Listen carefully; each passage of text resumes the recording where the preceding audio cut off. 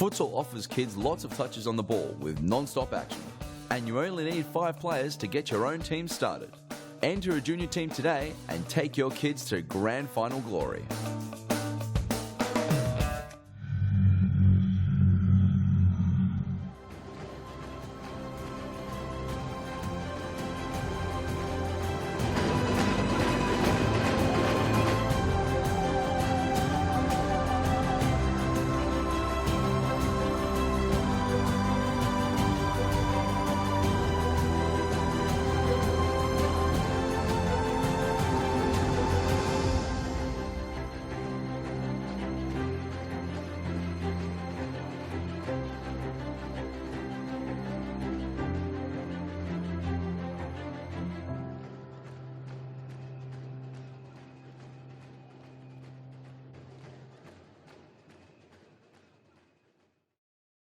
Hi guys, and welcome to round 17 of Series Futsal Victoria. We're here at the Thomastown Futsal Oz Stadium. My name's Grant Rowley and I'm joined by Jimmy Soufis for this first match between Hume and Metropolitan. Jimmy, thanks for joining us. Pleasure as always, Grant. Thanks for having me.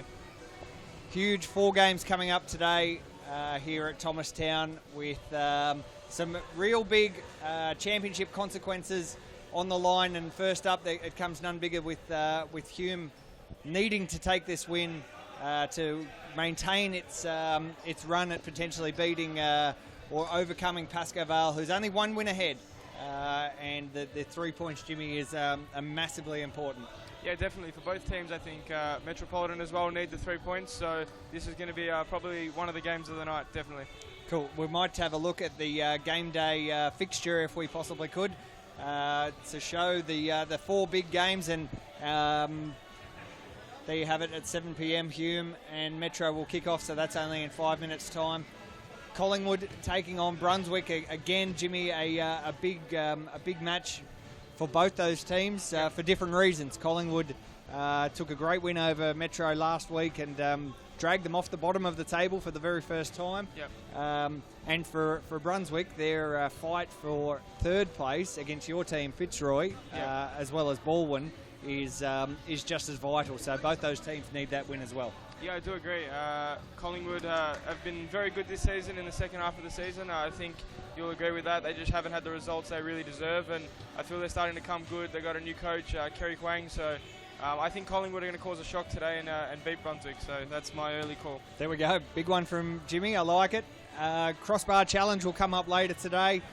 Some cash on the line for any young juniors out there in the crowd. If you're at home and you're near Thomastown, get down here for your chance to win some Futsal Oz cash hitting the crossbar. We've got and the 9-10 clash, an absolute cracker, as they always are, Jimmy. Your team, Fitzroy, taking on the competition leaders, Pascoe Vale. How are you feeling ahead of that? Yeah, we're confident. We put in all the right processes in training. So we beat Hume last week with a young side, and we're going to go with the same squad as last week. Exactly, still no Rico. So we're confident we can get the job done. Great, and the points there are absolutely vital. Again, like Brunswick, for the 3 points is crucial for Fitzroy, but even more crucial for Pascoe Vale if they want to win an unprecedented 10th title. Yeah, of course. Pascoe Vale lost 2 in a row. I can't remember it ever happening in the time I've been around Series Futsal, so to lose 3 in a row would be catastrophic for them, and I don't think they're going to go down without a fight. And the last game on tonight's fixture is the luckless or hapless Ashburton taking on Baldwin, who defeated Pascoe Vale last week, and Ashburton really seem to be in a spot of bother at the moment and could potentially face relegation. They're at the bottom. Yeah, as you said earlier, they're on the bottom of the ladder. Some players, Ashburton, haven't found themselves in a couple of seasons, so better goal difference. Ashburton are going to be on the bottom of the course. No one's in. Hume win. There'll be equal points with Pascoe Vale. They obviously missed their opportunity last week to come equal points with Pascoe Vale. Did Grant and you discuss this before the match? Yeah, we did. You did? So Yeah. I don't think there's no need to rub it into Hume anymore. Sorry? There's no need to really rub it into. From Pascoe, and obviously their title hopes alive. Yep. And Metro, well, Metro have to win this one because they want to get off the bottom of the ladder. Well, I think they're what? They're 6th at the moment. So, They're 6th at the moment with what, Collingwood on 9. They're 3 points ahead of Collingwood and Ashburton, who are on 9, and they are on 12 themselves. So, but as I said to Grant earlier, Daniel, my prediction is that Collingwood are going to beat Brunswick tonight. I really do believe that Collingwood have done the right things all season. You know, they've been led by Ben Monteleone. He's taken steps to bring his side forward. You know, he's got a coach in place. They're still training, and they've been playing really well. Had a lot of unlucky results throughout the season, and I feel it's going to turn around for them at the right time. So that's my tip for the night: Collingwood to beat Brunswick. Yeah, no, definitely they are. Like you said, they've only lost their games by 1 or 2 goals. Yep. You know, it's not as if they've. I think if there's been any blowouts, it's not Collingwood who suffered them this season, which is a real shame that they are in the position they're in. Obviously, with the penalties not going their way a couple of times, but you know that's the rules, and that's the league we play in at the moment. So look at that! The new graphics on screen, Champions League, fantastic. yeah. That's actually awesome. It is awesome, Daniel. I don't mind that at all. So the game is underway. We got Metropolitan in the white and navy blue shorts, navy blue socks, taking on Hume in the all black. So we'll start by going through the team lineups. We'll start with Hume. In goal they have Rahman Bala wearing number 1, number 48 Mohammed Tamel, number 7 UC7 Chichek, Yes. Ubedi, and number 21 Nejda Sahin, and number 6 Rezek Kulaglu rounding out the starting 5. And for Metropolitan, we have Liam Digby in goal wearing number 22, Moe Ash number 20, Dino Radzepovic number 7, Oscar Magrina number 37, and Tomislav Grigic wearing number 5. So they're the starting lineups. Oscar sporting a new haircut as well, looking fresh. Oscar, yeah, he is. Straight out of Spain. He's got a lot of style about him. So Ubedi Chichek now on the turn. He'll win a corner. He scored a lot of goals this season as well, just by turning and hitting the ball. Ubedi, yeah. A lot. It's very obvious what he's going to do a lot of the time, but his strength just seems to overdo a lot of players, and they can't really deal with him. So, you know, credit to him. I guess that's something he's worked on, and he's just getting better at it. Yeah, teams find him very, very hard to stop. Yep. I've heard also that he's a left back in outdoor. He is a left back, yeah. It's true. I've seen him play. Unbelievable. Bit of a Roberto Carlos. Yeah. My Ash joins us in the commentary box there. I should have had it today. I panicked. It would have ruined your hair. Hey, let's leave that out, huh? This hair can't be ruined. It is Chichek. Tamel. Good little ball through. Oh. Decent ball. Decent ball from Kulkoglu. That outside of the foot. He loves the outside of the foot. Tackles with it too. As Grigic. Oh, very unlucky from Metropolitan. Perhaps we can get a replay of that. Tomislav Grigic getting it around the outside of Rahman Bala and hitting the post. It went off the inside and rolled across the line. Very unlucky. And a great ball from Magrina there. Awesome ball from Magrina. Spanish style, Iniesta-like. That's the way. Nejad Sahin to restart play for Hume. Kulkoglu on the ball now. We'll play to Tamil. Tamil, he's got Tomislav for company, but it's a forced ball and Metropolitan come away with it. Magrina will play to Moe Arce. Arce, he's got a heavily strapped knee. Yeah, I can see that. Has he? Do you know when he hurt himself, or couldn't tell you? No idea. He didn't have that last week. No, he didn't. Perhaps training during the week. Possibly. He must be okay though, otherwise he wouldn't be out there. Oh, definitely. Perhaps not 100%. Yeah. But good enough to be out there, so. There's a counter-attack now for Metropolitan. Magrina tries to cut it. Zizek will find Kulkoglu. Great little Kulkoglu again. And Zizek. Great run from Zizek. Lovely play from Kulkoglu and Ubedi. Let's go to the replay. Jimmy, take us through it. Yeah, great bit of play there. I think the initial touch from Kulkoglu, if you can see it right here on your screen, it takes it past Grigic. Great bit of skill. Opens up the whole court. And Dino Radzepovic just not following his player, not even looking where he is. And Ubedi Chichek opens the scoring. 1-0 to Hume. It was a very, very good finish. Mohamed Temel with the ball now. Kulkoglu. Kulkoglu to Temel. Temel will find Zizek, the goal scorer, as he has been many, many times this season. Temel into Kulkoglu. The ball comes back out, and Hume very happy just to keep the ball at the minute. Great ball from Shaheen that time, finding Kulkoglu, but he just couldn't bring it under control. So Metro had that chance to go in front early, and I think it not going in may hurt them. They're definitely a confidence team. Yeah, they are. That's right. They seemed almost matched for the first, I'd say, 6 minutes, 5 minutes? Yeah. And now this goal, I think, with this goal, we may see the heavens open. It's Temo with a big strike from distance, really testing Digby. Stinging the He makes a good palms. save, yeah. Yeah, we saw Temel obviously score that late-minute winner against Pascoe Vale a couple of Friday nights ago. Yep, last Friday night. Last Friday so night. many games we just lose track. There's a lot of games here. Series Futsal Victoria. If you're not playing, you're thinking about playing. Exactly right. I think all the players were absolutely wrapped with the Friday, Sunday games, as we'll have a replay coming onto your screen now. Here's Tomislav Grigic with a little bit of magic here. I think he just one turn, 2 turns, 3, 4.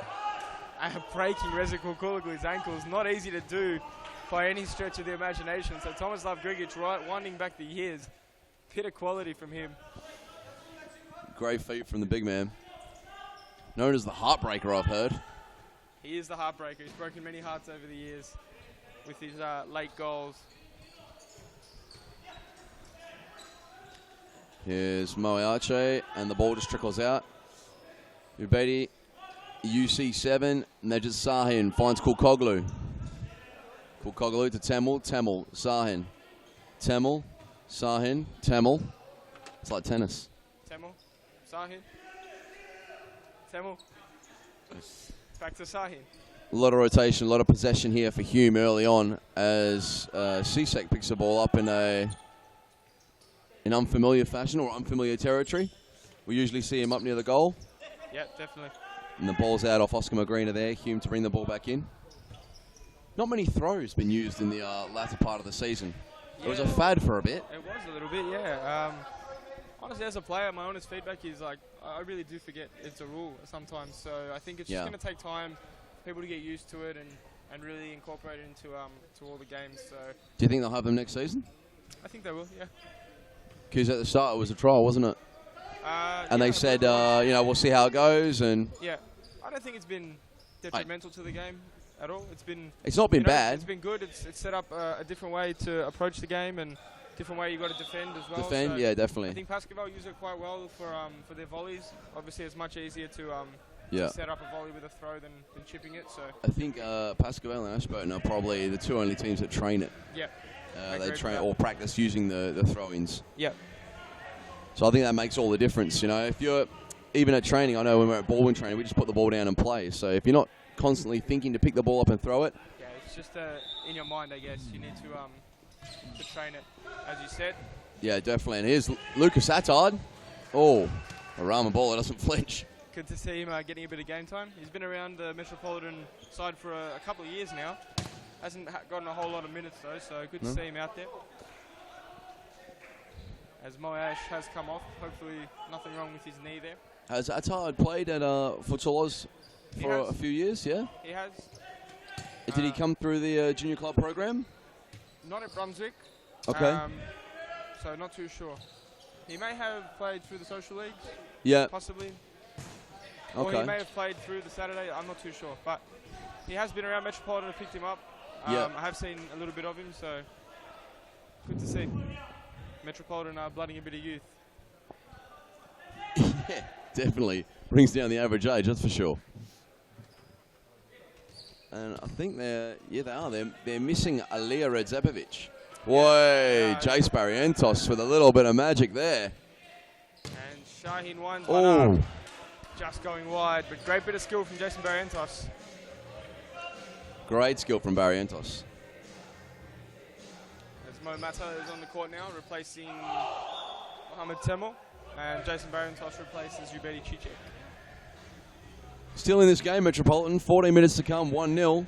They're not giving up yet. They're fighting. They know that they need the 3 points. They know they need to try and stay away from Ashburton and Collingwood. And I think that's going to be a real battle as well. I mean, we haven't seen the type of Ashburton we're used to in previous weeks, or in this Fridays and Sundays just gone. Yep. They are a team that when they have to play or when it's on the line, they always show up. Definitely. Always. That's a big save from Digby there to deny Mata. As you were saying, I think Ashburton have had a little bit of a mid-season crisis. They've changed a lot of players. They've lost, Meran Shafai.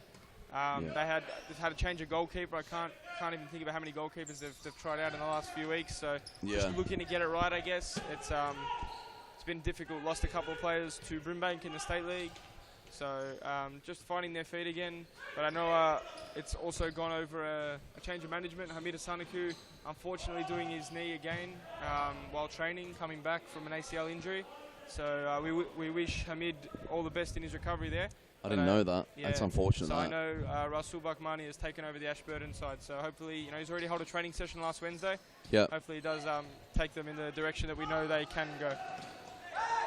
Well, we tried it, Tomislav, just to lift the ball over baller there, but the Hume defence too strong. That's a great ball from Matar as well. Great little spin from Rezikul Kulaglu and Barry Entos with a strike. Here's Rezikul Kulaglu playing it wide. Shaheen. He could have almost had a shot himself. Probably could have, yeah. Would have had to use the inside of his foot though. Yeah. As Mata there from the corner finishes it off. Nej Shaheen finds him through the middle and he puts it away. It's 2-0. And let's go to the replay there. So Mo Mata finishing it off. Sahin taking the corner. Let's see Mata's run from the far side. Very smart run. But Metropolitan just lazy defending. Not really picking him up. Definitely not close enough. And there he is. It's not actually Mata. Who finished that off? Barrientos. Jason Barrientos. There you go. Mata made a decoy run though.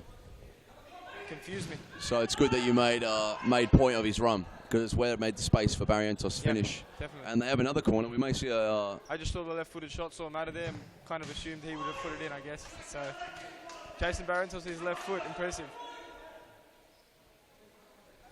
Digby, long throw, cut out by Shaheen.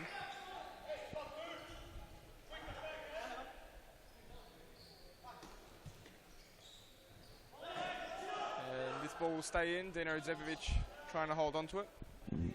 George calls a Hume ball. Temel now to throw the ball in. So Shaheen. Off he comes, and on comes number 14, Ahmed Azam. And number 40 now on for Metropolitan, Anna Siraj. New player to Series Futsal? Yep, first game. Yep. So good, as we said earlier with Lucas Attard, good to see them bringing through some youth players for their future. It's great to see, because they have lost a couple of their young, talented players. We saw Sali Sefil and Salim Karanfil head over to Moreland. They're playing in the State League right now, trying to bring Moreland back up. So a couple of big mid-season losses for Metro that they didn't really need. As Temel will try to find Barrientos, who try to find Mata, but he turned the ball over. Interestingly, 10 minutes gone, no timeouts used by either side. Yep. Oh, that ball's just out of the reach of Tomislav Grigic. Good ball from Digby though. Yeah, it was a great pass. Excellent pass. Here's Temel now. Ahmed Azam back on the court. Temel took a touch forward, just ball was bobbling a little, he couldn't really get it under control. That's Meti Rito is on the court, as you said. Dino Radzabovic now. Tomislav Grigic. And the young man was at the back post. He could have squared it. And it looks like Ahmed Azam has twisted his ankle in the process. He just comes off gripping his foot. Yeah, shame to see there. Ahmed Azam, I think it was his second or third game back, possibly. He's been very good this season. He has, yeah. Played a crucial role in the FOS Cup final that Hume won over Pascal. Yes, he did. Got MVP of that game, or that tournament actually. Had a great day. As Temel will cut inside Magrina, but it's blocked. And the game's starting to get a bit shirtier now as well. A few fouls, bit of pushing we're starting to see. Yep. From both sides. So Metro possibly starting to feel the game slip. Momatar now regains possession of a Hume, and they can slow it down. So it looks like Metro are going to go completely on the counter-attack. It is their game anyway, but yeah, Hume's had all the possession. They're dictating play, so Metro have had a few chances. They've just got to finish them off. If they get the next one. Yeah, the game's back on. That's right. That's a great ball. Oh, it's just out of reach of Dino Redzepovic. No, but it's very true what you say. If they do get the next one, then it could just be the momentum they need to carry them into the second half. 8 minutes and a half to come, and that doesn't help. Definitely doesn't help. It's a deflection off Oscar Magrina. Let's go to the replay. Temel having a strike from distance. And here we go. Too much space for Temel. He's had a few opportunities from this sort of range, and when you shoot from there, Daniel, you know better than anyone, deflections happen. The goalkeeper may be unsighted. Anything can happen as we head into a timeout there. And it is 3-0 to Hume FC as they've gotten 3 early goals with 8 minutes 20 remaining in the first half. How have you seen the half go, Daniel? Yeah, it's been obviously a difficult one for Metropolitan. I don't think Hume are out of the third gear yet. Yep. So obviously they're playing well, they're putting goals away. But you can see that players are quite calm. They just know they have to win, and they're kind of expected to do that in this match, I guess. They're expecting to win. Yep. And that's the way they're treating this match. Whereas I think Metropolitan, they're pushing. We're starting to see a bit of, a bit of the physical side come out. And I suppose that's possibly where their frustration lies. It's not really going to help them too much. They need to get the ball down, start playing again, possibly press Hume. Hume have been left open a few times. That last goal was a great example. To agree. And I even think earlier in the half, they were just playing around with possession of the back here, and there's only one person pressing, which is, that person's going to get tired, and it's pretty tough for the team. Yep. So I think if Hume continue to keep possession, it's going to become even more difficult for Metro. They really have to start pressing in order to get themselves back into this match. Yeah, I agree. It's a good point. Hume don't always deal very well with being pressed. So yeah, it could be an idea. Let's see if Metro do come out of that timeout and actually do start pressing. 8 minutes to come now, and Tomislav Grigic, and they're not happy with the contact, and there'll be a free kick.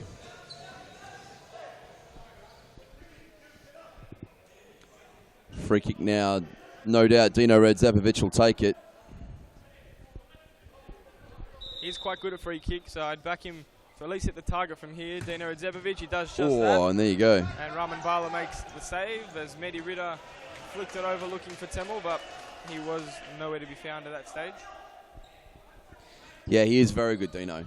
As Moash up top, trying to control that ball, just couldn't. There's Oscar Magrina now. What can Magrina do? Kulkoglu blocks him. Very good defender, Kulkoglu. He is one of the best in the league. Very tough to beat. He'll hassle you all night long, especially if you're one of the top players on your side. So yeah, over to Dino Redzepovic. Moash once again playing the ball down the line. Good ball for Grigic. It's a hard ball. Tough one to get on the end of. There's Temel there. Momatar. So Metro haven't gone with the press. It's just letting Hume do as they please. There's not much pressure on the ball from Metro. Hume have too much time, too much space. They're doing what they like, really. And if the game continues this way, I think Hume are just gonna run away with it. Yeah, and these players can't be left to do as they want with the ball, basically. There's got to be some kind of joint press coming from Metro. And that's as we see Oscar Magrina. By Oscar Magrina. That's what they have to do, Metropolitan. If they're going to play this game, they've got to finish the counter-attacking chances. He's happy. Yeah, he's fired up. Looks like he's got some family in the crowd, so good to see he's got a goal for them.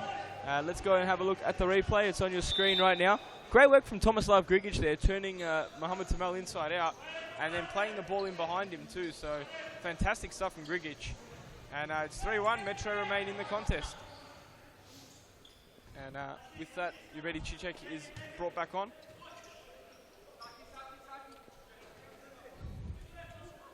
Barrientos goes wide, and Cicek nearly found a gap through the middle there, but Magrina will go alone. Trying the shot again. Here's Cicek again.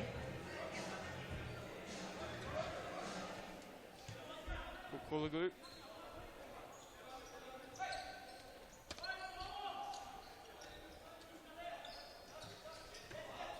And now Moyash intercepting that ball. Good little ball through. Magrina just won't get to it. As Hume's Nico Ignatiadis is calling for a timeout. And he will get the timeout. So it's 3-1. Metropolitan have pulled one back. And it's been a good half for Metropolitan in the back end of the half. They've started to pick it up a little bit, and yeah, we'll see if Metropolitan can continue that. We'll head to a quick ad break and rejoin you shortly.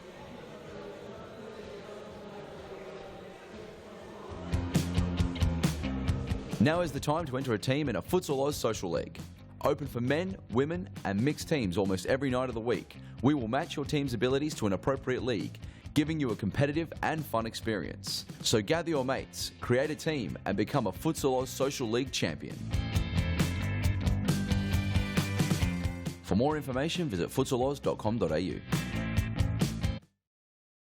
I think they were a lot Hume heavy early in the half. There's a great ball there from Moyash, and Dino Radzevic had to put it away. But as we said, Metropolitan have had more shots on goal. They've probably gotten close to just as much possession as Hume, even though Hume have had more time on the ball. So interesting stuff. Yeah, they've definitely just been more clinical, I suppose, in front of goal, because even the missed shots, they had missed shots up there. Yep. There was only one more than Hume's. Yep. I think it was 5-4 Yep. In favour of Metropolitan. So they'd only missed one more than Hume, but they'd had that many more shots. So Raman Bowler are obviously having a great game. As he usually does.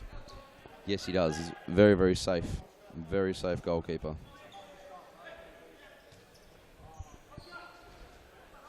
Here's Kulkulaglu. Shaheen.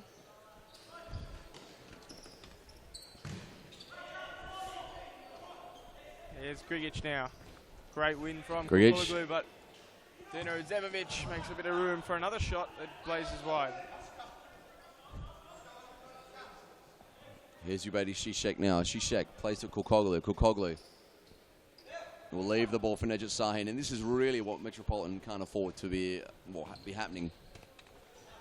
As Jason Barrientos, nice little lift over there to Kulkoglu, a little header. See, but Ubedi Zizek has so much time on the ball. Well, there's got to be a little bit more pressure there. Otherwise, Metro are just going to chase this game. Definitely, they need to win the ball back. It's all well and good to sit at halfway and wait for the mistake, but sometimes you can force the mistake. And DP does well to sweep that one, and now this is it. 3v1, Magrina, just the man you want to have the ball, but he's just put it wide. Took a little bobble, didn't really help his cause there. But a good ball from Grigic. It's been Grigic and Magrina who are pulling Metropolitan back into this game. 3-1 still, 2.5 minutes to come. Two fouls apiece. As we just saw there, Jason Barrientos received the ball facing his own goal, and Grigic came, put a bit of pressure on him, forced him back. Just what they need. So Grigic taking the lead to really, as he saves another goal there, as we're talking about him, Grigic is really stepping up to get Metropolitan back in this game. Magrina, Great ball from Magrina. Dino Radzevic. Raman Bowler comes out. I feel Dino probably had to do a little better there, but Magrina and Grigic, they are on fire at the moment.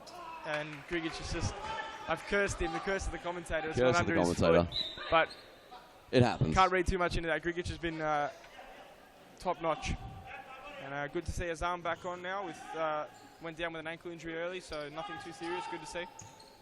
Yeah, maybe just a little tweak. Just felt something strange. But yeah, if he's up and passing and running, it can't be too bad. Good feet from Nejat Sahin, just relaxing the game, calming it down. Yeah, he did the same on Wednesday night. He made an appearance for the Hume youth side.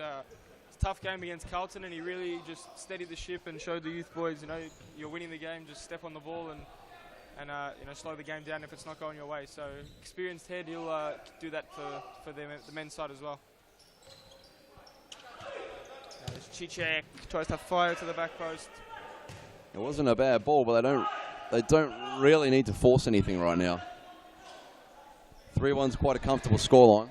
Yeah, with 1 minute to go in the half as well. 1 minute to come, and Sahin wins from... Oh, and here we go now, Moe Arche. Dino Radzevic He's got 2 for company, and his arm comes away with the ball. But now he's lost that to Magrina. Now this is dangerous. Ooh, possibly a handball there. But Magrina Call gets burnt. Coglu. Azam, and they'll chill it out again. And I think that'll be it for the half. 35 seconds to come. No, Digby collects the ball. Magrina. There's got to be something special here now. Tricked himself, I believe, there. Tomislav Grigic. He came through, just couldn't get the roll of the ball. 15 seconds to come.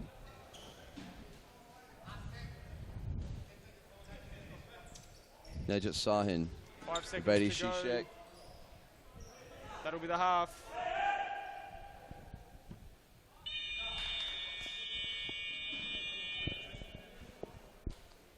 So half-time, ladies and gentlemen, we have Hume leading 3-1 over Metropolitan. Metropolitan pulling back a late goal there. Daniel, thoughts on the first half? Yeah, I think, like we said before, at one of the timeouts, when Metro don't have the ball, they're not doing that extra work. I think they're getting all those players together to press. If they don't press collectively, then it's going to be a very difficult game, which I think is what we're seeing unfold at the moment. Yep. And that's pretty much been the theme of the half. Like we looked at the stats earlier, and like we were saying, between shots missed, possession, there's not a lot between these two teams. It's just clinical finishing, I suppose, or maybe the shots they had were more higher percentage of being in front of goal. So you can see there the missed shots, 7 and 8 for Metropolitan, and shots on target 9 and 7. Yet Hume have scored more. Yep. So maybe they've had more tap-ins, they've worked the ball better, which I think is what we're starting to see. We're seeing Hume have more possession of the ball and using it better. So Metro, they really need a press.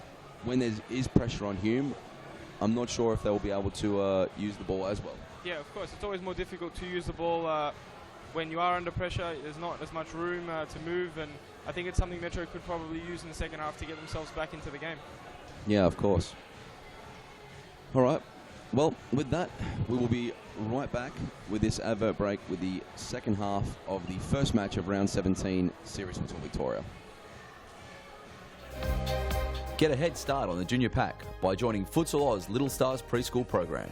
Our qualified coaches use their international experience to get the most out of your young kids, improving their confidence on the ball, keeping them active and having lots of fun inside our world-class facilities. Parents are treated with quality cafes and premium snacks every Tuesday and Thursday morning. The Little Stars program is open for boys and girls aged 2 to 5 years old. So enroll your little superstar and kickstart their futsal career now. For more information, visit futsaloz.com.au.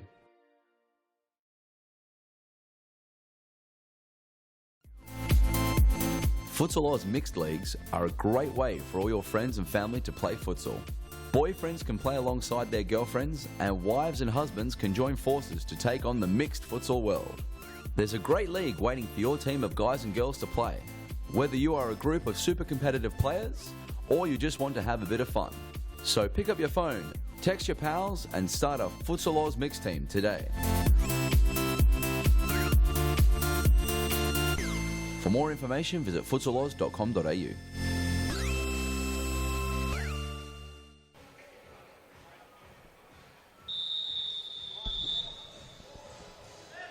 And here we are, we're back with the second half. Nejat Sahim plays wide to Mo Matar. And Hume starting in the same fashion, should I say, that they finished the first half. Nejat Sahim very, very relaxed, very calm at the back here. Barrientos tries a shot. It's off Dino Redzepovic for the corner. So I think they're going to try and go with the more experienced group of boys that they've got for the majority of the half, probably just to give Moash's knee a rest and possibly some of the boys a little break, so they can keep their intensity up. It's good to see Moash back on the court now. We obviously thought something had happened there with that knee, but Yep. seems to be okay. Matar will play to Sahin, who drops it to Matar. They're playing the ball very, very well, Hume. And I think they've been very consistent all season. As Ayash cutting inside there. Ooh. He went down. I think he may have slipped. Yeah, that didn't look good though, just the way he fell. Although he's up again and He's keeps touching that knee, though. He's just lifting his knee up, grabbing his leg. And no one is marking him here. Jason Barrientos will step inside and just close the angle at the last second.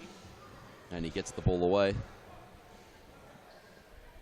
Not before taking out one of the young players in the crowd.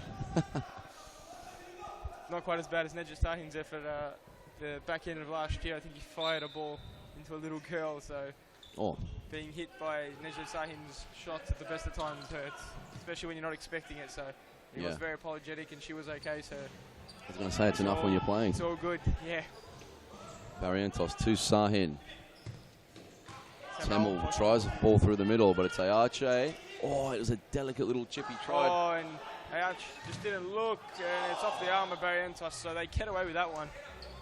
Right. Just a little unlucky. Great defending from Oscar Magrina. Great, and Lucas Attar just comes onto the court and he picks up the ball straight away. Oscar Magrina passed it towards the bench. At speed as well, should I say. Magrina, Attard, nice little flick. Ayache can pick it up. Attard will get it. No, he's got Sahin and Matar for company. Temel, Matar, Temel. They've just got a lot of time on the ball, Hume. A lot of time on the ball. Sahin, Mo Matar.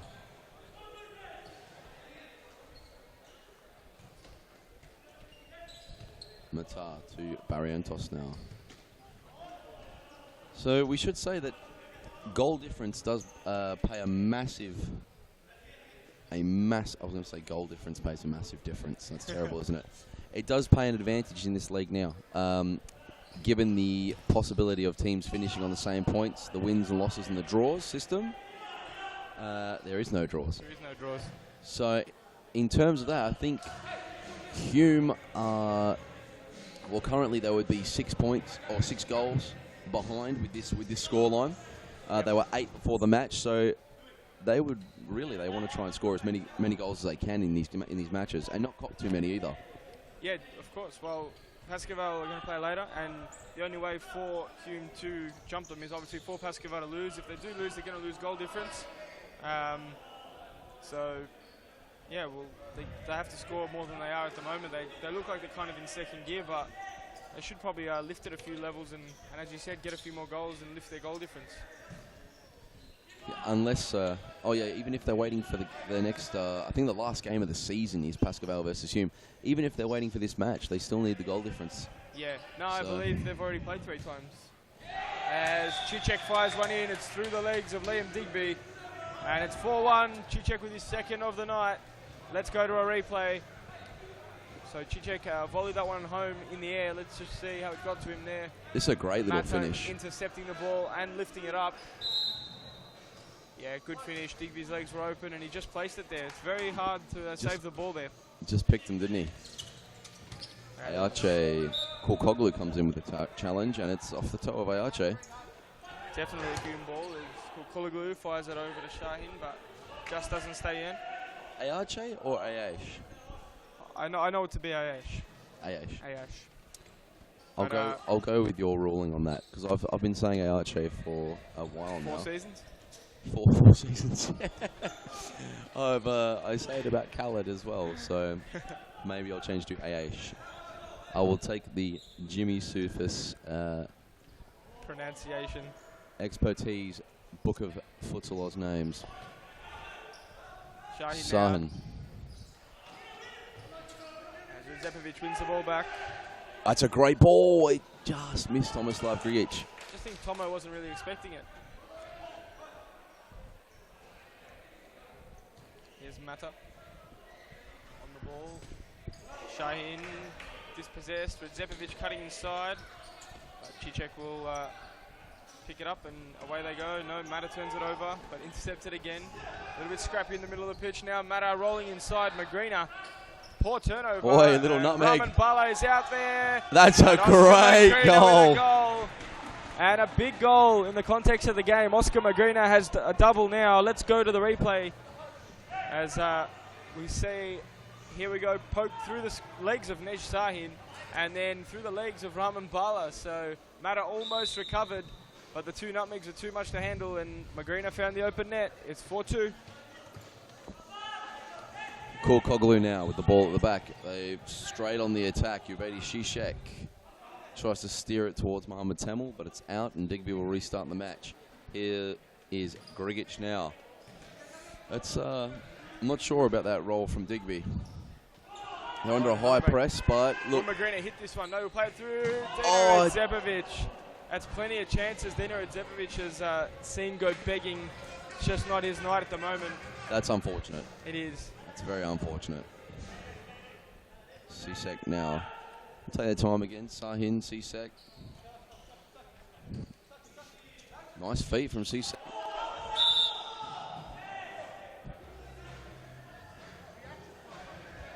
So side ball here, thrown in from Grigic, a first throw in of the game.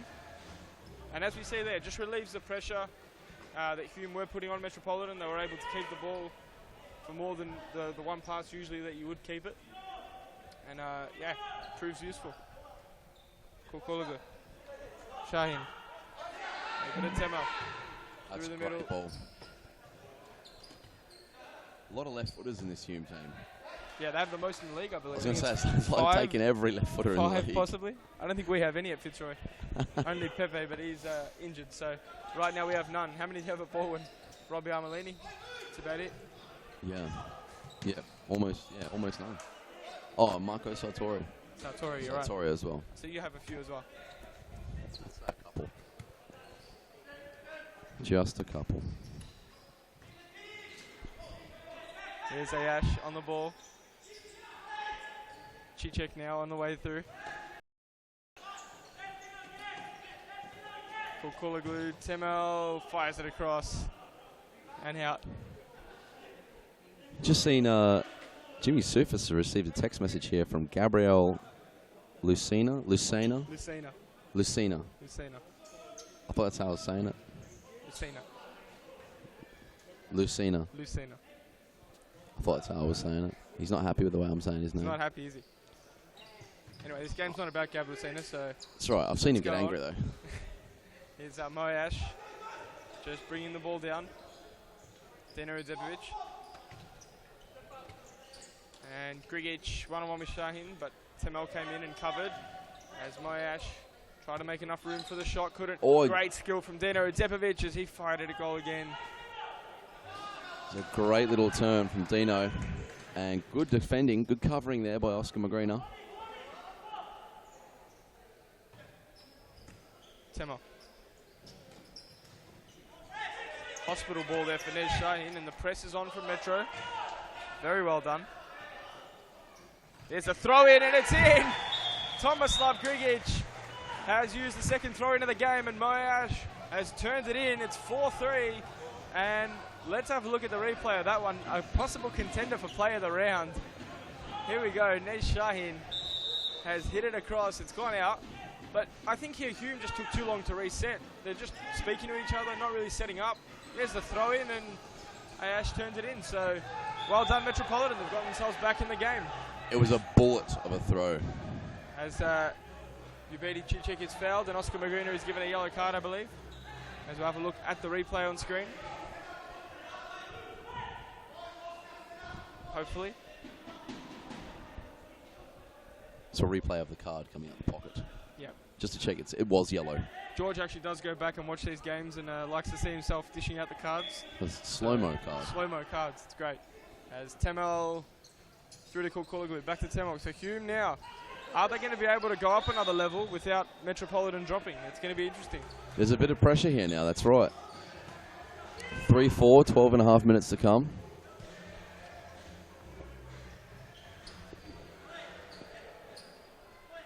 It's Mo Ayash with the yellow card. It's Korkoglu on the ball.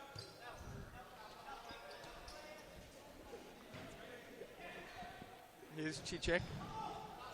Turns it over. Grigic. To Moyash.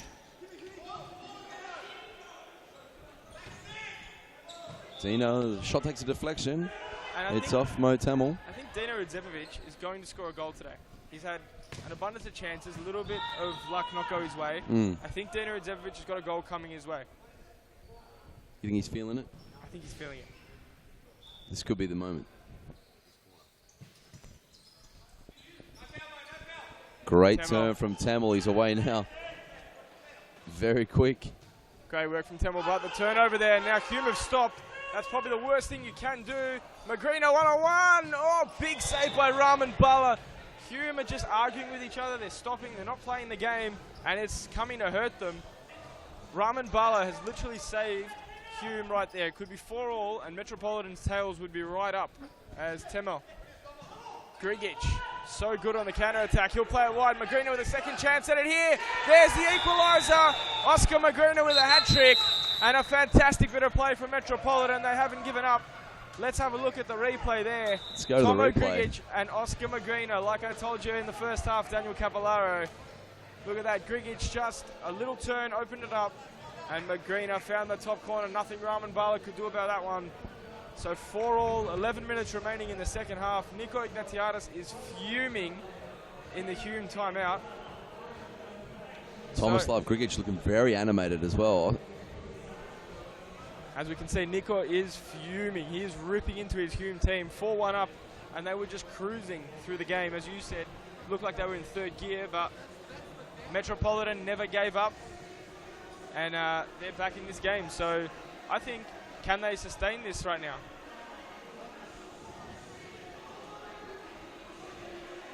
And both huddles looking very animated.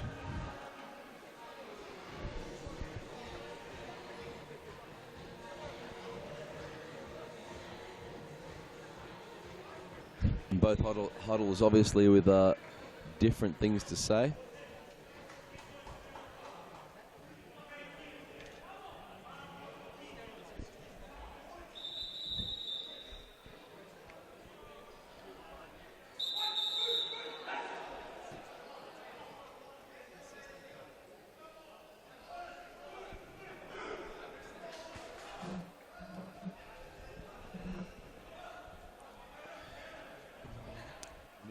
Has just absolutely changed in the last 2 minutes. We've seen obviously Hume pouring forward, trying to get those extra goals, possibly those extra goals we're talking about with the goal difference. Yep. And yeah, Metro just catching him on the counter attack, and now it's 4-4. And Hume have 3 fouls, should I say? Here's Magrina. And great feet there from the new lad in the Metropolitan squad, Siraj. Playing the ball down the line.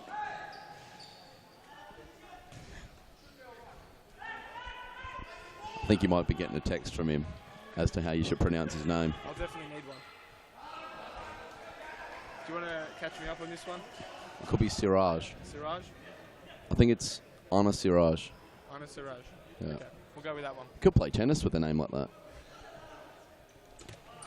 Here he is, the man himself. Grigic. Siraj. So he has got good feet, hasn't he? Arms all over Temel. He's not happy with it, but good turn, and there's a foul. So just eager to win the ball. See, Ayash has gone off for a breather. Possibly to rest his knee a little bit. They'll need him for the run-in if they're going to win this game, Metropolitan.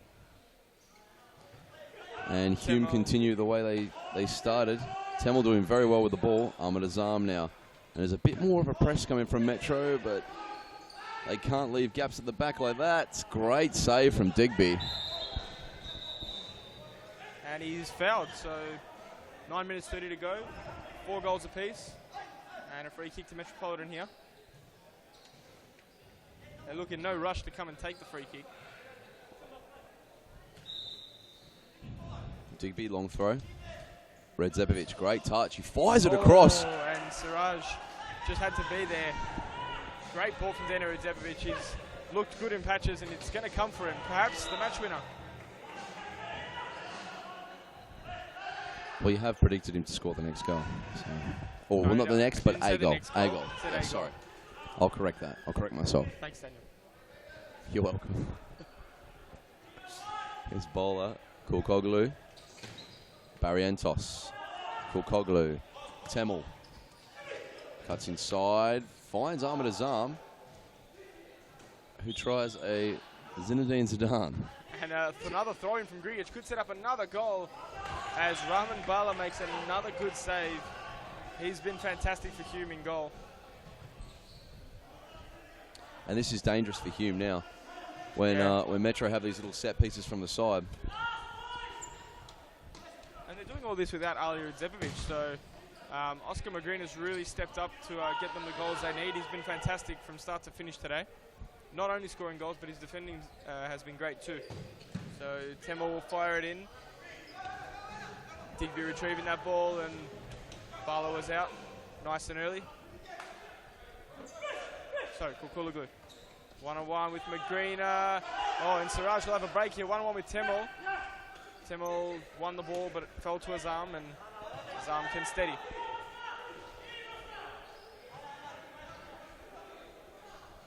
Azam, Temel, good little strike. So that ends up in the crowd. Digby saving that one now. Ball over the top. Moyash. Jason Barrientos looking to wrestle control back for Hume. Does win the ball in a good area, and Ahmed Azam now plays it to Jason Barrientos. Oh, just wide. Great attempt there from Hume. Lovely little double step over from Ahmed Azam there as well. Just slow the ball up. Found a good pass to Barrientos.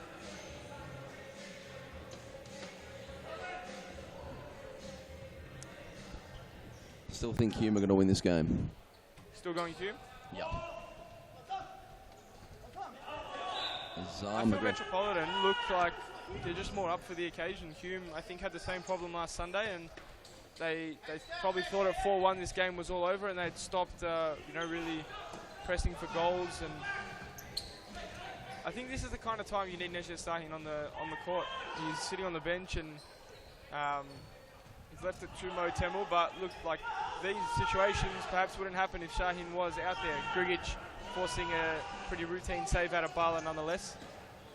As Jason Barrientos sees it blocked, and it's out for a corner. Nice ball from Kulkoglu to Barrientos. Here's a corner now as we see Temel. Right foot, great save from Digby.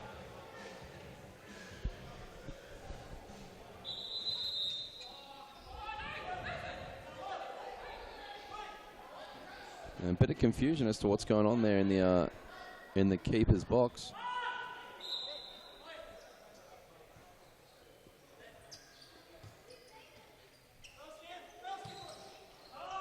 So turnover here, Magrina.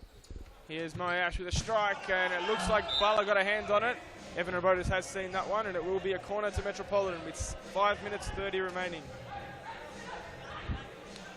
As Metropolitan are asking for a timeout. Ball fired in from Moyash, but straight into the side netting. Now Mata back on the court. This is dangerous now. They've got numbers forward. Barrientos will find Mata again. Mata, Sahin. Oh, and Kulkoglu's shot goes just past the post. And that'll be the timeout that Metropolitan were looking for. 5 minutes remain. 5 minutes 12 to be exact, with 4 for the scoreline. And Hume definitely are sweating right now. Plus the final countdown to come. Plus the final countdown, yeah. So let's have a look at this. Hume have had 19 shots, 9 on target, to Metropolitan's 22, 11 on target. So pretty even game shot-wise. And Hume have actually upped in possession at the moment. So Metro have upped in possession. Sorry, Metro have 51-49. gotten up in their possession. They've got the control of this second half shall we say. 5 minutes to come now, and we do have the 2 minutes of stoppage clock, the final countdown. If it stays this way, we're going to see penalties. Yeah, well, definitely. If you see penalties, who do you think will take the game? If it does go to penalties, I'm going to say Hume. Yeah. But if there's going to be another goal, I'm calling it to be Metropolitan. Okay, so if Hume to win, it'll be on penalties. Yeah. Or you think Metro will win in open play? I do believe that. Nice, good call. I like it. So as players resumed. Momota, Barrientos, Kulkoglu. And big save by Digby. But if Metro are going to win in proper time, as we have a look at the replay of that one, they can't be giving Kulkoglu this much time and space on the ball. Great save again from Digby from Barrientos. As we go back live, here's Grigic.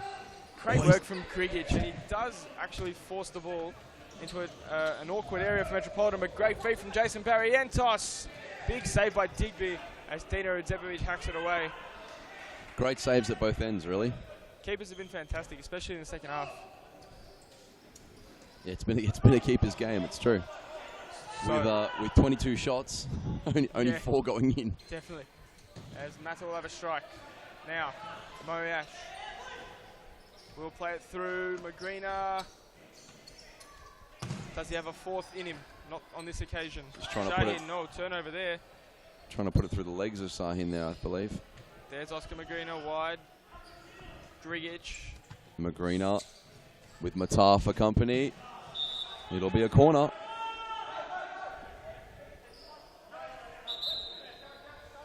And Oscar giving the orders here.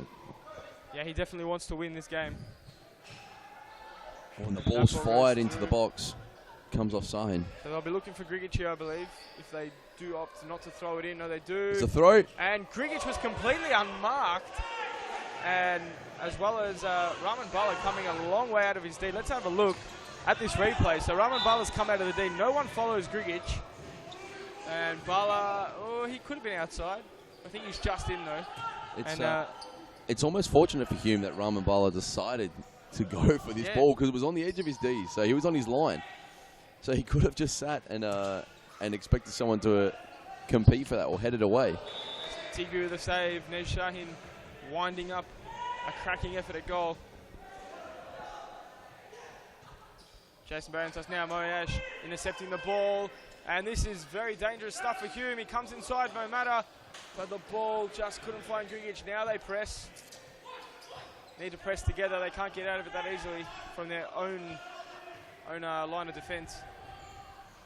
As now Kukuloglu, too much time and space. But Digby is having a fantastic half. And now Grigic, he's one-on-one. Oh, he's very lucky as one's lost a shin pad, the other's lost his footing.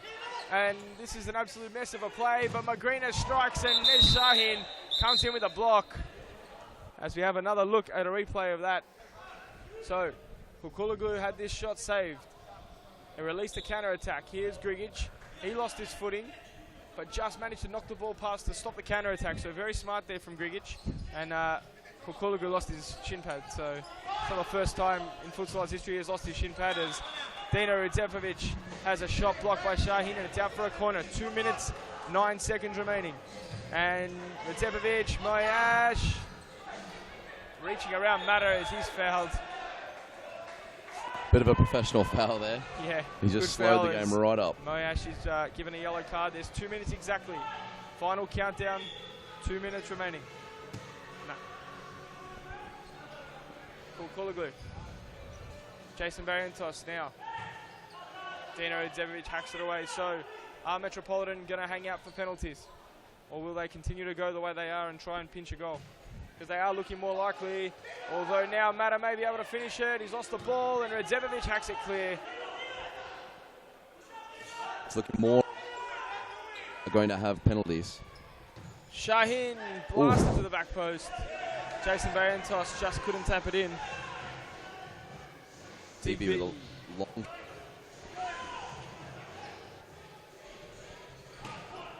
Magrina. Magrina with the ball now. Can he find... Oh, and that is... That could be the one to change it. Magrina scores his 4th goal, and he just found the gap between... it might be the legs. We'll have to go to the replay. Look at this here. So he swaps a few little passes with the Ash, and Magrina, he's just got so much time to think and do it as he pleases, and it's just past Nijat Sahin. You can't tell if it went through the legs, but that is a great strike from Oscar Magrina, and it is 5-4 now.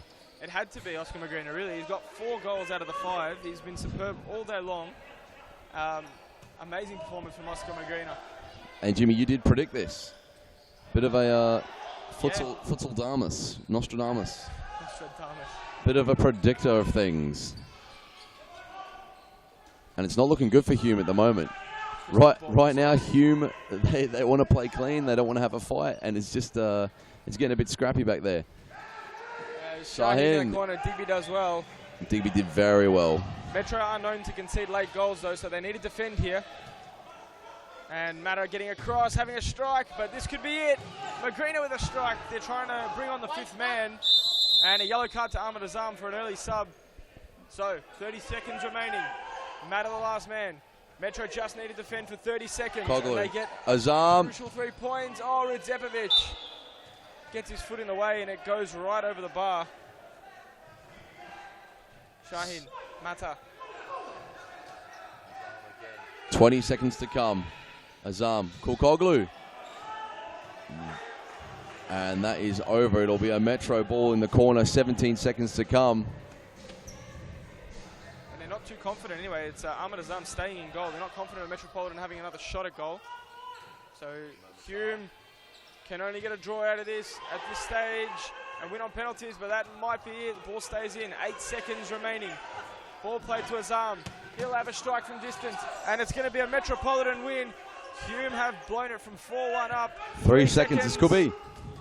And Kukulaglu, oh, what a save from Digby.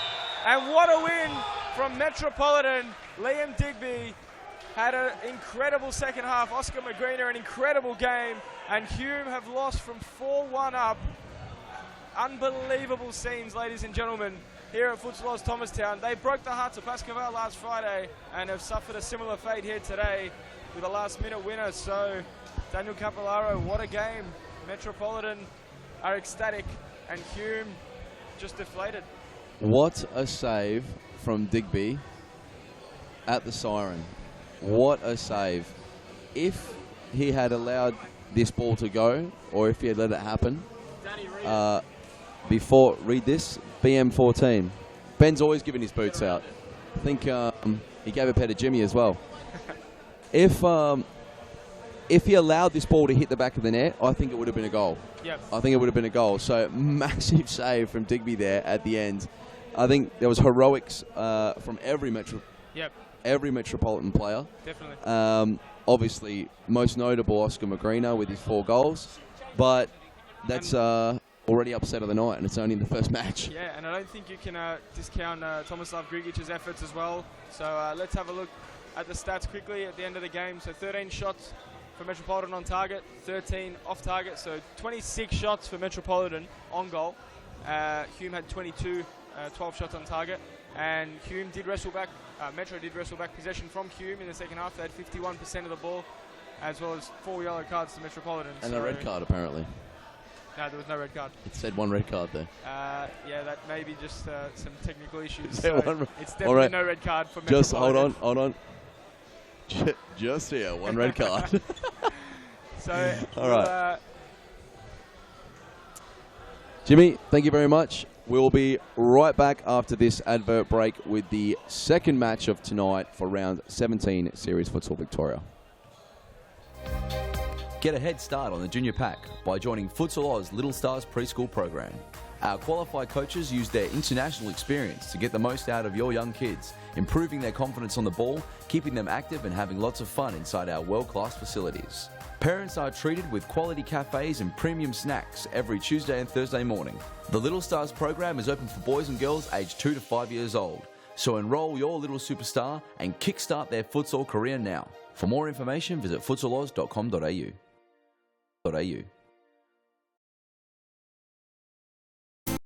Futsal Oz in our women's futsal leagues.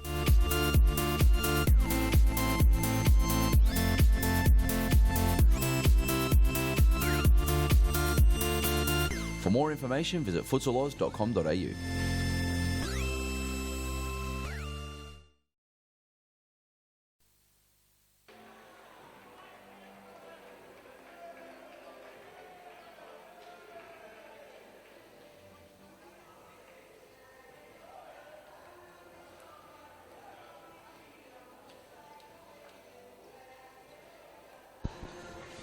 And we are back. This is the second match of round 17 tonight. Brunswick versus Collingwood. A massive game now for Collingwood, considering Metro's upset over Hume. Big game for Brunswick as well. Brunswick can jump equal points second with Hume. So this will be a massive match as we see the Brunswick players turning their shirts around. They're going to have as the captains come into the middle. It's Mirko Jurmanovic for Collingwood tonight, and Antonis Apostolakis, the stalwart at Brunswick Futsal Club. The big names are here as well for Brunswick. We've got Adam Cooper, Matthew Vragovsky, Paul Valenti's back in the side, Josh Paul Valenti.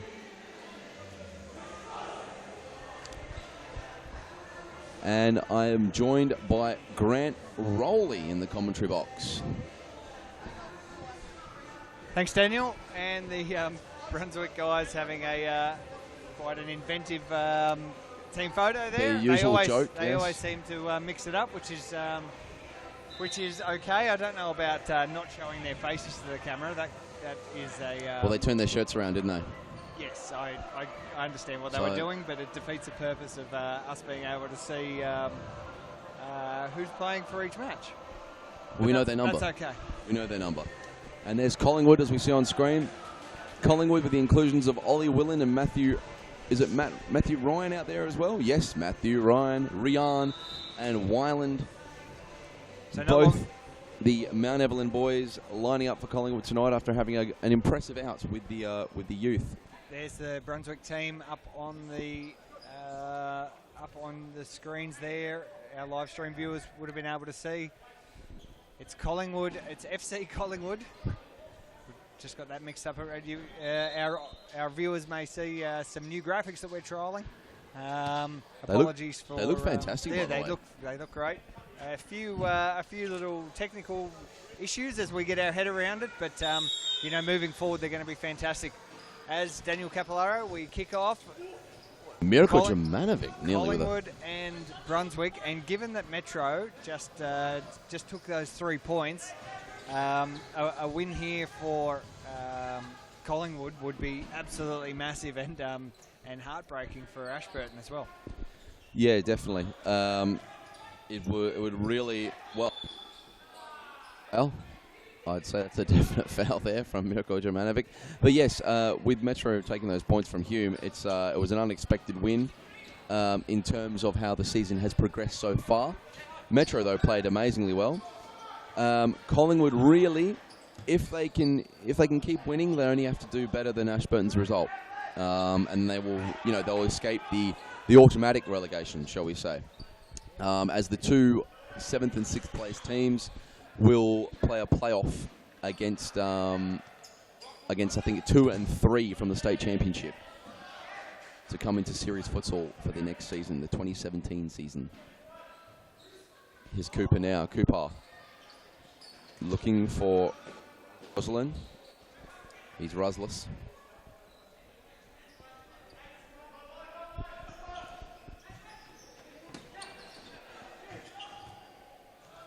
And as we talked about how important the win is for Collingwood, still very important for Brunswick as well, because if they win this, it keeps them very much in that hunt for a vital 3rd place, automatic entry into Series Futsal Australia. BM14 seeing one across the face of the goal. No one at the back post to help, but I don't know if anyone really expected the ball to actually get there. Here's McCoy, Corin McCoy, Roslin, and the ball just dribbles through to the Collingwood goalkeeper. McCoy, Monteleone with Cooper for company. McCoy, Jumanovic, McCoy, great save, Apostolakis, and he'll play to Adam Cooper. Here's Adam Cooper now, through the legs of Mirko Jumanovic. Here's a replay of that little nutmeg, or almost a replay, and here's the replay. It was a great save from Christos Apostolakis, and Cooper had that one through Jumanovic's legs.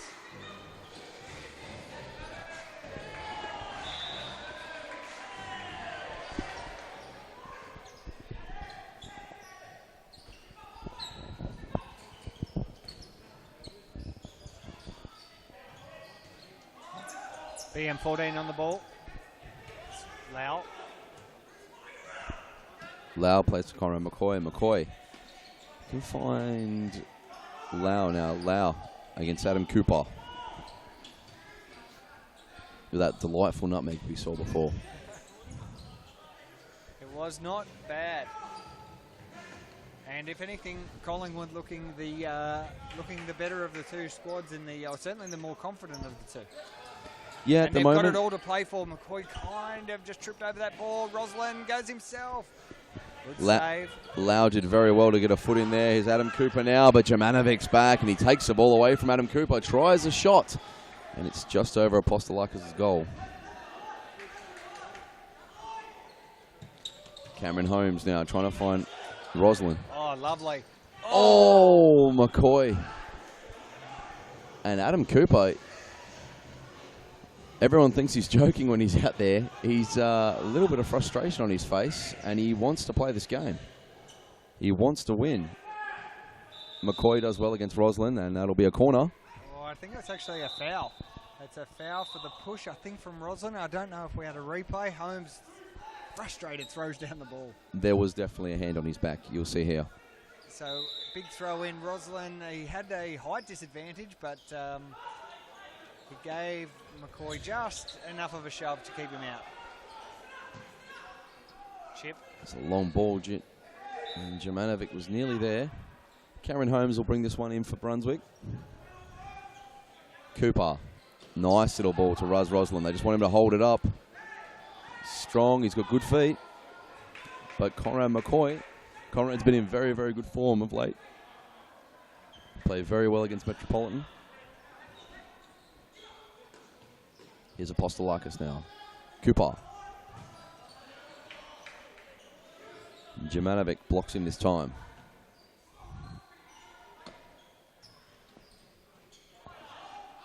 Roslin. Vragovsky on the court now.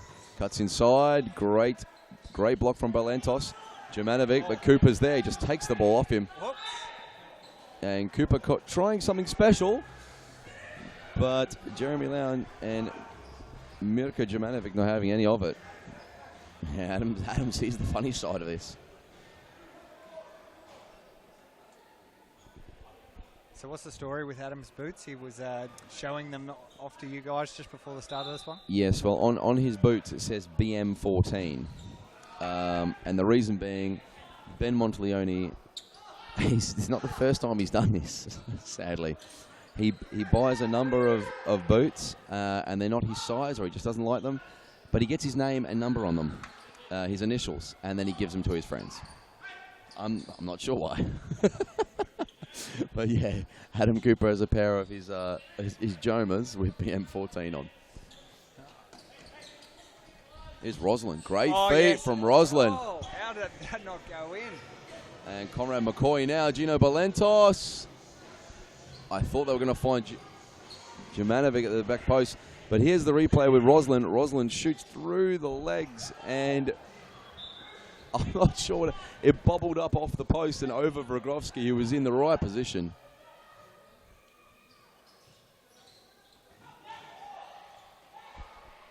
Mirko Jumanovic loses out to Apostolakis, who will play to Adam Cooper. Cooper now. And he loses the ball to Jumanovic. Balentos! And that's a dangerous shot.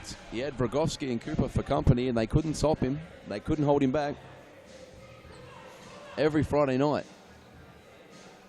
Every Friday night now. That's Series right. Futsal Victoria. What time, Grant? Can you see that on the screen? It says kick-off 7 p.m. You've got to look with the... I wear glasses, so maybe I've got a little bit of an advantage over yourself, Daniel. You do. You've got zoom lenses.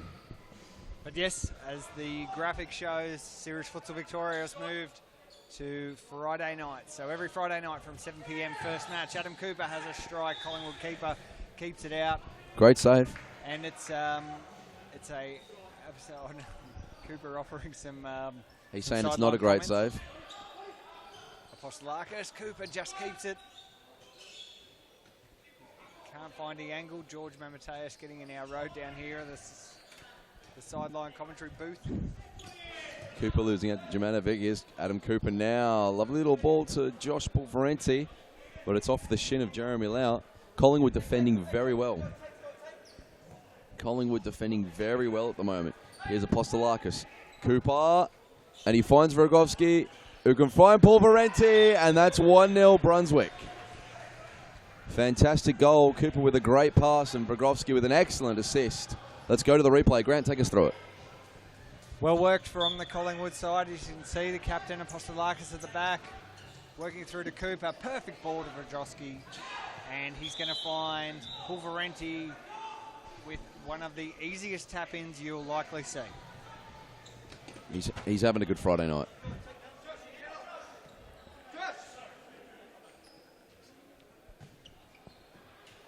Apostolakis to bring the ball in. Cooper, Vragowski. Oh, Apostolakis, he heard the call of Cooper. Cooper checked his run though.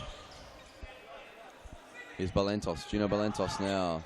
Balentos play to Jeremy Lau. Lau. Conrad McCoy. McCoy, Apostolakis wins the ball back. It's Cooper. Cooper versus Balentos. And another little nutmeg, but he's run out of space. That's 2 already tonight. That's great little nutmeg here from Adam Cooper as he just rolls the ball just as he steps. Jeremy Lau had to pick him out from underneath the fence. Oh, here we go. Vrajowski, Pulverenti. Vrajowski just over the pitch. And I think Daniel Capillaro, we are about to see a timeout. No, I think it's Christos who's had got an injury or something down there. I'm not sure if our camera can get close enough to see what Christos Apostolakis is complaining about. There he is, the number 31 for tonight. One of the best goalkeepers that we have here at series futsal level. Certainly one of the loudest out on the field as well. Yes, he is. Very commanding. I think he'd be very easy to play with. In fact, he's always telling his players where the opponent is. That's what you want from a goalkeeper as well. You want them That's to be right. nice and loud. Good communication. Yep. Balentos to McCoy now is Collingwood, and they find Joe Monteleone. Balentos, Monteleone. That's a good ball, Balentos. He was left there. It was 2v1. Cat Monteleone was back there as well, but they just couldn't find a goal. Apostolakis will play to Adam Cooper. Cooper now. Oh, the perfect ball, but Pulverenti couldn't take it. He plays with such confidence, Adam Cooper. He always looks relaxed. 12 and a half minutes to go. This is round 17, Series Futsal Victoria. Brunswick currently leading Collingwood 1-0 with 12 minutes and 15 seconds of the first half remaining. Vital game for Brunswick to stay in the top 3. Vital game for Collingwood to avoid instant relegation. That's a great ball from Adam Cooper. Oh, well saved. And now Collingwood could go on the counter, but they can't because Cameron Holmes is there. Vrajowski was one touch away. Little Chipovic. Yeah, Joe Monteleone just lifting the ball away for safety. Cooper finds Holmes. Holmes tries to drill it. Josh Pulverenti collects the ball. Matthew Vragowski.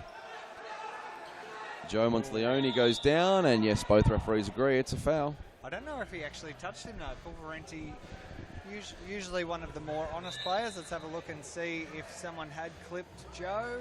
It might have come from the other side. Because Cameron Holmes was there as well. So Holmes got him from the back, but each team now with 2 fouls each. A reasonably well-behaved affair so far, Daniel.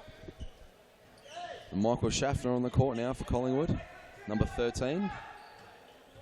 Joe Monteleone was looking for Gino Balentos. Couldn't find him. Pulverenti. Vragowski.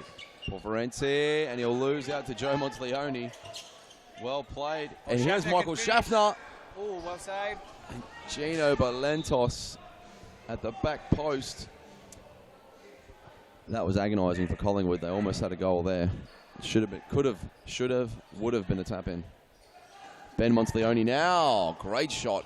Apostolakis with a great save. Pulverenti. Cooper. Pulverenti. Does well, but Michael Schaffner defends well. And the ball will go out now toward the Brunswick bench, and Pogrovski will collect it. 10 minutes to come. Can Collingwood find an equaliser, Grant? I think they can. I think they can. They've certainly looked threatening enough. And although Brunswick has certainly lifted their game, I think this is going to be a closely fought match. And really, Collingwood down the bottom with only 3 wins as Monteleone tries to run straight through Cooper. That wasn't going to work. Now Cooper gets the ball again. He's got Vajoski, can finish. Pulverenti again. And it's an own. It ends up being an own goal, I feel. Or is that how an own goal works? I'm not sure. I think it might have already been going in. But it was that combination again from Brunswick. Let's see the replay. And it was the same combination of players. Cooper to Vragrovsky to Pulverenti. Yeah, so exactly like that first goal, but this time the Collingwood player helped it in. Joe Monteleone leaves the ball down the line.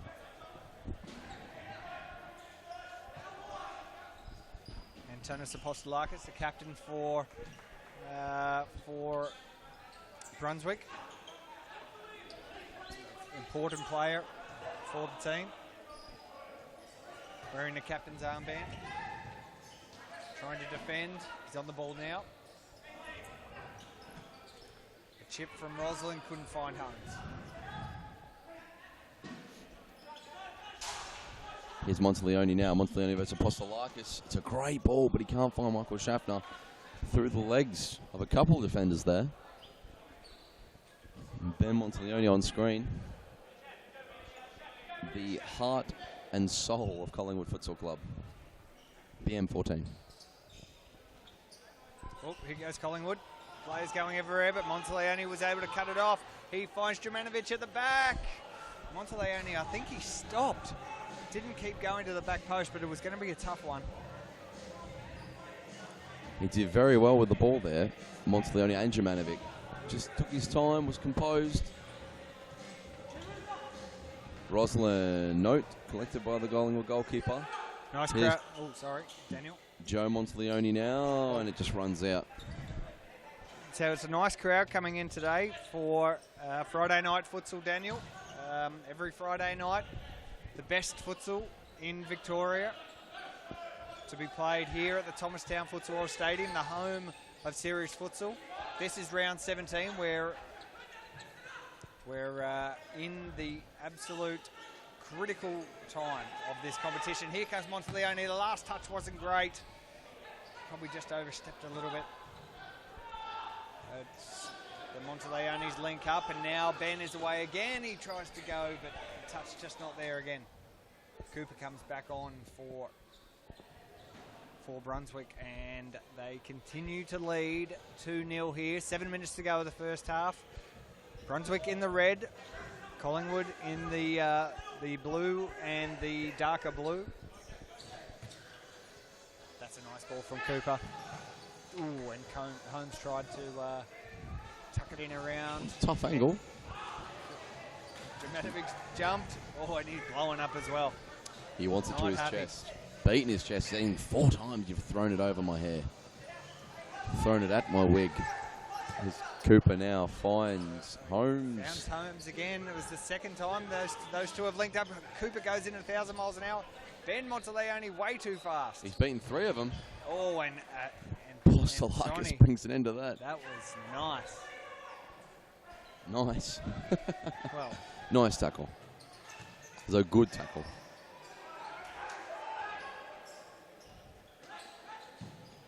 It's only my opinion that there's no such thing as a nice tackle. oh really? Here's Jeremy Lau. That Rooster's still here. He is. Oh, that ball was rolling. He's made home in the roof of Thomastown.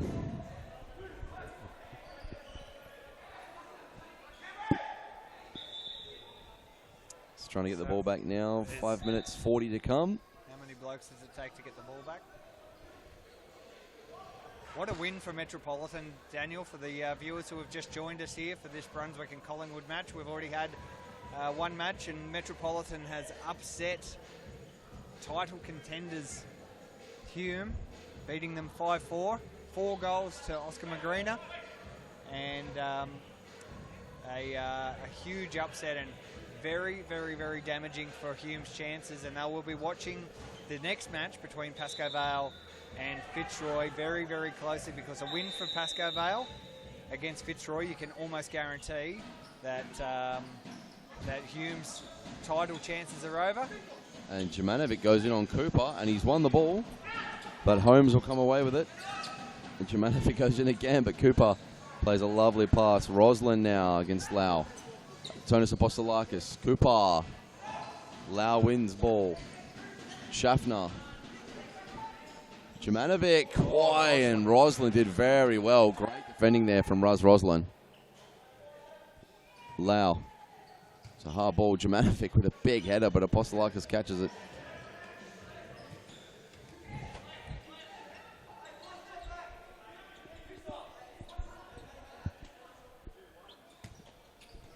Roslin, Cooper, it's a good touch. Oh, just across the face. There's George Mamateus, the referee on screen. Roslin fires one in, well saved by the Collingwood keeper. Here's Cooper, he's available. Whoa, what a strike. We had a great view of that, and that has just gone over the top right-hand side of the crossbar. Here's the replay, great replay here from our production crew. Look at that one just across the top, and Cooper is looking very, very keen. Here's the bottom camera angle. Wow, that should have gone in. Oh, it's off Jemanovic. Brunswick ball from the side, Cooper to bring it in. Roslin, Apostolakis. Holmes, Roslin. Oh, it's a nice little lift just to bring the ball over, and there's the Collingwood team list.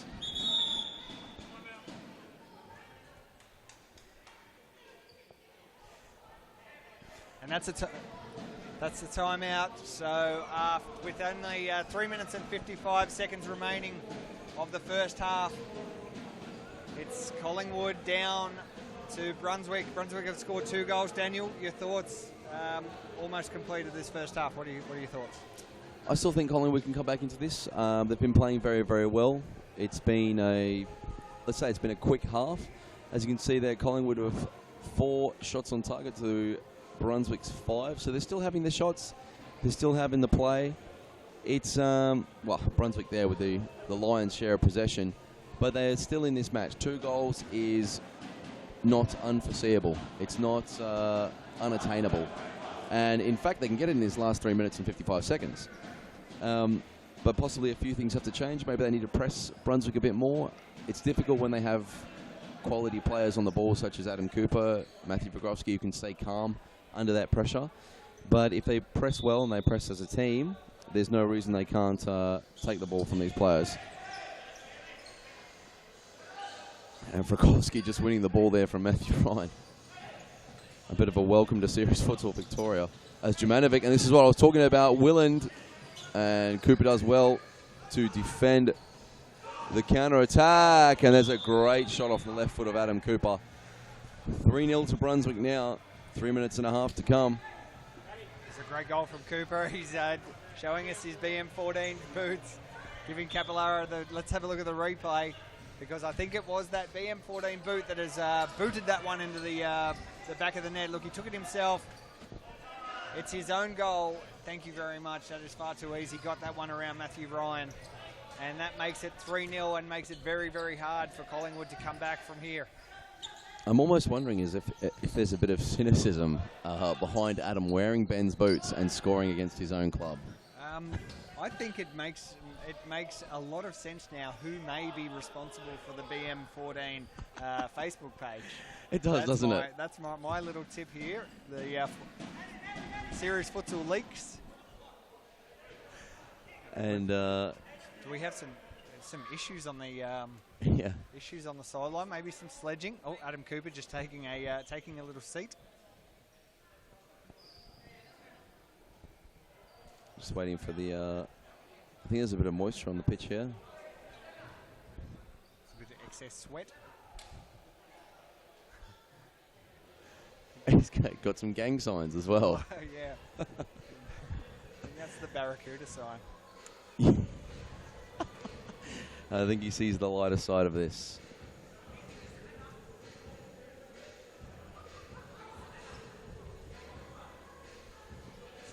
they could. And here we go now. Cleaning up some moisture. So here we go. Play resumes. Cooper, big strike. As you can see on the screen, your head referee, Evan Robotis, over on the grandstand side. George Mamateus, the second referee, and Old Henry, who is the match official, keeping all the stats up to date. You can catch all the stats live on the seriesfutsal.com website to see ladders, fixtures, match stats, goal scorers, top goal scorers. Daniel, how many goals have you scored in this season playing for your team, Baldwin? Oh, I think only 7. 7 goals. And what about you? Oh, forget it. Adam Cooper has taken this game in his own hands and has belted that one home. It's 5-0 in favour of Brunswick. And we'll have a look at the replay, and it's getting out of Collingwood's grasp here. Look at Cooper. There's a great individual goal, this one.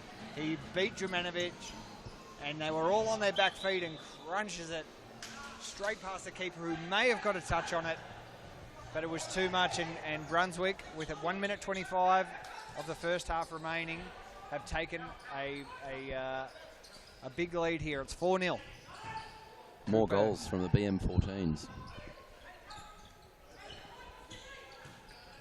Vrogovsky gets his chest in the way. Jeremy Lau, he can find, it's a hard ball for Conrad, but he controls it. McCoy does very well to bring that ball down. Balentos, McCoy. And it's a bit of a mountain to climb now. If they could have kept it at 2 going into the second half, it would have been a lot easier, and there might be more here yet. He's done it. And that's a 5th with Adam Cooper on the assist. Let's go to the replay. It's Cooper again. He's really taking control of this one with the nice little header. That's another assist for the stats bank. And it was a good little goal because he had to beat the keeper and was able to slot it in around. And there might be time for more here from Adam.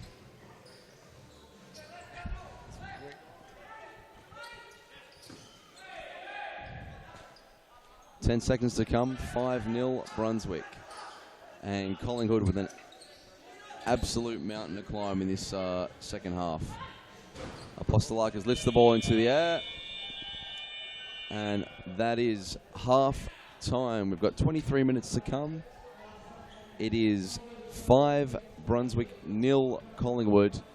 And I'm not sure, does this leave, if Brunswick win this game, does this leave them drawn points with Hume? Or are they 3 behind Hume? No, they were 2 wins behind Hume. So 2 this wins will behind. put them a win behind and a chance to finish second. Not a great deal of difference between finishing second or third. Yeah. Only prize money difference. So still an important position, but yes, finishing that top 3 will guarantee a slot in Series Futsal Australia. And I know that there's already some plans around teams coming from interstate and how many we're going to have here at the Thomastown Futsal Oz Stadium. As definitely. we see some statistics, we might just grab those back again before we go to an ad break. It's been all Brunswick, as you can see, more shots on target, more missed shots, and a lot more possession for Brunswick. So an excellent half for Brunswick as they lead 5-0. Daniel. Yeah, I think possession has been the telling one there. But we'll be right back with the second half and the remaining 23 minutes in this match. Collingwood 0, Brunswick 5. Get a head start on the junior pack by joining Futsal Oz Little Stars preschool program. Our qualified coaches use their international experience to get the most out of your young kids, improving their confidence on the ball, keeping them active and having lots of fun inside our world-class facilities. Parents are treated with quality cafes and premium snacks every Tuesday and Thursday morning. The Little Stars program is open for boys and girls aged 2 to 5 years old. So enroll your little superstar and kickstart their futsal career now. For more information, visit futsaloz.com.au.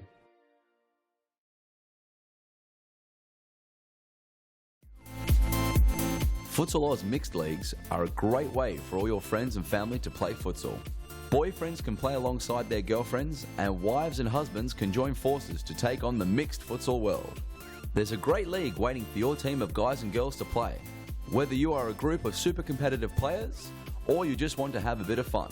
So pick up your phone, text your pals and start a Futsal Oz Links team today. For more information, visit futsaloz.com.au. And here we are back for the second half. Series Futsal Victoria live from the Thomastown Futsal Oz Stadium. It's Brunswick and Collingwood, and Adam Cooper, who had an absolutely sensational first half, belted that one into the back netting. And Collingwood really need to find something special here. That was just out for Joski. Here we go. It's Joe Monteleone. Yeah, Collingwood, Daniel Capillaro really need to find something special here and put a brakes on Brunswick's ever-pressing forward form. Yeah, definitely something really special. 5-0 it's almost too much, especially with the way Brunswick's been playing this season and the luck that Collingwood have had, should we say. Here's Cooper versus Monteleone now. As he challenges him and asks him to come and get the ball, he tries to play a ball through. Oh, but not there. Cooper kept the ball in and caught everyone napping. He toe pokes it through. Cooper has to go for a little jog. Keeps the ball in himself.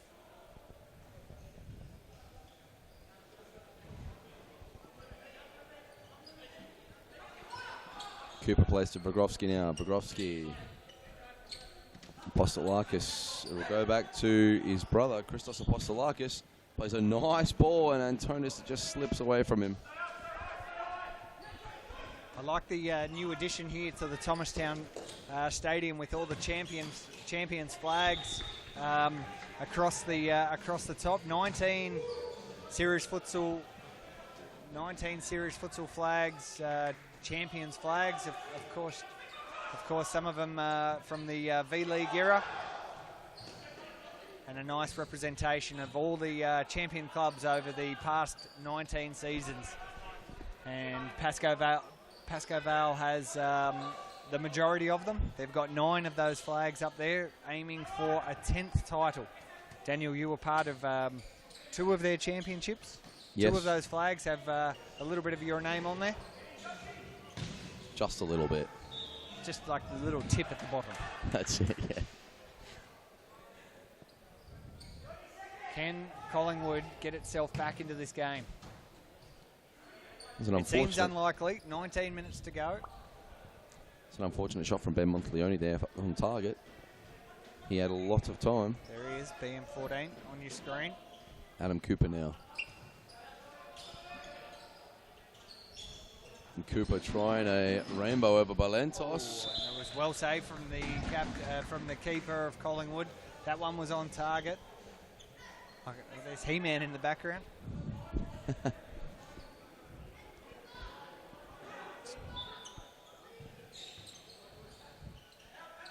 Joe Monteleone now.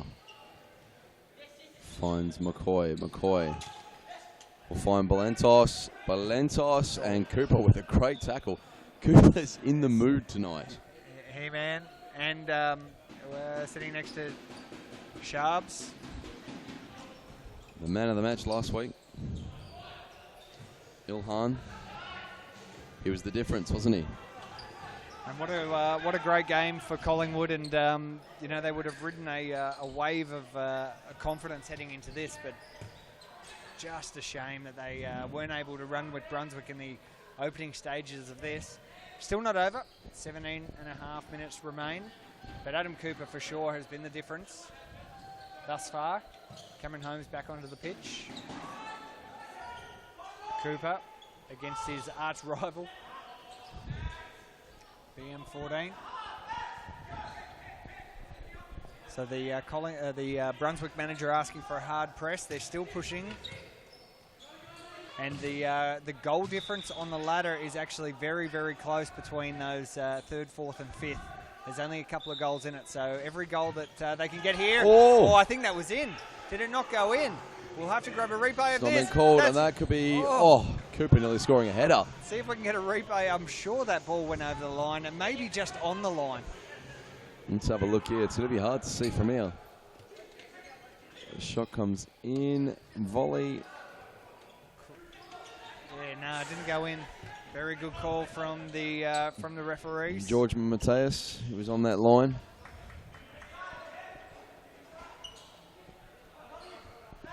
They do get a lot of sticks, so they should get the credit when it's due. Is Cooper now finding Roslin. Roslin will find Matthew Vrogowski. And they're very relaxed now, Brunswick. Very relaxed. Oh, what a ball. And what a shame he was not able to get that done. The crossbar challenge coming up next for any junior in the stadium. They'll be able to have their chance at winning some cold, hard Futsal Oz style cash. Daniel Capillaro. The juniors will be able to have kids big and small, will be able to have a shot from the halfway line. If they hit the crossbar, $10. Get it in the bucket. 20. Underneath the crossbar, 20. Hit it off the crossbar And into the bucket, $100. What would you do with $100 right today, right now? Oh, it's too hard. There's so many things. That's a Roslin. great goal from Roslin. Turn and shot. I think that's what they were looking for from him earlier in the match, and he's produced it now. Here's the replay. And it was just all a little bit too easy from the side ball. Roslin, 1, 2, bang. And that makes it 6-0 for Brunswick as the crowd get involved. Chipper, great ball back into the field of play. It's Ben Mooney against Adam Cooper, and he makes him look silly. Goes by him. See this. Just too quick. Just too quick. Yeah, Cooper had stopped, but Christos Apostolakis again, just too strong. To be fair, I think at 6-0, that might be the reason why Adam stopped. Vrogowski almost nearly teeing up Cooper for another goal there. He's been on fire tonight. That's another great ball as well. I dare say I've never seen Adam play quite like this. He's enjoying himself tonight. And coming at the right time of the season as well. It's not unfortunately Brunswick not in a contention to win the title. Just a little bit too far away. They'd have to have some serious results go in their favour for them to be able to take the crown. But they can pinch second place. A win here put them in touch of getting level with Hume. Why, anyone can pinch second now.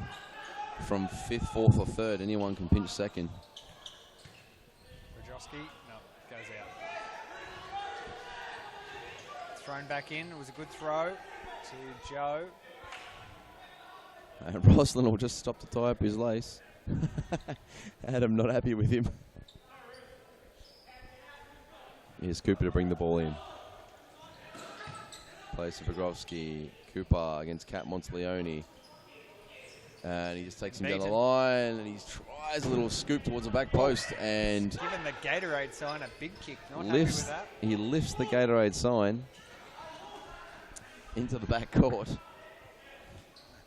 I'm not sure if that was completely necessary, but that's okay. Here's Matthew Vrogowski now. Vrogowski. Cooper with a great ball. Roslin, he'll play back again. Here's Holmes. Holmes will try and give that ball. Here's Ben Monteleone, goes around Cooper again. It's off the post. It's off the post, and it's just not Collingwood's day. Collingwood just don't have the luck, and Brunswick doing enough. It was a great steal from Monteleone, and off the post. Cooper had done enough to ensure that he had the worst angle possible. Cooper fires it into the target. Roslin Does well to find goes Roslin. himself. Oh, tried to find Holmes at the back stick. Joe, very patient, tries to turn. Joe and Ben Monteleone, very similar styles. Very similar styles. Very quick, low to the ground, low center of gravity. Here's Cat Monteleone, the younger brother. Joe, Ben Monteleone, Cat. Joe. It's intercepted by Vragovsky. Vragovsky now, the counter-attack is on. It's a good save. It's a great save, and Cat Monteleone can come away with it.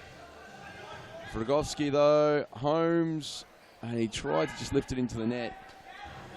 It just wasn't coming off for him. Collingwood ball now, 11 minutes to come. 6-0.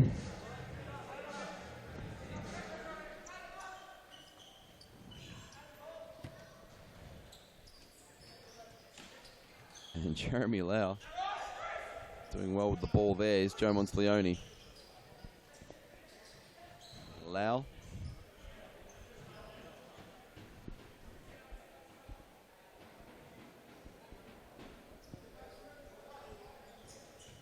Joe Monteleone plays to Michael Schaffner. Schaffner can turn. Vragovsky. He lifts the ball high and over the line. 6-0 here. 11 minutes to come, and Michael Schaffner with a little something different. I don't know if he completely meant that, but that one was very effective. That's not bad at all.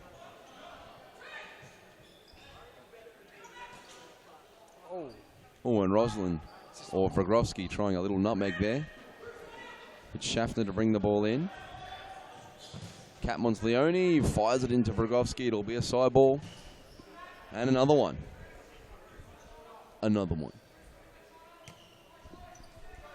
It's Joe Monteleone. Jeremy Lau.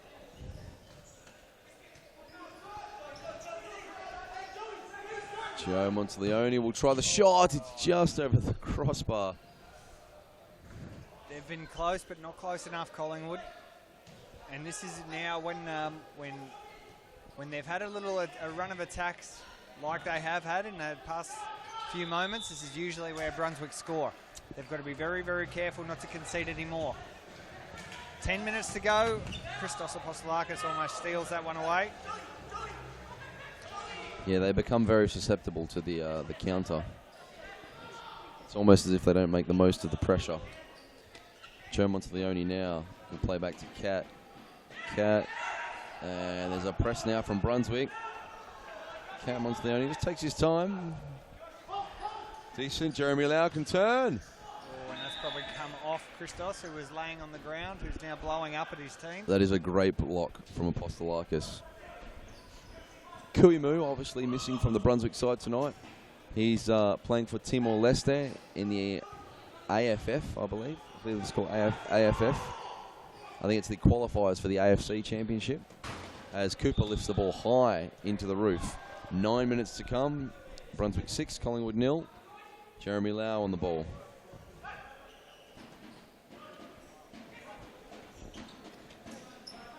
Cat Monteleone trying to lift the ball down the line. Here we go. That is a timeout.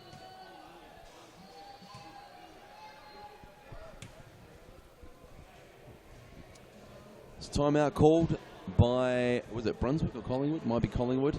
But obviously with Collingwood with all the talking to do, and it looks like Adam Cooper is just taking his shoes back to Ben after scoring a few goals against him. Well, Grant, Collingwood with all the work to do here. 8 minutes. Can they find 6 goals? No, I don't think so. Not with the luck that they've had. And Brunswick have been far too good defensively. So it's almost game, set and match at this point. But, you know, if they can peel back a couple, I mean, there's plenty of time to be able to do it. But I think Brunswick have just got a little bit or enough in the tank that if Collingwood were able to get a couple, they'll probably be able to arrest that situation. But look, I think for me, the way the end of this game will go, it'll be either a couple of goals to Collingwood or it'll be a lot for Brunswick. So I'm sure Collingwood won't want that to happen. Yeah, definitely. So hopefully Collingwood can just pull a few goals back here, because the goal difference is going to make the difference at the end of the goals for and against. It's going to make the difference at the end of the day, at the end of the season, considering that them and Ashburton are sharing the same points at the moment. We're back to live anyway, and it is Vragovsky on court now. So we saw Cooper obviously run off earlier. May have possibly had somewhere to go. Hot date. But maybe after a game like that. And a new keeper as well in for Brunswick. Vragovsky now playing the ball forward. And Jeremy Lau can win the ball. Here's Lau now. And Apostolakis, he goes in strong, he wins the ball, and Cameron Holmes can come away here. Great save, Daniel Wen. Joe Monteleone now. Monteleone is cut out. Holmes looking for Apostolakis. Schaffner. Joe Monteleone does well with the ball. He's holding it up. He's asking for Jeremy to move up. Joe plays to Cat. Plays into Schaffner, and the ball is headed out by Schaffner. There's not much you could do with that. It's a long throw from Timmins. Daniel Wen does well. Cat Monteleone. Good save from Brennan, the new keeper for Brunswick. Excellent save from Brennan. Matthew Bragovsky tries a little something tricky there. And the intensity in this game has just really lifted in the last minute. 7 minutes to come. It's 6-0.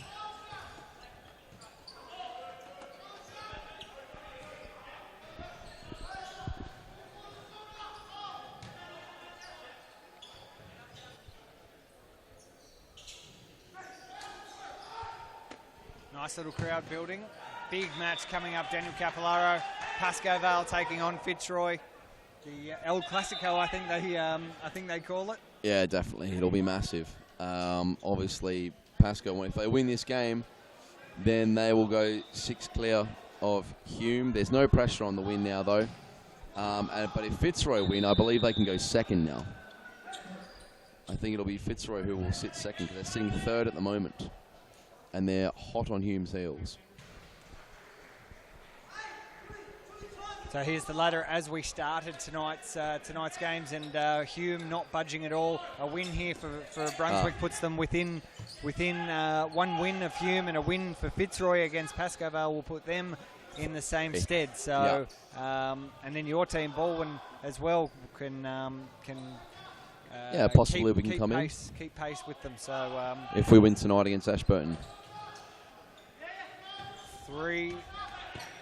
2.5 big matches to come. Really not a lot of movement happening. Most of the movement happening in the lower half of the table. Here's Cat Monteleone now. Cat will play to Michael Schaffner. Schaffner, Jomanovic. Here's Lau. Jomanovic again. Looking for the pass. He finds Lau, but Lau just under his foot. That's unfortunate. He was in a good position. Oh, Matthew Bragovsky with 2. 2 lovely pieces of skill there. See if we get a replay on that first one. Oh, Pulverenti has scored. He just nice lifts little the ball. It was a nice little piece of skill. Pulverenti has scored a good little back poster. Let's go to the replay. Let's get it on. It was all Cameron Holmes. Brennan threw that ball in. Holmes was fast enough to get there. Nice little volley. Great little finish. Pulverenti gets himself on 7-0. the scorers list. 5 minutes to come. This is going from bad to worse for Collingwood. Oh, Holmes has taken down the sideline here. Under 5 minutes to go. It hasn't quite been the blowout I thought it may have been, but still 5 minutes, so anything can happen from here.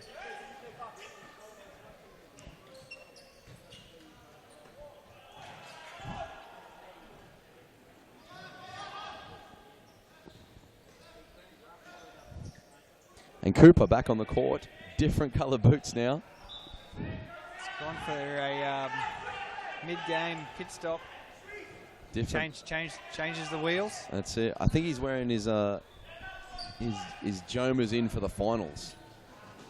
Looking forward to the Foz Cup finals.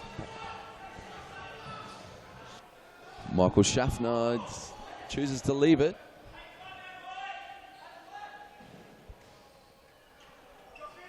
Jomanovic. Strange that Adam went and changed his boots. In fact, he was having so much joy with the BM14s. Maybe he's just running in some new shoes. Matt Ryan finds Lau. Cooper against Lau. Lifts it up and over, straight towards the commentary box. Clears the ball.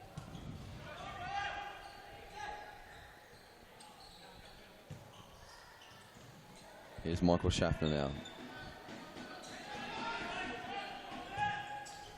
And it's a hard ball from Jumanovic. He was looking for Schaffner or Ryan, I believe.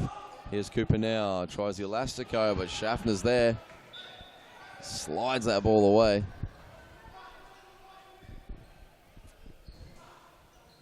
Three minutes remain. Brunswick 7, and Collingwood yet to get on the board. They've tried hard. They've had a couple of reasonable chances at it. Daniel Wen collects the ball. Wen now with a long throw. Jumanovic drops it to Michael Schaffner's boots. He's doing very well, Mirko Jumanovic. Makes good passes, makes good position. He holds the ball up.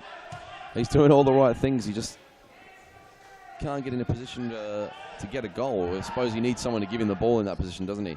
Matt Ryan. Apostolakis. Roslin with a lovely bit of control. But Ryan's there, and he'll fight Roslin for it. And Pulverenti.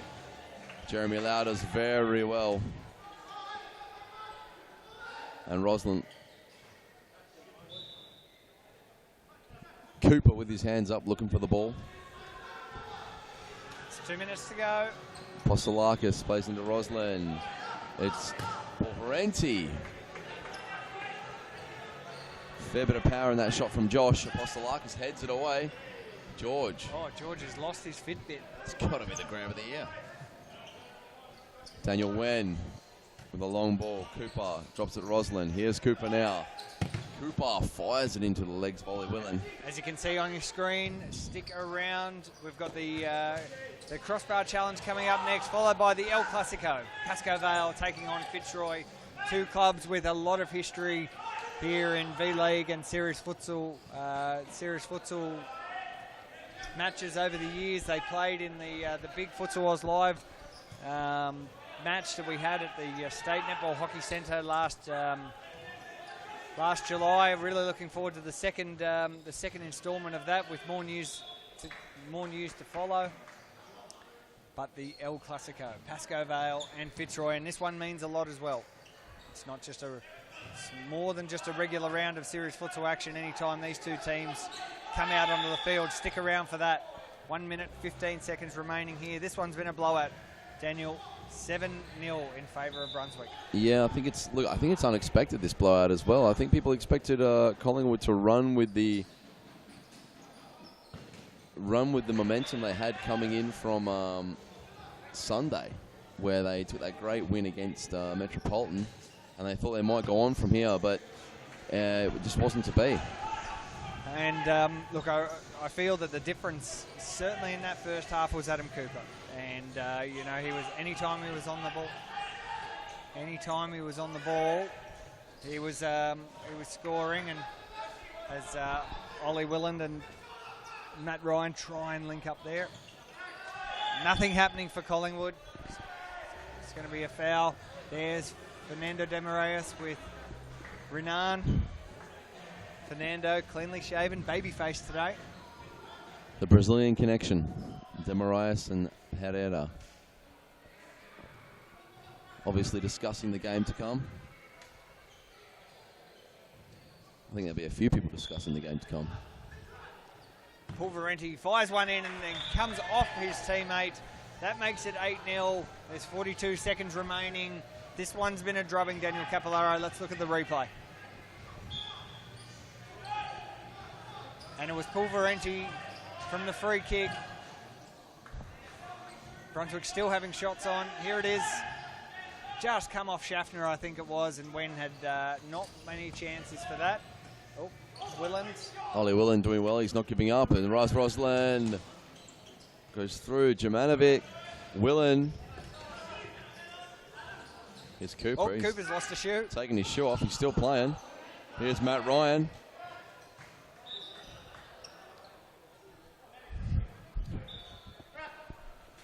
Brennan brings it back in. There's only 13 seconds remain. Throwing a long ball, Jumanovic. Is there a goal in this for Collingwood? I don't think there is. Jumanovic is not happy about that. Well, they need one. They need one. To cop 8 goals and not get 1-4, it's quite a lot. As Ryan puts it into the middle. And that'll be 4 seconds to come now. Cooper tries to rainbow Jumanovic. The ball goes out. Matt Ryan. And that's all she wrote. Collingwood 0, Brunswick 8. The second match of tonight in this round 17 of Series Futsal Victoria. Grant, I'm going to leave it to you and I believe Ernie Simsek, who's going to call the Pascoe and Fitzroy match. I'm going to get ready for my match, which will be the 4th of the night. But coming up next, I believe, is going to be the Crossbar Challenge, and then we will have the El Classico. That's right, playing for the Youth Health Cup. It's going to be Pascoe Vale and Fitzroy, all to play for first and third on the ladder. But that really, Daniel, for me, was a lackluster match between those two clubs. Brunswick just ran away with it and just put their stamp on it very, very early. Yeah, definitely a difficult one, a very difficult one for Collingwood. Considering the run that we've already spoke about it, the game they had last Sunday, we thought they'd continue with that momentum. Just wasn't to be, and they've got a lot of work to do now, obviously, with Metropolitan having the win tonight. A lot of work to do to stay away from that automatic relegation zone. Okay, so that is the end of the Collingwood-Brunswick game. Brunswick running away 8-0, and we're going to have the Crossbar Challenge right now. Daniel Capillara will say goodbye. Thank you very much for joining us.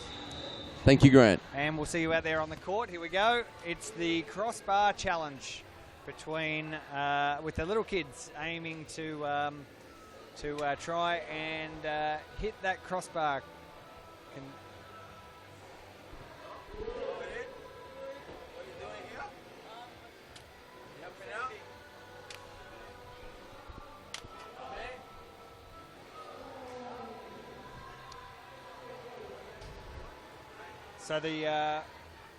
So this is the Crossbar Challenge. I'm going to be joined by Cara Willand here on the sideline.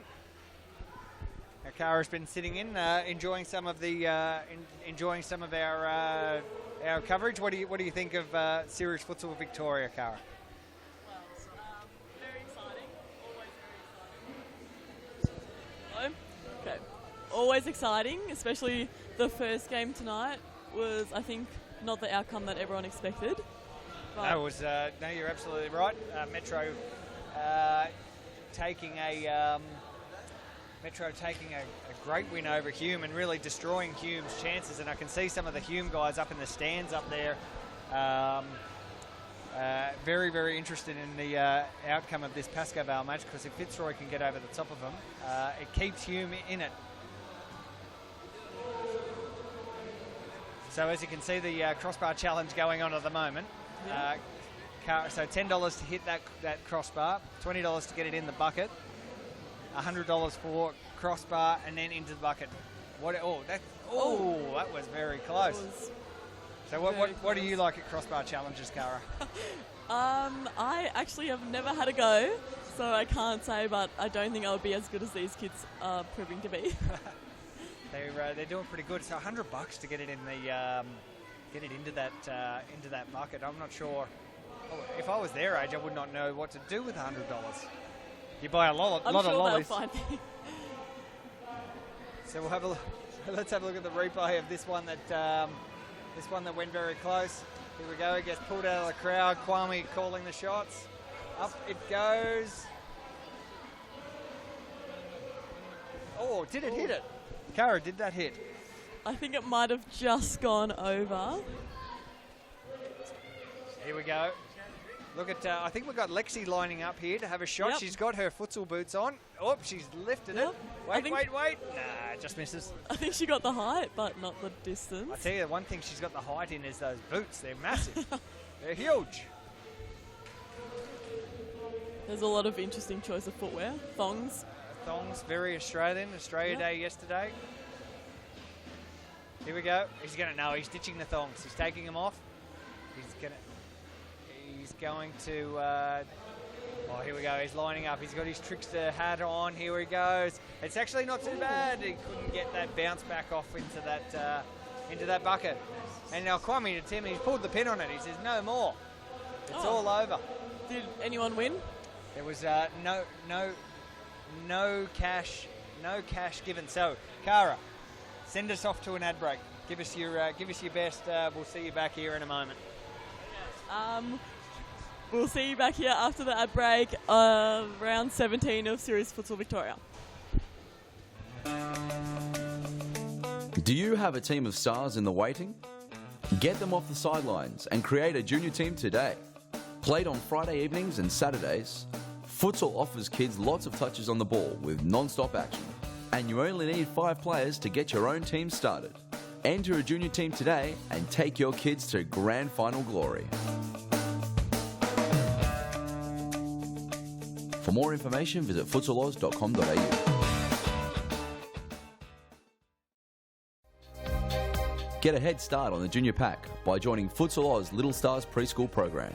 Our qualified coaches use their international experience to get the most out of your young kids, improving their confidence on the ball, keeping them active and having lots of fun inside our world-class facilities.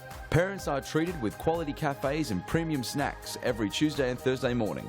The Little Stars program is open for boys and girls aged 2 to 5 years old. So enroll your little superstar and kickstart their futsal career now. For more information, visit futsaloz.com.au.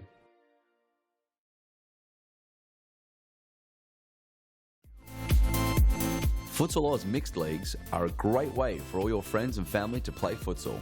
Boyfriends can play alongside their girlfriends, and wives and husbands can join forces to take on the mixed futsal world. There's a great league waiting for your team of guys and girls to play. Whether you are a group of super competitive players, or you just want to have a bit of fun. So pick up your phone, text your pals, and start a Futsal Oz mixed team today. For more information, visit futsaloz.com.au.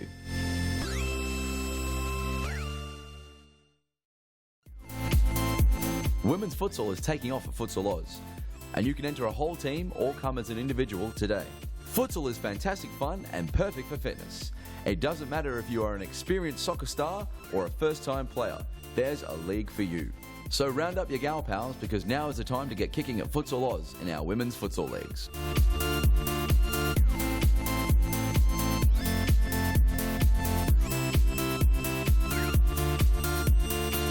For more information, visit futsaloz.com.au.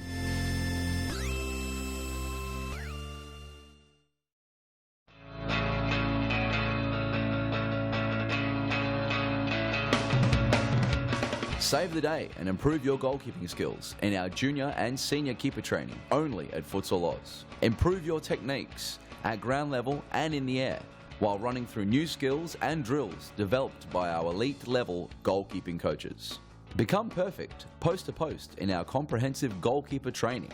It's happening this week at your local Futsal Oz stadium. For more information, visit futsaloz.com.au.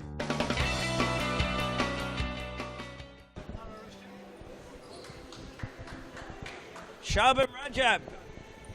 We are now in for the El Classico between Fitzroy and Pascoe Vale. I am absolutely pumped. Yeah, what a rivalry. It's been a game I've been looking forward to for a very long time. So, Shabs, who do you think's going to win this game? Oh, you have to go with Pascoe Vale. They look strong. Fitzroy's missing a lot of players, and I think Pascoe Vale just too much experience going into this game, too much youth for Fitzroy, Ernie. Okay, fair enough too. I mean, it's hard to argue with the reasons you've given. Looking at this Pascoe Vale team, very, very strong. They've got the speedster in Enzo on one wing. They've got Bubba up front as well. Lucas Vass, absolute solid target. And those French signings have been fantastic this season. They have been. And, you know, looking at Andre Caro, he looks fired up, ready to go. So it would be a hard ask for Fitzroy to beat this strong-looking Pascoe Vale team. Even Joel Da Silva's in that team, so it looks like he's back. But if anyone's to knock off Pascoe Vale after 2 losses consecutively, which hasn't happened since a very long time. I think 2013 maybe.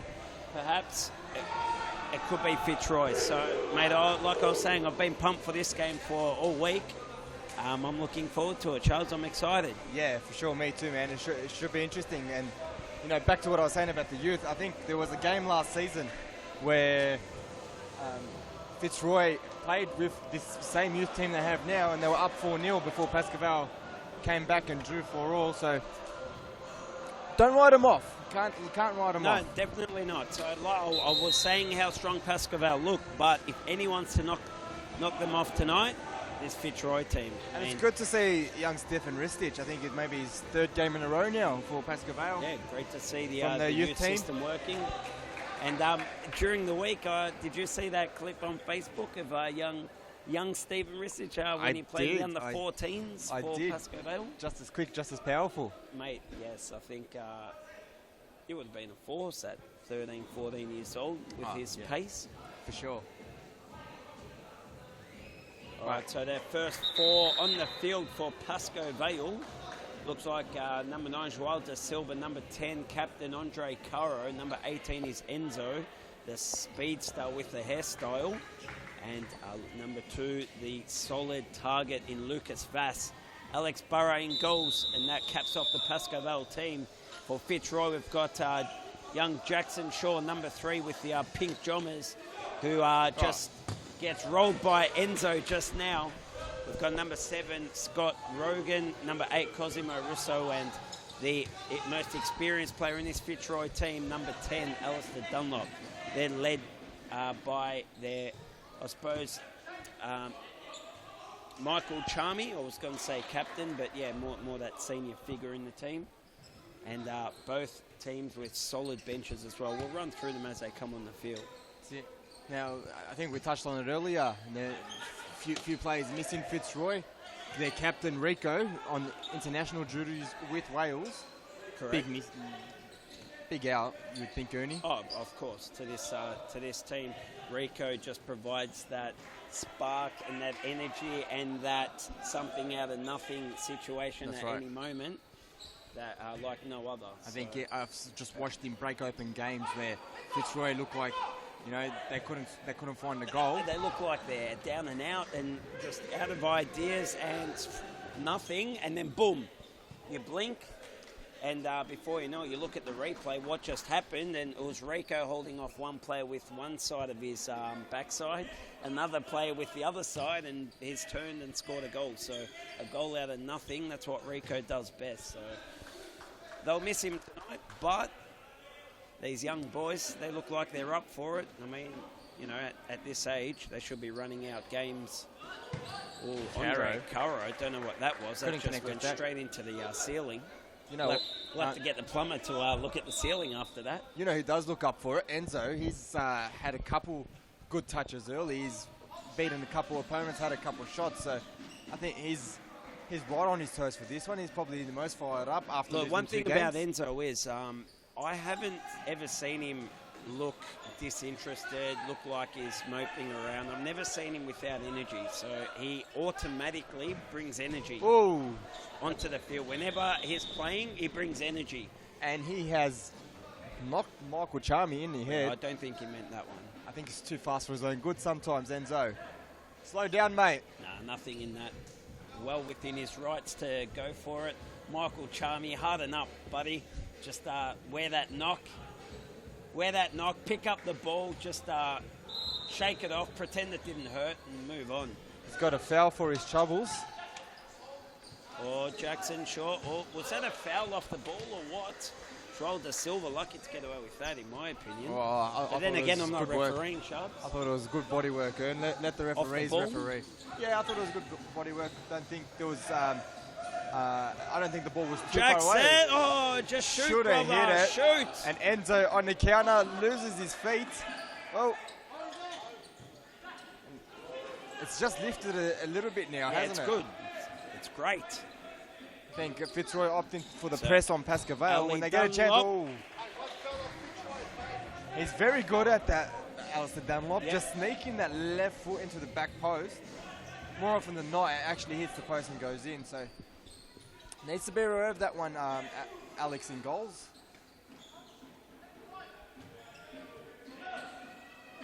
So it just goes to show, look, Pascoe Vale have lost 2 games in a row. They've got Joao da Silva back in this team, just trying to lead the boys, probably at 70%. Trying to provide a bit of a calm cool, calm head to the team. He'll obviously throughout the game remind the boys, just keep going the way we're going. We know what to do. Stick to our game plan. Don't change anything. And you're right, he's probably only 70%, and you wouldn't, most people wouldn't even realise. But that's the quality of player he is. Correct. So yeah. Correct. And it's not only the quality, man. It is his desire. I think we've played with him in serious futsal before. That man is not a loser. If you ever play with him in a team, you just understand how deep his desire is to not lose. Rather than win, his desire is to not lose. And he just fires up the team around him. So I think it's probably why he's come back into the game, into the team. Probably more the motivation factor than anything else. Dunlop on the turn. It was actually a great turn, and then the ball hit him on the knee. So I could see what he was trying to do there, and he definitely had Enzo beat. If it wasn't for that miscontrol. Well done, Scott Rogan. Well done. Okay, and a wide shot. I was about to say well done to get that. And Ernie, I've just realised also another player we forget about. What have you realised? Richie Ferguson. Oh, Enzo. Richie Ferguson, as you see up on the screen there now. Correct. It's done his, I think it was his MCL. Yeah, the not the ACL, the other one. Yeah, so or perhaps LCL. So he's a big out for Pascoval, and it's coincided with their two losses actually. He's missed both those games. Oh, are you saying he's the winning factor in Pascoval team? He's definitely X factor. X factor, yeah. He is. Richie Ferguson, apart from being a workhorse, is absolutely He's the Rico of Pascoval, is he? Oh, look, probably doesn't show as much because he's got so much more talent around him, but definitely able to break open anyone. Yeah. And when he went down, I think I was the only one that said, it doesn't look good.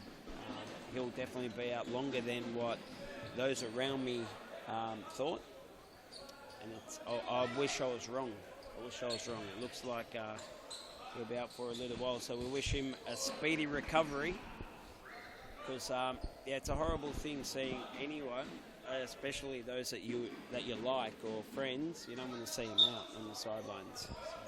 Get well soon, Richie. We send you all our love and kisses. Sharp, send him a kiss, mate. Blow him a kiss, would you? I don't think he's looking my way, and I don't think he wants it, to be honest.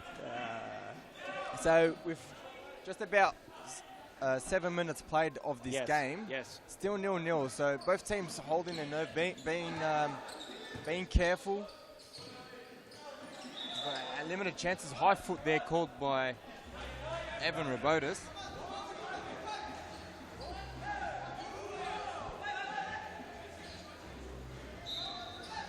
So Josh, now, so Stephen Risk is now on for Pascoe Vale.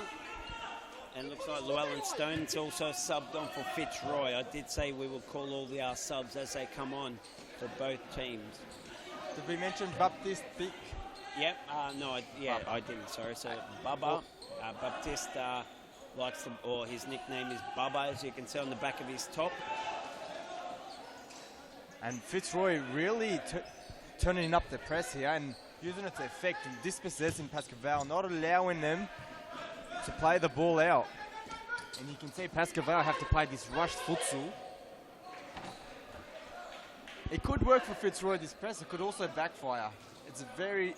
I'll tell you one thing about this press. I'm going to throw it out there, but a team like Pascoe Vale doesn't get pressed too often. So they wouldn't play against it often. Teams are, I suppose, they might be afraid or they're scared to press Pascoe Vale. So they automatically go into a game playing defensively or defensively minded, conservative. That's not cop see dogs, another right? turnover so there. When a team does go on the front foot like Fitzroy's doing now and they start pressing, Pascoe Vale think, well, this doesn't happen too often. Now what do we do? Because we're not used to it.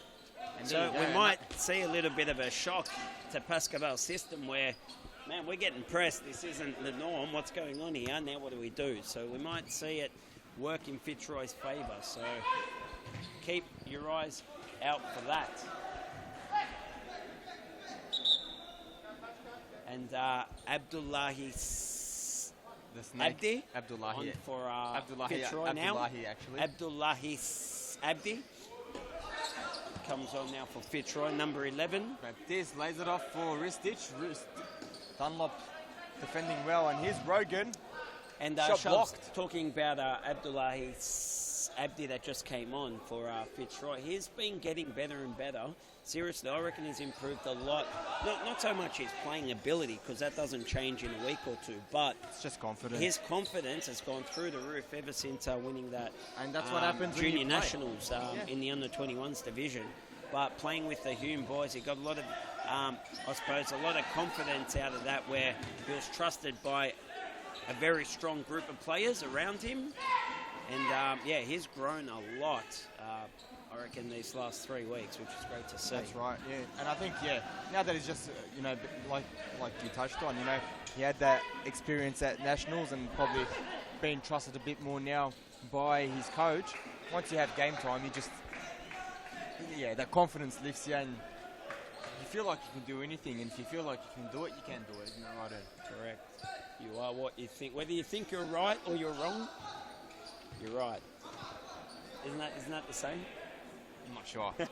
Let's have a look at this replay of this chance. So Andre Curra, for me, should have just taken him on here. Go to your right and just bang it in. Instead, can we have one more look at that replay, please? Right, let's have a look one more. So he picks up the ball here, but he slows down waiting to pass. Mate, just kick it to your right and bang it in yourself, because he was waiting for Baptiste to get in front of him so he can lay it off. I think you're being a bit harsh, No, I'm not being harsh. I'm telling Andre to be more selfish and take a touch to your favoured side and bang it in. Oh, Lucas Vaz! So, there we go, out of what a nothing. You did fantastic point him out turn earlier. Goal. So let's have a look at this replay. He receives the ball and on the turn just picks his spot and goes bang. And Lucas Vaz, out of nothing. On the turn, just goes bang. They have been under pressure, Pascaval, but they find a way. Poor defending from Llewellyn Stone, really, to step off him and give him that much room and space where he could swing a cat. At this level, I mean, it just goes to show he's been turnover. He's been punished for one right. little error has punished the whole team. That's right, so. yeah. Look, it wasn't so much the bad decision to allow him that space to turn, It was but probably, you've got to get the block in. Yeah, look, it probably wasn't even Llewellyn's fault. It was more. It was probably more Lucas Vass's good work. Correct. So Lucas was able to lean on Llewellyn and push him back at distance. So when he leans forward, he's got that space. But Llewellyn's got to be a little bit smarter in that he's pushing me away from the ball. I've got to somehow get closer to him to close that space so he doesn't have a shot. But anyway, there was great work by Lucas Vass, more so than the error from Llewellyn. And you see they're still enforcing this press. Great. Keep doing it. Here we go. Pascaval have managed to break one line. Andre Caro, that wasn't fire at all. What was that on the speedometer, Ernie? It's 143, says the machine. 140. Yeah, it looked fast. It looked faster than that, but yeah, the machine's reading 143. We see the replay. Yeah, it definitely looked faster to the naked eye, but hey, the machine doesn't lie, does it? And Enzo with his lightning speed feet. I'd love to get the radar on Enzo's feet. How quick they are. I don't think the radar could pick it up, mate. We'll see if the tech team can, I suppose, calibrate the machine to get Enzo's feet. Oh, this is fantastic play from Pascaval. Can we get a replay on that recent play? That was fantastic rotation. It was a good team build-up, wasn't it? Correct. It was maybe 6 passes prior to that, and that led up to that layoff. They hit the target in the corner, and he lays it off for the running flanker to that probably would have been play of the round so far, had that gone in. Although we did see a wonderful performance from Oscar Mangrina earlier on. Great turn there by Ali Dunlop, and then a cheeky nutmeg on Lucas Vass as well. Costa Maruso still sticking to the game plan, Fitzroy, not panicking despite the goal they've conceded. And you know what? That's the experience of Fernando de Moraes, their coach, saying, you know what, boys, hey, we've got a game plan. Let's stick to it. They've got their game plan, and let's see who comes out on top. And a yellow card coming here for Enzo Mangroni.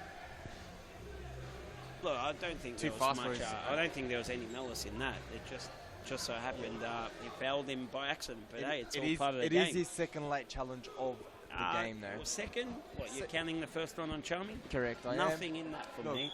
Absolutely nothing in Oh, that. definitely, probably not much in it, but you still got to be careful. Yeah, you know? okay, all right. It was a little foul on Charming. still have but an onus- For me, that was nothing. I wouldn't say that's his second bad foul in the game. I'd say it's his first one. Definitely second one that's had an impact on the game, or on the players, sorry. Anyway, moving on. And they are on 4 fouls now, Pascal, for 8 minutes of play. And Lucas Vaz still with the press. Mauricio, how high did he get up there? Mauricio, Surprised he kept that one, yeah. a vertical leap of 86 centimetres. Alistair Oh, Dunlop. sorry. Ma'am, yeah. Oh, it's It was actually 36, sorry. Here is Enzo using that speed and Oh, wow. He What is- a he is beautiful happy. finish. he's Have a up look in the at grandstands. That could be his second yellow, jumping into the Let's- grandstand. Let's have a look at this replay, please. He picks up the ball on the flank, and before you know it, he finds himself, or he gets himself in a position where he's one-on-one with Michael Charmy, so gets past Ali Dunlop's and his very long legs too easily, and puts that past Tell you Charmy's what, legs. Ali Dunlop does not get beaten that often. often, So no. again, it does make Ali look a bit silly, but And what I a think it's beautiful more finish. the good work from Enzo than anything Oh, else. of course. But and he just slotted that through Michael Charmy's legs as well. So beautifully executed play there. And then he runs in and gives Adam Tabbett a Futsal Oz stalwart. Mauricio just went tumbling there. And Pascal bench, the big chimp Sufyan Sufi, begging for a free kick. Was that a handball? I thought they hit him on Cozzy's chest. I thought it rolled off his arm. Being a bit animated, Cosimo Russo. And Caro. Joel da Silva. And there's the first throw-in of the game, perhaps. Intercepted by Michael Charmy. It's like you said, why do they keep throwing it at the keeper's end? I've heard you say it before. I think it was during the women's rounds of serious futsal. Keepers have the advantage of using their arms. Get it outside the box. They're all the same height, the players. But the keeper's got that extra meter using his hands. So, don't know. Is that a foul called by George Mamateus? Must have been. And Look at that's Andre 5 Curro. fouls. Look how upset Curro is. He can't believe it. So 5 fouls with 6 minutes and 15 seconds remaining. So neither team yet to use a timeout as well. Oh, yuck! What was that? That was a miss kick, or I think he went for a shot and then changed his mind at the last moment. There is a timeout called now by Pascal. So 2-0 the score. 2-0 the score.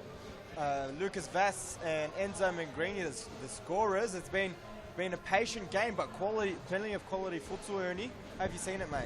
No, the way I've seen it, look, Pascoe Vale have the experience. They've been pressed very high.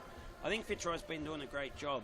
That press has worked in their favour as far as keeping Pascoe Vale honest.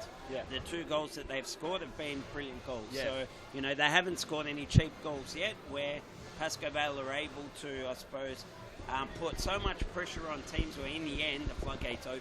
Yeah, exactly It hasn't right. happened yet. I don't think it will happen if Fitzroy continue to play like this. Exactly right. It And you is know all what? about with their all experience. this pressure that Fitzroy's been applying as well. That's right. I would not be surprised to see them win the ball in dangerous areas and bang, have a shot and score a goal or look, two. we as just, well. you just hope that Fitzroy's youth doesn't tell and they can maintain this game style. And with Fernando as coach, you'd expect Correct. you expect them to hold their nerve. So, Fitzroy still in it well and truly. It's been a quality game of futsal. So let's get back into it. And also, too, I want to touch on the point of Pascoe Vale now can't make a foul in the next 6 minutes. Which is very hard to do. Very hard to do. They've made 5 fouls in, what is that? They made 5 fouls in 18 minutes. There you go. Yeah. Is it? 17 minutes. 17 minutes. So for the last 6 minutes not to make one, yep. it will be a tough ask. So Fitzroy will need to take the game on here. This is where you need to take the game on. That's the opponent's disadvantaged by the foul count. 100%. Take players on and run at them. Try 1-2s. Yeah. Either get past them with your speed or you get fouled. Yeah, correct. And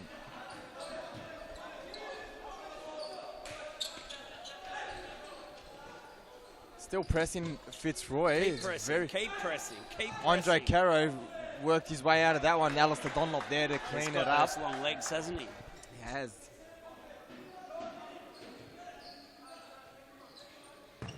Pascoe Vale seem to have adapted to the press very well now. I think Paul Vidic and Sofian Sufi perhaps had a switch of tactics at the break during the timeout. And has that gone out for a corner? It has. Give us a Fitzroy goal now before half-time, just to make it exciting. Exciting, because otherwise I feel like Pascoe Vale now, they're 2 goals up. They go into half-time 2 or 3-0, for example, let's say. They come out a lot more confident and a lot more comfortable. Whereas 2-1 into half-time definitely sets the second half for a massive start. Look, I think that first goal is very important in the second half. I think regardless of what the score is, you will see we're watching quality futsal here. This has probably been the most quality of futsal we've seen tonight. What do you expect, Sharman? We're watching 2 of the top teams. Correct. It is first versus third, of course, but we're watching 2 very solid futsal clubs. Is it possible to get an update on the ladder, ladies and gents? gents? The El Classico, Sharman. Is it possible? I believe. We'll go through the ladder later on. I need to find my my stat man. I've contacted my stat man. Your assistant? Yes, my personal stat man, not my assistant. He doesn't like being called the assistant. He will get back to me ASAP. I believe if it's... Why would you go to that option? You had Abdi on this side. I believe there, Scott Rogan, open goal, misses at the back post. So that is a massive chance that goes begging. Hopefully it doesn't play on his mind for too long, because that there could have made it 2-1. Have a look at this replay. So Ali Dunlop, Abdi, very well done to pick out Scott Rogan at the back post, unmarked as well. But we've all done it, the best players. And the Statman has got back to me. Fitzroy, if they win this game, will go on equal points with Hume in second place and only 3 points behind Pascoe Vale.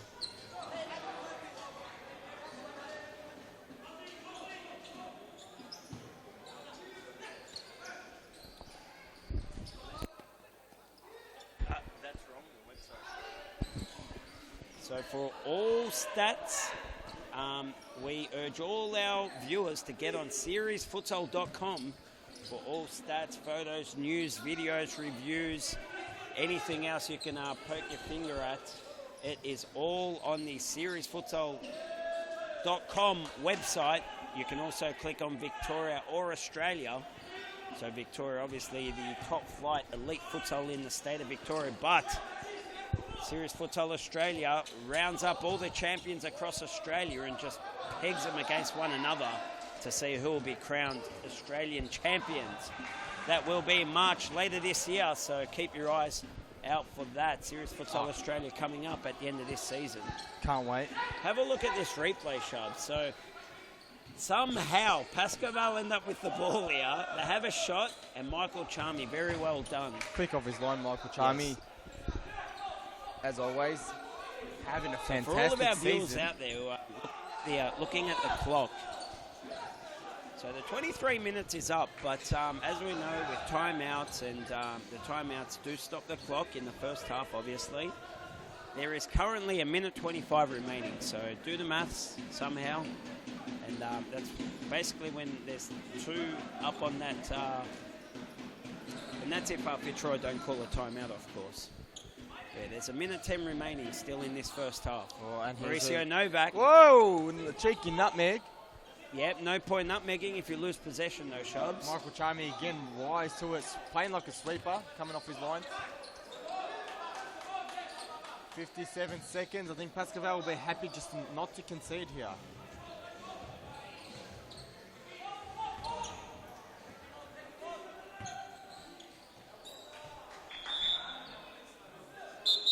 Okay, and the timeout has been called by Fitzroy. So we will go for a 1-minute commercial break. So do not go anywhere. Put the kettle on. Make a quick cuppa. But don't go anywhere. In a minute, we'll be back for the final 40 seconds.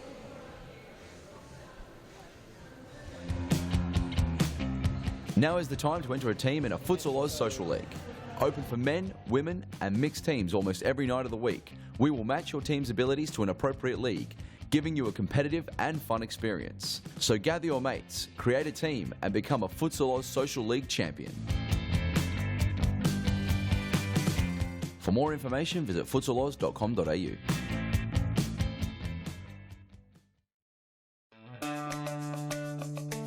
Do you have a team of stars in the waiting? Get them off the sidelines and create a junior team today. Played on Friday evenings and Saturdays, futsal offers kids lots of touches on the ball with non-stop action. And you only need 5 players to get your own team started. Enter a junior team today and take your kids to grand final glory. For more information, visit futsaloz.com.au. We're back live, ladies and gentlemen. Just 40 seconds left in the game. Fitzroy just coming out from left in the first half. Fitzroy calling a late timeout. We'll go back to the action. Okay, Dunlop whacks that into the back of Scott Rogan. That'll be a Pascoval side ball. Yeah, side ball. Novak. Call him Air Novak. He's done a few theatrical shots, or no, there was one jump where he jumped very high, headed in that high chest. Yeah. Theatrical. I think 8 you're going seconds. overboard there. Here is Anyway. Cosimo Russo. 5 seconds. 4, 3, 2, and that'll be the first half. So, a very entertaining first half, Shubs. I feel like Fitzroy have been a little bit unlucky that there was that Scott Rogan chance at the back post that was missed. Very easily could have been 2-1. Yeah, And yeah, so it could have been 2-1 in this half. Look, I'm looking at the shots. Looks like Pascaval have had more shots both on target and off target. Also looking at the possession, they narrowly are. Really, I mean, looking at those stats or not, I think Blind Freddy can see this game's a lot closer than Definitely. the 2-0 last scoreline. And as I've said before, the quality of the futsal has been fantastic. So, and Fitzroy definitely in the game. They're not going anywhere. And so futsal being the sport it is, the That's nature it. of series futsal especially, there are other versions of futsal out there that's We- boring. we- But the series futsal version of this game, 2 goals, it can change very quickly. So let's go to a quick commercial break. We'll be back right after this, and we'll continue on with the second half. Get a head start on the junior pack by joining Futsal Oz Little Stars preschool program. Our qualified coaches use their international experience to get the most out of your young kids, improving their confidence on the ball, keeping them active and having lots of fun inside our world-class facilities. Parents are treated with quality cafes and premium snacks every Tuesday and Thursday morning. The Little Stars program is open for boys and girls aged 2 to 5 years old. So enroll your little superstar and kickstart their futsal career now. For more information, visit futsaloz.com.au.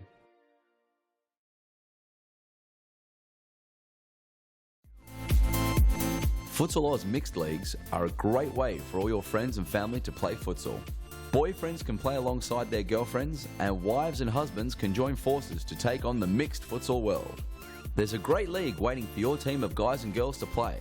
Whether you are a group of super competitive players, or you just want to have a bit of fun. So pick up your phone, text your pals, and start a Futsal Oz mixed team today. more information, visit futsaloz.com.au.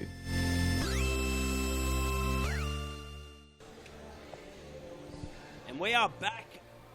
We are back for the second half of this series. Futsal Victoria men's division. It is played Friday nights here at the Futsal Oz world-class Thomastown Stadium. It is second half of the El Classico shoves, the final El Classico of this current season. It is Fitzroy's 0, Pascoe Vale leading by 2. And we were both saying just before the commercial break that this game, I know it's 2-0 to Pascoe Vale, but it's definitely been a much closer affair. So that's right, but massive second half. And you know what? I think Pascoe Vale have decided to flip the tables here and put in a press onto Fitzroy. So we're going to see both teams, both teams pressing. And Enzo, what a weapon, what an asset he is with that pace. Just breaks the press so easily, just with his quick fake, quick movement. So what an asset he is to have on that side. Aerobics Oz style there in the background. Mate, I think that's the Ashburton keeper warming up for his next game against Baldwin. And Lucas Vaz. Were the lights off in his room when he put his socks on? He didn't see what socks he was putting on. the colourful socks. Where's Wally? Where's Wally's socks? Any kids out there got Where's Wally books, bring them in next week and he'll sign them for you. He'll sign you the book. All right, back to the game. And here's Lucas Vaz. He scored the opening goal. You see, it takes 2 of them to beat him. He's an absolute unit.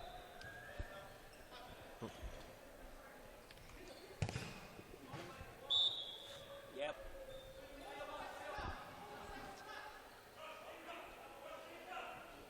And a corner for Pascoe Vale. Pascoe Vale probably, along with Fitzroy, work the hardest on their set pieces. You see, fantastic play. I miss Mateo Rocca. I miss Mateo Rocca. He was a serial volleyer. He was an absolute. Yeah, he was always being set up for volleys. So Mateo Rocca, I'm sure, is watching the stream. He could pull the trigger on a volley like no one else. Yeah, that's right.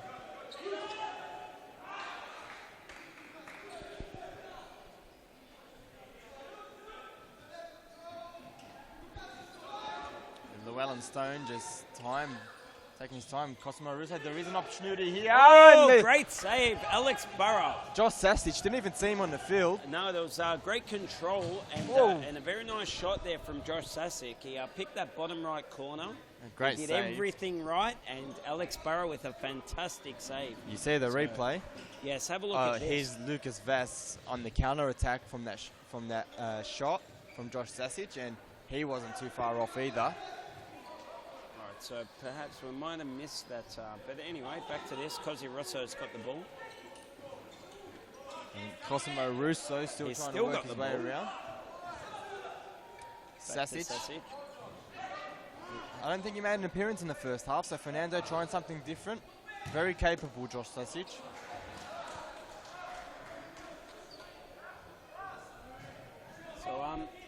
And you know what? That save from Alex Burrow, absolute top shelf save. So absolute top shelf save from Alex Burrow. He hasn't had to make many saves this game, full stop.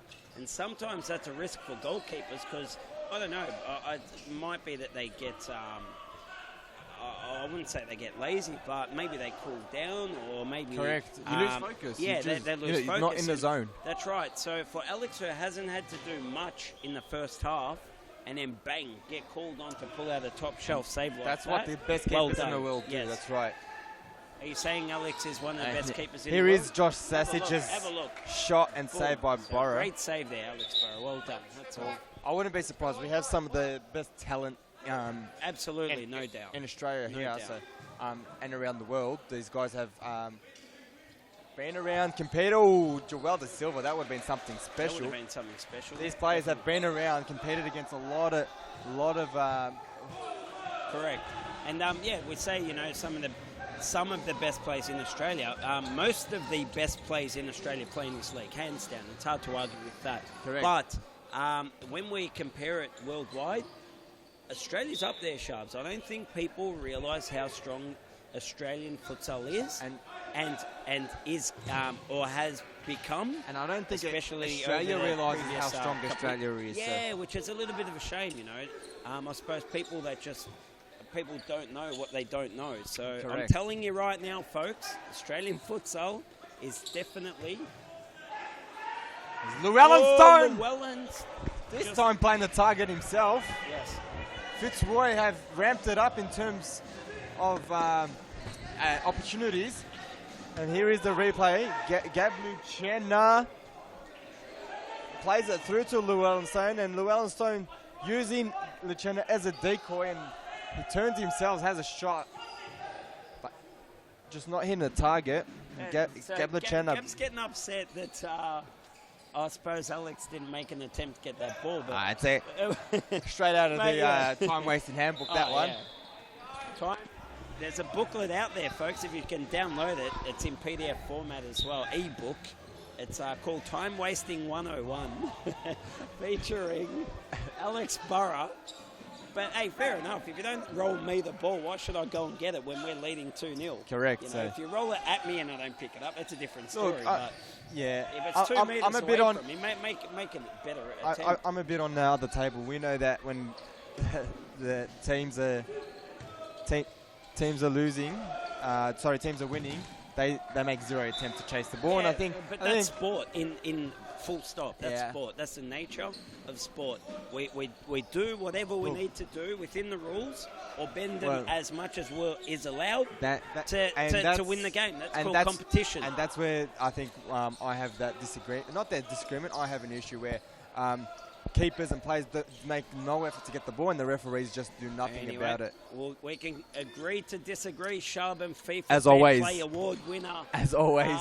Rajab. Anyway, moving on back to this game. Llewellyn Stone. Gabluchena, he's been impactful since he's come on. I don't think he played the first half either, did he? No, I don't think so.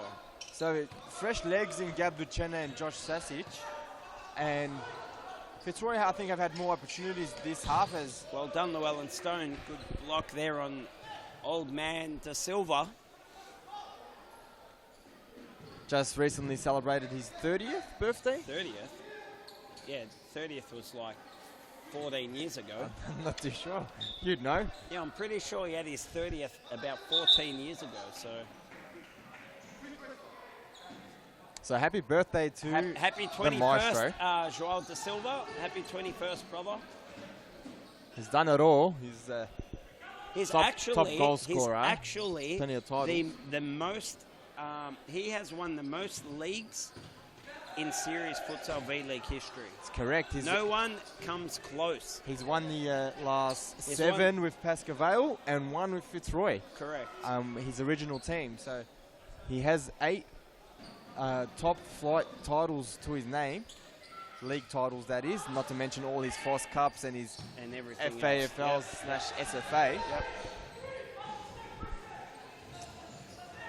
And about 26 years ago, he won the best youth up-and-coming player. There he is, though, putting pressure on Abdullahi Abdi. Llewellyn Stone. I don't know what he was trying there. I think he needed to be smarter than that, because, I mean, I think it's Andre obvious just you're going to get contact. You're already near the line. You got to expect contact to be pushed over the line. So I suppose that's called experience, Shubs. He'll learn for next time anyway. Correct. Here is Abdi playing Dunlop. Fancy turn shot. Just wide. It's end-to-end stuff now. It's picked up. It's 4-on-3. Bubba very slow and too casual for my liking to get back. And Fitzroy. Andre letting him know about it, yeah, as good. we say so that. So he should. So Michael Charming picks up the ball and starts counter-attack with Scott Rogan. And Bubba's just taking his time to get back. Luckily for him, Fitzroy, nothing happened. But, they weren't able to get an attack. But fantastic play there from Pasco.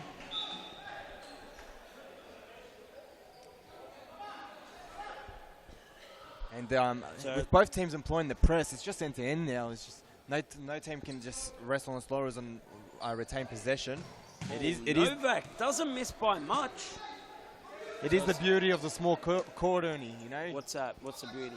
That it can in a high pressing game, it becomes very hard to rotate out, and it just becomes end-to-end quality attacking futsal. Fast paced, as you see there. It takes something special to break out, and they almost did Pascal. This is frantic futsal. Mauricio Novak. And here we go. Pascal may try to slow it down now. I don't think Fitzroy will let him. Press still going. Well done, Stephen. Well done. Stefan Risty. Yes, so Stefan, well done there. He got past the press. He rode 2 tackles, came out on top. And Lucas Vass, can he conjure up something special here? There's a 1-2. 1-2.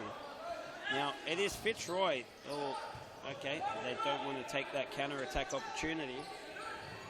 I think they're still sticking to their game plan, Fitzroy. There's still plenty of time. I mean, 12 minutes is a long time in futsal, especially if that stop clock in the end. Well done, Mauricio Novak, to get back. Look, it's 4-on-3. Fitzroy have to punish when they've got the advantage in numbers. Just too well drilled Pascal in this situation. The three Pasco players on 4 are defending well. And fantastic ball from Scott Rogan. It was a good idea ball. It wasn't a fantastic ball. His teammate wasn't able to get to it, but it was the right idea. I agree. I think. Let's have a look. Let's have a look at the replay. We'll see. I think Abdi's path is blocked here, so Scott's just played it into the where the space is, and Abdi had to read that in my opinion. Yeah, look, absolutely, no doubt. It was a right option. So smart play by Scotty to square it up. Yeah, perhaps you're right. Just 2 teammates Abdi not on should the have same realised. Oh, my line's just been blocked. Dangerous futsal here, Abdullahi. And that is why well done, Abdullahi Abdi. That is why he has cemented a spot in his senior squad. Pumped. Let's have a look at the replay, please. Absolute workhorse. So a goal out of nothing. So I don't know what that touch there was from Novak, but Abdullahi Abdi picks his pocket. A bit of luck as well. He flicks it up. Not much Burrow could do about it. And in the end, Abdi just barges his way with the ball over the line. So you know what? For all that hard work and determination, well done, Abdullahi Abdi. So... And Fitzroy won. He has cemented that spot in the senior side in recent weeks. Yeah, deservedly so. We touched on that before. And you see the results of it, just that confidence. And a player that obviously listens to instructions. Fantastic press there. Fantastic team press there from Fitzroy. They've stuck to it all game. That's right. And it's kept them in it. It's 2-1 the scores, ladies and gentlemen. The thing I want to point out to all the viewers is that wasn't just Abdi's hard work. That was only possible because his 3 other teammates were all pressing off camera that you couldn't see. That's why Novak didn't have an option to kick the ball forward. So Novak was actually caught with the ball, no options to pass to, and before he knew it, he got closed down, bang. His pocket was picked, lost the ball, and the goals come out nothing. But that was from a full Fitzroy team defending together and pressing all together. And we'll go back to the action now. It's, what do we have, 9.5 minutes of play. So, again, plenty of time for Fitzroy not to just get an equaliser, but to win it. And Pascal's press has died off a little bit. Oh, and Alistair Dunlop, you can't give him too much space. There is a timeout called by Pascal, perhaps feeling the heat a little too much. It's great, isn't it? It is fantastic futsal here, ladies and gentlemen. If you aren't down here, you're missing out. It's a great game to be watching up front and live. Courtside, definitely. Hey, entry's still free, so make the most of it. Come down. That's right. There is no reason. Courtside. No reason not to be here, ladies and gentlemen. Fantastic game. You got Fitzroy, Pascal, 2 of the biggest clubs in Futsal Oz history, is serious futsal history. So fantastic quality all round. You've seen some quality goals by Pascal, and hard work from Abdi to earn that last goal has brought him back 2-1. But you know what? 2-1 scorelines probably deserved, and it's probably reflective of the game in general. Do you think Pascal been a little bit better? Do you think Pascal can hold off, or Fitzroy can they hold cause on? an upset? Look, I think the scoreline at the moment at 2-1 is reflective of the game. Pascoe Vale have been a little bit better, and they're 2-1 up, and I think that's deserved. I think this second half, Fitzroy's definitely been on top, and hence why they've scored their only goal this half. Great. I think do if they want to see a persist, second they'll goal, though, from Fitzroy. Send this thing to penalty shootouts. It will be ridiculous. Anyway, let's go back to this game. And Enzo back on for Pascoe Vale. And Lucas Vass will be valuable during this press as well. Needs to play his target role strongly.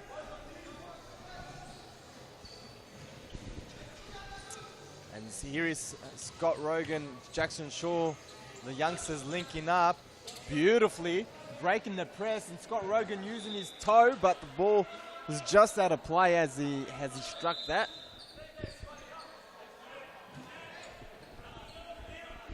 And so Andre Caro opts for the throw. Lucas Vass, as I said, will be valuable, but double teamed. Fitzroy have double teamed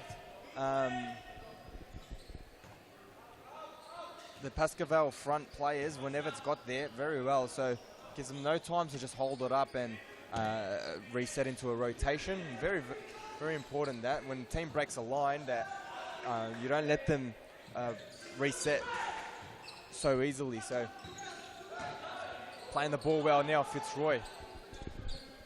We'd just like to say thank you to all our viewers online for tuning in. No doubt you are enjoying it. Entertaining game. Frothing. Frothing. From wherever you may be. Oh, turnover there from Enzo. Jackson Shaw, calm, but Enzo read it well. Playing with fire, Pascoe Vale still.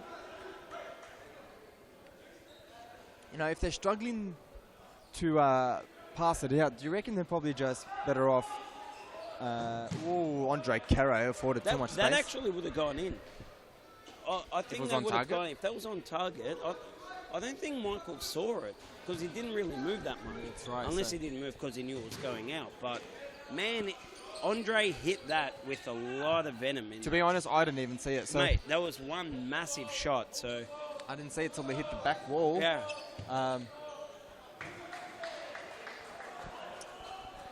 I wonder if Pascoe Vale would be better off just clearing the ball when they're being pressed rather than trying to play out, because they are playing with fire and just, you know, try and catch Fitzroy on the counter. No, I don't see it. I don't see it. I don't see that they're playing with fire. I think Pascoe Vale are doing what they do best. And yeah, Pascoe Vale keep the ball the best out of anyone in the league. As we see a yellow card to most comfortable Scott at keeping Rogan. the ball under all circumstances. Well, so I don't think they're playing with fire. Also, too, for all of our viewers, Andre Caro will be giving away his shoes after the game. So write in the comments if you want him. He's going to pick someone anyway.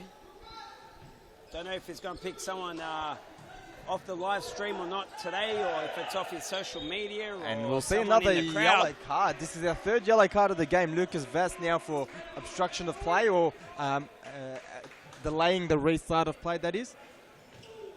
So a little fun fact for those out there. They are not the same boots that Andre wears every game. He's actually got 6 pairs at home. And he actually doesn't know this, but I mixed up a couple of. Whoa! I mixed up a couple of the left and rights when he wasn't looking. Can we get a replay of that shot from Jackson Shaw? He hit that sweetly, had so much time to line it up, and I'll tell you what, Alex Borrow had on nothing target, of it. That was a goal, yes. Yeah. So he's got 6 pairs at home. They're all perfectly, they're all neat and in order, but he doesn't know. I mixed a couple of them up.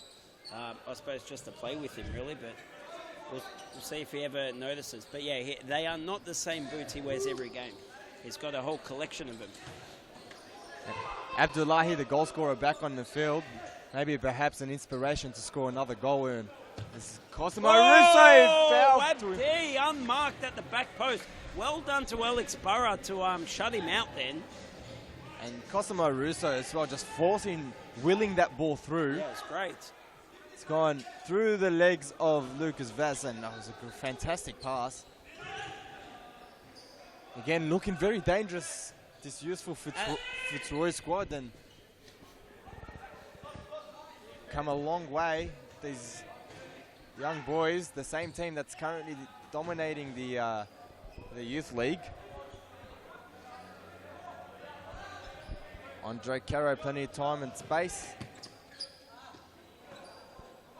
Joao da Silva trying to be cheeky with a heel flick. With that heel flick? Yeah.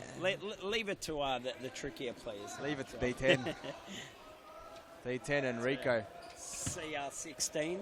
There is 4 minutes to go, 2-1 the score, so still time for Fitzroy.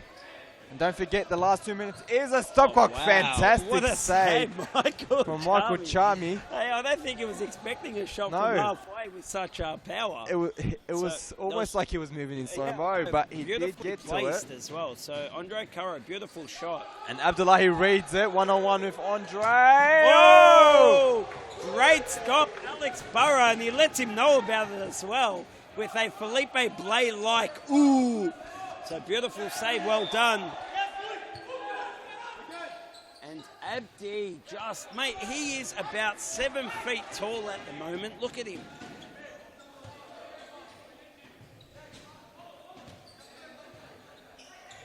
I'll tell you what, Jackson Shaw, Fernando has been screaming for him to sub for the last 3 minutes, and he's just given away a foul then, and now he's come off, so...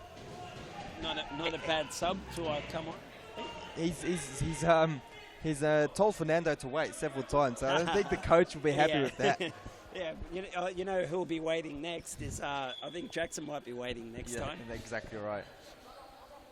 Andre Caro rolls it. Shut off well by Cosimo, didn't allow him to get a shot. Joao da Silva taking no risks.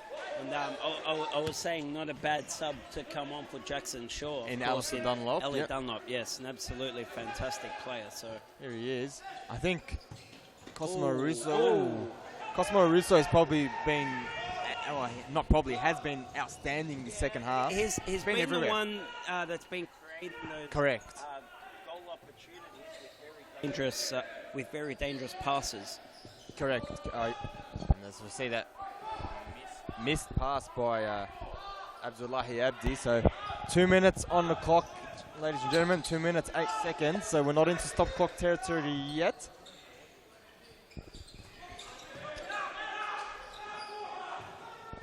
And we have another turnover by Andre Caro. Then we are into stop clock territory so now. Final 2 minutes, 1:59 exactly.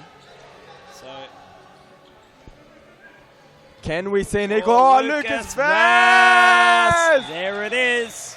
And beautifully read and well finished. Oh, I love the celebration. The little dance and the little wave. Please.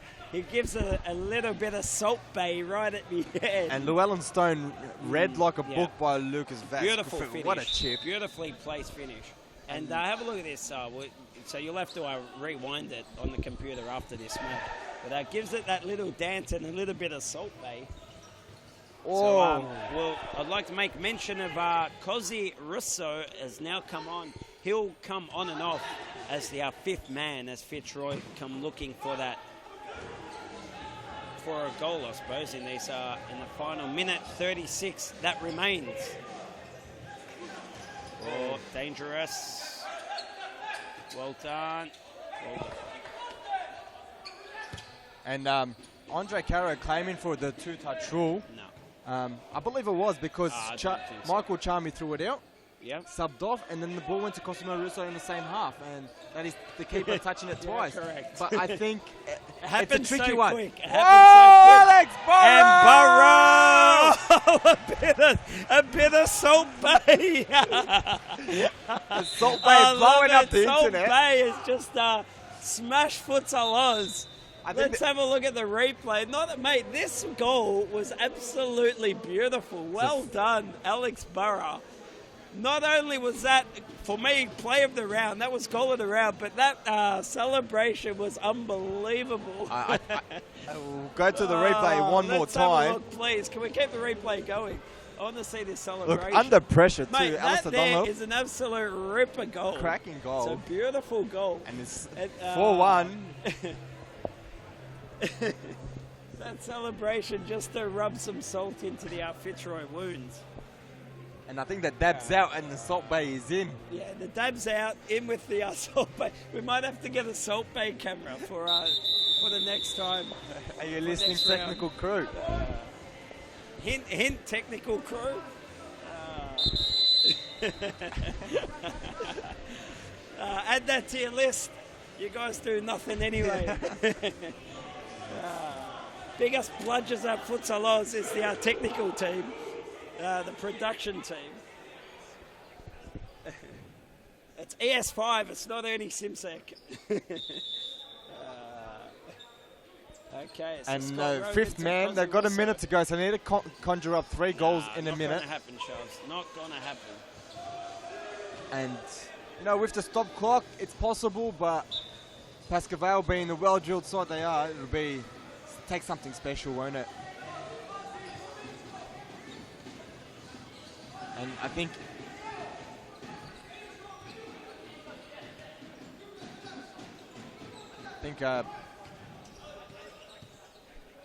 So, Series Futsal Victoria, the men's division I'm about to speak of, will from now on always be Friday nights only. So no more Sundays. We've given Sundays the flick. Sunday's a day of rest, a day of partying for some. But yeah, so Sundays no more. It is every Friday night. Kick off from 7 p.m. I think it's a great decision. Friday nights is prime time, and this is a prime sport, Friday so it's where it belongs. Absolutely ridiculous here at Futsal Oz. Tonight is the final night where we don't have our juniors at the stadium. As of next week, this stadium will be absolutely chock-a-block.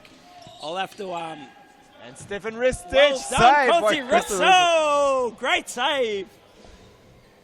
So well done there. He stood strong, he stood tall, and good save there. So we'll see the replay. Stefan Ristich probably looking for his first goal of the game. I Would have must been say, amazing a poor for him. shot from Stephen as well. Stefan, he shoots it straight at him. Cozzy from only 6 metres away. So should have done better, but hey, it's not that easy. It's easier said than done. And that is game, ladies and gentlemen. Thanks for joining us for this game. We still got another game to go. So do not go anywhere. This game up next, it is between Ashburton and Bulwen.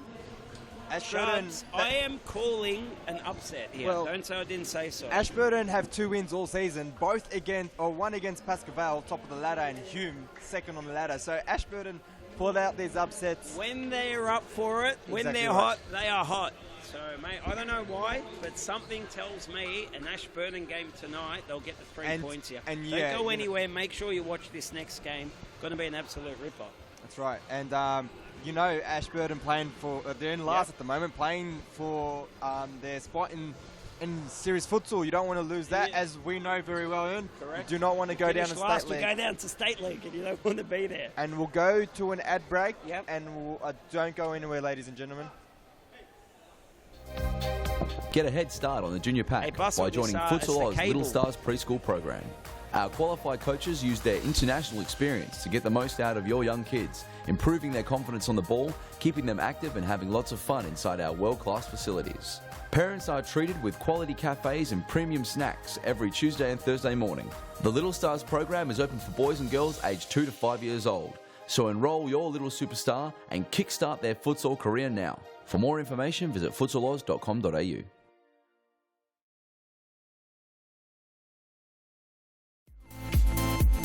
Futsal Oz mixed leagues are a great way for all your friends and family to play futsal. Boyfriends can play alongside their girlfriends, and wives and husbands can join forces to take on the mixed futsal world. There's a great league waiting for your team of guys and girls to play. Whether you are a group of super competitive players, or you just want to have a bit of fun. So pick up your phone, text your pals, and start a Futsal Oz mixed team today. For more information, visit futsaloz.com.au.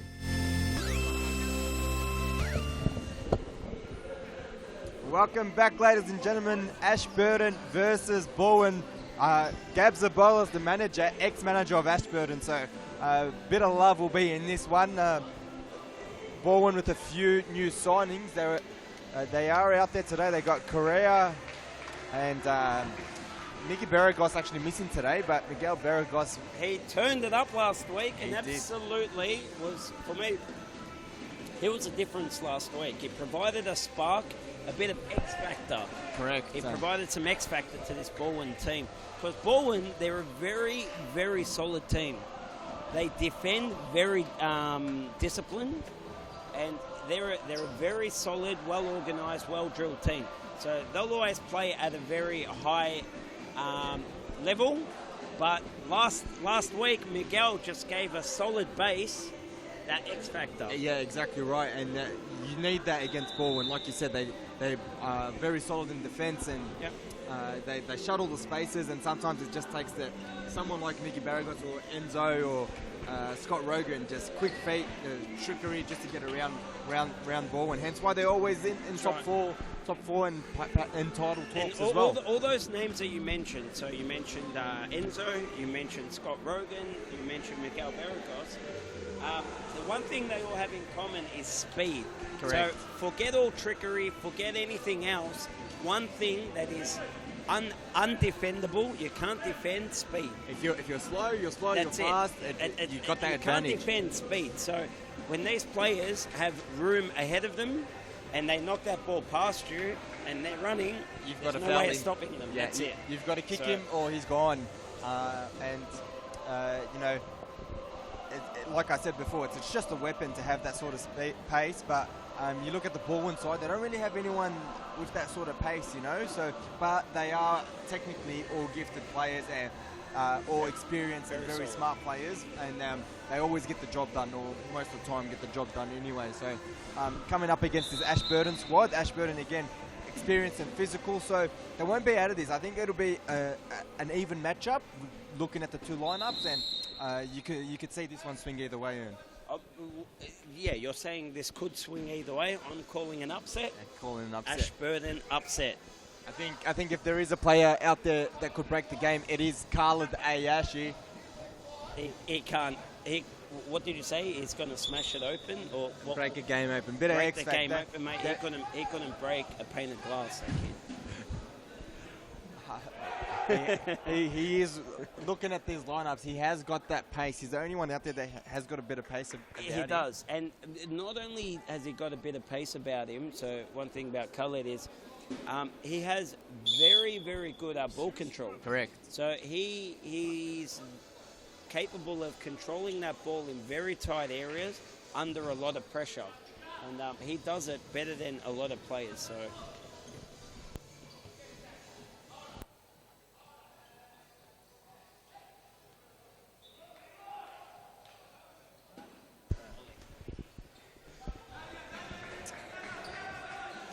And as expected, Baldwin will set up with this 3-1 rotating back three and a swinging target. So they stick to this tactic fairly often. Ashburton playing a 2-2 in defence. So looking to just let Baldwin rotate as they please and hopefully just force an error at some point or the other. And here's Giotta trying to thread a pass through to the back post. No doing. The ball finds Zaccone and saved by Vincenzo Musico. And we have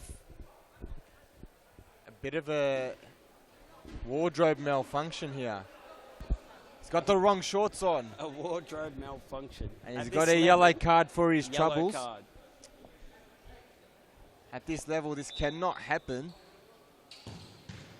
I think I've seen it happen once in professional sports before, and it's Chris Judd walked out with the wrong top for Carlton, the Navy What, Blues. in the training top or something? No, before the game? He wore the seasons before top, No, which he didn't. had a different sponsor on it. Ridiculous. So- How do you get that wrong? It was all over social media, so you want to be careful. They pick up on it, and the sponsors slap you with a heavy fine. No, that's not true, but they should. That sounded good. You had me fooled.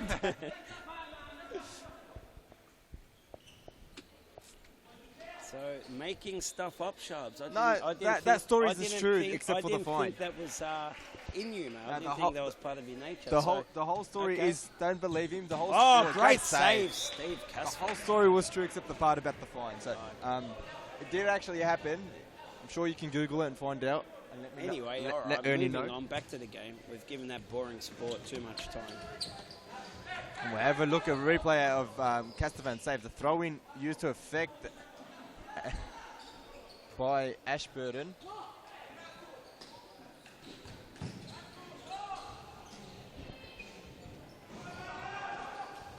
And on the counter-attack now, Baldwin. Just end-to-end now at the moment. And neither team really able to maintain possession, so...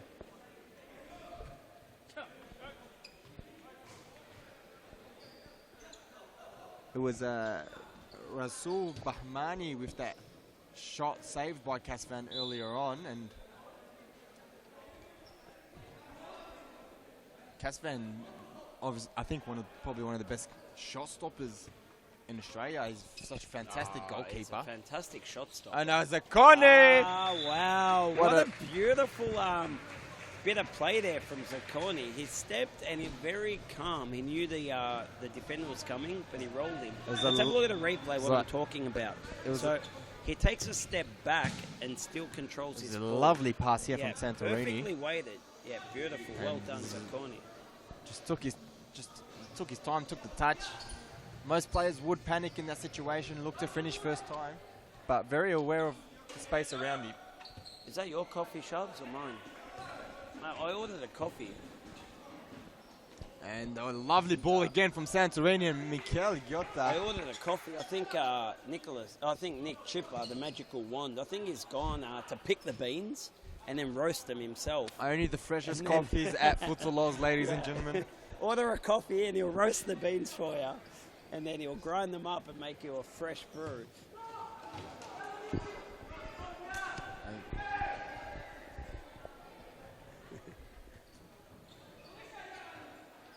It's a bit of a slow start here. We've got a goal for Baldwin. The train. Zacconi will play it back to Casvan. Over the top. A little too much. Has Casvan done something with his hair or what? Chubbs? Does he look a bit different today for some reason? I think he has shaved it. Right down to number one. Didn't go the full bald. Wasn't brave enough. On the number one. Looks good.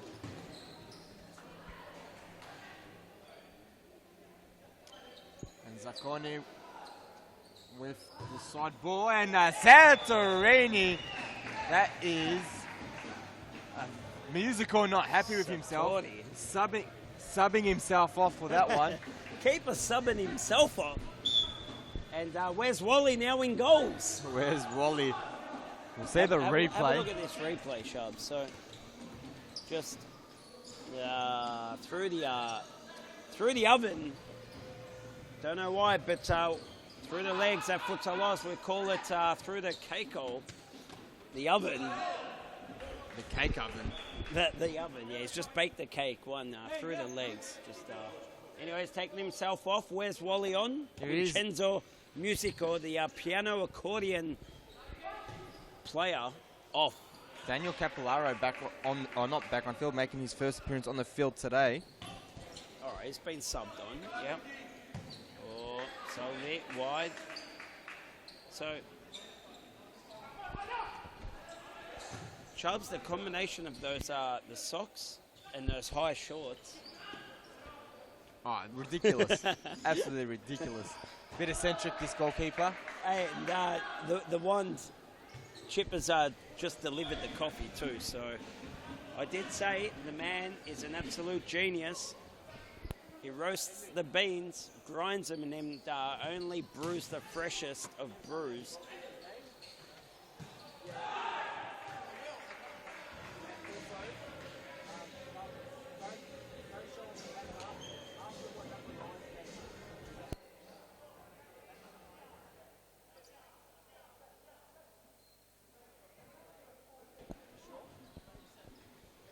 Okay, so D10 now. Oh, being dispossessed. Oh, and then fouls. Oh, yellow card. George Memetea says D10, have a bit of this. We won't tolerate any of that. Next time you pull off any of those tricks, sunshine, be straight off. And we have, here is Charles, Bahmani. was that a yellow card in your book? I think it should have been. You reckon? Yeah. Mate, I don't think so. There was hardly anything in that for me. George Memeteus just banged straight on the cards. Not taking anything today. For me, there was nothing in that. But Once again, Ernie, you're not the referee, so just let it go, I'm not mate. the referee. Daniel Capillaro playing it to Kelly. What do you reckon about Mema? Nice ball over to Carrera. Oh, one through the legs. McKelly Selva just holding possession here, ball and another lovely long ball. D10 with the header. They are very good at that ball and with the long balls.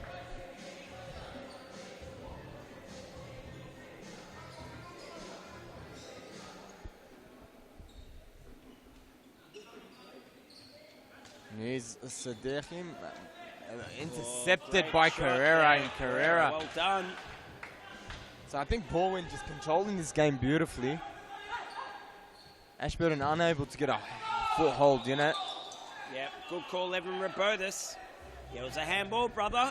Whether you mean it or not, it's a handball.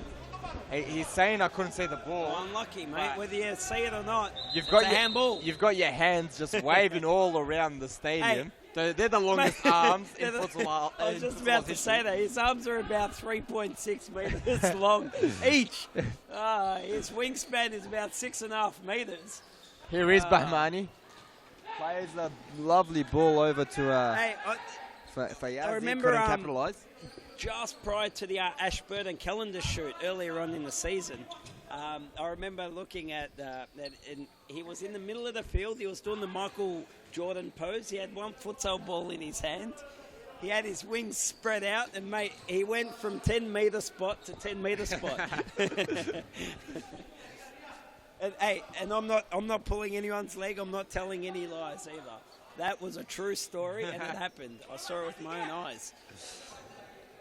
Hashtag fact. Hashtag fact. Speaking of Instagram, get onto the ES5 official Instagram. And you can also follow Futsal Oz on Instagram. There's many fake accounts out there, so make sure you get on the official one, ES5_futsal. Anything else is just a rip-off. Oh, and off the crossbar. That would have been a lovely off goal. The crossbar. Oh, bang. And the foul by Santorini. Mate, it's Satori, mate. No, Santorini is in Greece. Santorini is in Greece, where the 300 Spartans will be playing. I was dropping subtle hints, extravaganza. I was dropping that hint. I was hoping you'd pick up on it. So Santorini, hit the V-Power man up if you want to get involved. Here is Bahmani again. He's been involved in a lot of the play. And he will continue to be involved. Oh, great pass. Good endeavour in defence as well. Well done. So a bit of end-to-end action here. Now Bowen again, just slowing the pace down. They're 2-0 up, so they don't need to force anything. Do you like D10's boots? I don't. New just wheels? too bright for my liking. Yeah. Well, lovely play from Giotta. Here we go. Now opportunity for Ashburton, and it is that man again, Bahmani. So it was a great play from Bezaport to get the ball in his own half and run it up the field. So have a look at this replay shot. He picks up the ball, rounds past Michele Selve, and gets it off to Bahmani, who's unable to flick it past Kasvan. So anyway, going back to our D10's booth before I wasn't finished before you cut me off, or that bit of play cut me off. Close up, they are awesome up close. The colour changes. But as in D10's words, these are not in my words, D10's words were, mate, have a look at the bumps on them. It's like Bowser off Mario World. So if you have a look, it's got the spikes like Bowser does on the back of his, on his back there. I have seen those boots up close, and I've seen the bumps. I'm not a fan of the bumps. They're called Bowser bumps now. I thought we've termed them Bowser bumps. I thought they looked more like pimples, to be honest, on the boot. They're not pimples, they're Bowser bumps. Just an acne problem.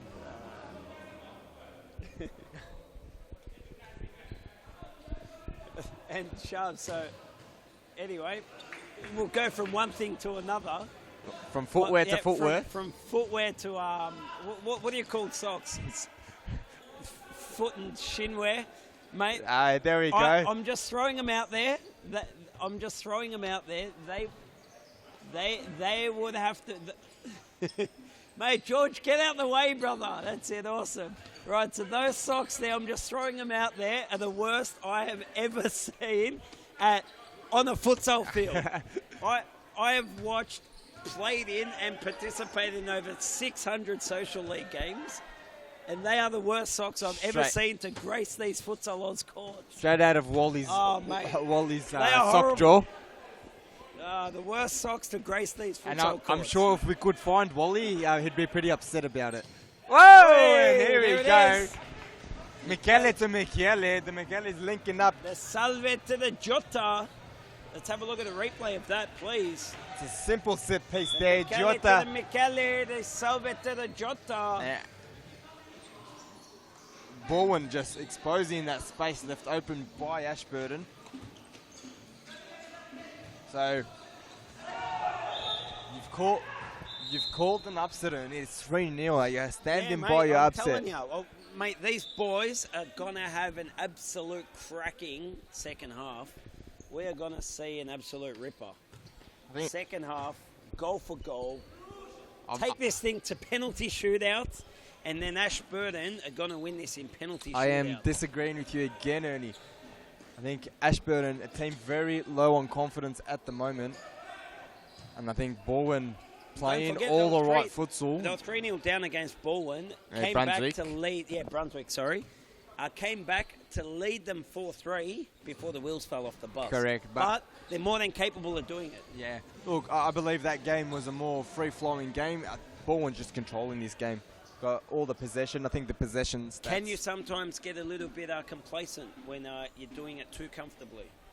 Oh, perhaps, I guess. But you'll start to see signs of that. You see the team stop rotating and just... Anyway, well, we might see the stats at half-time of just exactly how much possession Bowen have had. I'm just throwing it out there, I'm guessing, but it's at least it's more than 60-40, yeah. I reckon it's about 65. It must be in the 65-ish to 35-ish, but so we'll get the official stats up at half-time.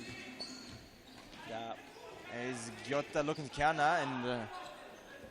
the production team, forever growing, forever improving, forever leading the way.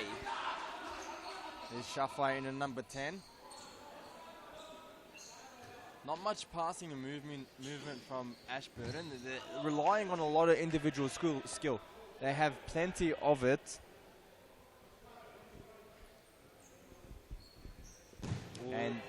So well done there, Bowen.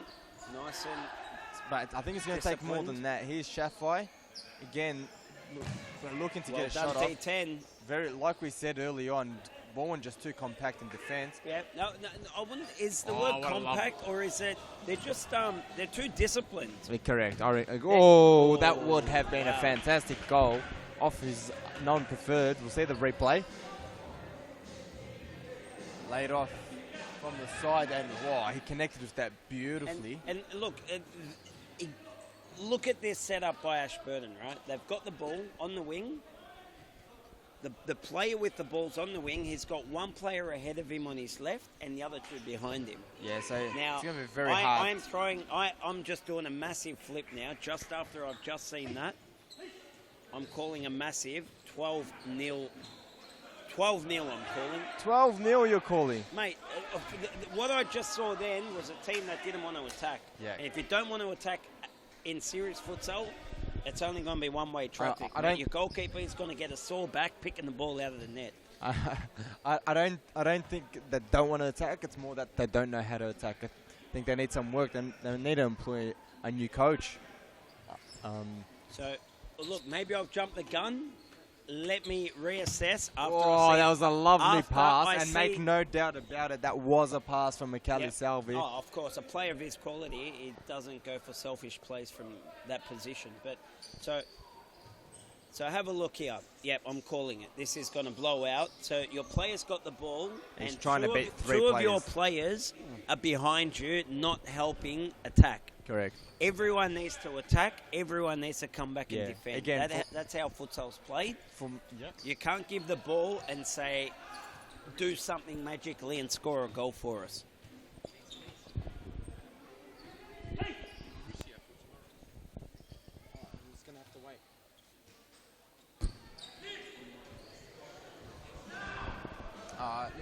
Ernie, in my opinion, I think. So I'm calling a blowout. I think it'll be a big win. Maybe not 12. No, it's going to blow out, man. They don't want to attack. If you're going to attack with one player, you're going to get drilled. 12-0. I think we'll get 12. to 8-1. I'm going to stick with 8-1. Baldwin haven't been able to break through for a while, and Baldwin's that kind of team. Once they're up by 4 or 5 Shaban goals, they'll slow Rajab, the game down. 12, brother, 12.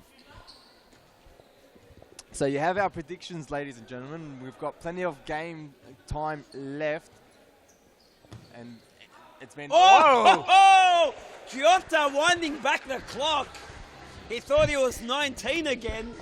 Can we get a replay Let's have of that? a look at this ambitious, ridiculous attempt.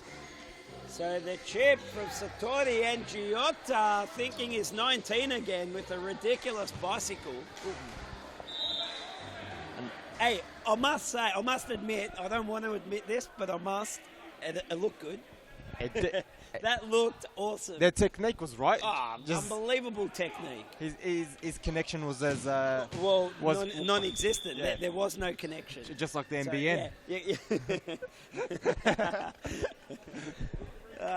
Mate, it looked unbelievable.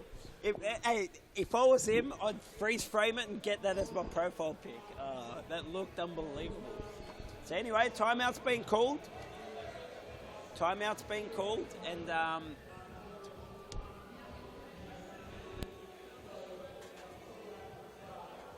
Ashburton, Neil Baldwin. So let's have a look at the crowd if we can. So have a look. A few of the kids are out there.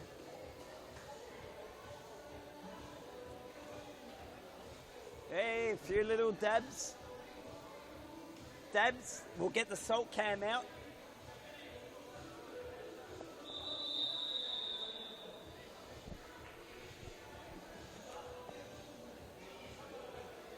Hey, the gun dabber.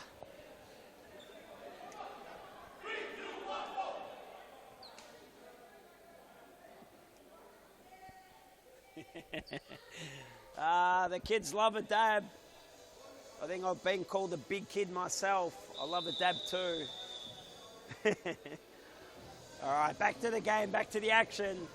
It is Baldwin leading Ashburton 3-0. Before the game, I said Ashburton, I just can feel an upset here, but these last few minutes, Ashburton, for me, have been a little disappointing with the way they've attacked, or their lack of attack.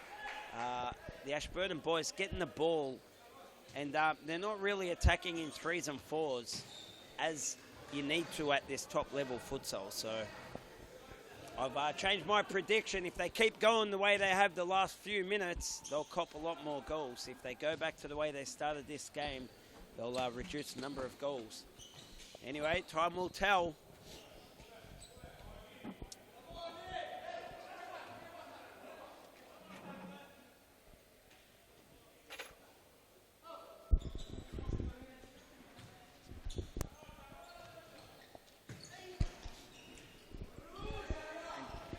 Yep, just 3 minutes to go in the game, in the half, sorry. Sorry, guys, bit of technical All good, issue. mate, all good. Technical difficulties, eh? We've got to act some people. Yeah, I know, We've got to put some heads on the chopping block. The technical director is having a nightmare today. Right. And, the giant Barmani just causing trouble. Should that be a free kick? What for? I don't know. He punched his own player in punching the your head. teammate in the head. I wonder if that was outside the box. Can we get another replay of that, please? No, it wasn't. No chance. I want to see a no replay. chance. Ernie, you have no idea. You see that? Where's Rolly clearance? All right, we'll get a replay later, ladies and gentlemen, and we'll see. Here it is. Mate, no chance. The long throw. I don't know. I thought. It's a good area to throw the ball. Oh, just outside the area where you make the goalkeeper think, am I in, am I So, out? there it is. Beautiful goal. Well We done. have a goal. 3-1, game on. Ashburton upset is on the cards. It's taken them 21 minutes, ladies and gentlemen, but they have broken through. A bit of belief. They get one, get a second goal, watch the belief come back in this Ashburton team. And the intensity stepped up right away. It's given them, like you said, that belief. Baldwin playing it smart, though, just slowing the game down back to their tempo. Chubbs, I do want to stress, though, if Ashburton, so they've got a risk here. They go back to attacking the way they did about 6 minutes ago, where they attack with one player, they're gone. But go back to what Ashburton does best and just smash teams on counter-attacks, and with their very direct-to-goal type play, they'll score some goals. That's right. It does leave them exposed. Good though. save, Wally.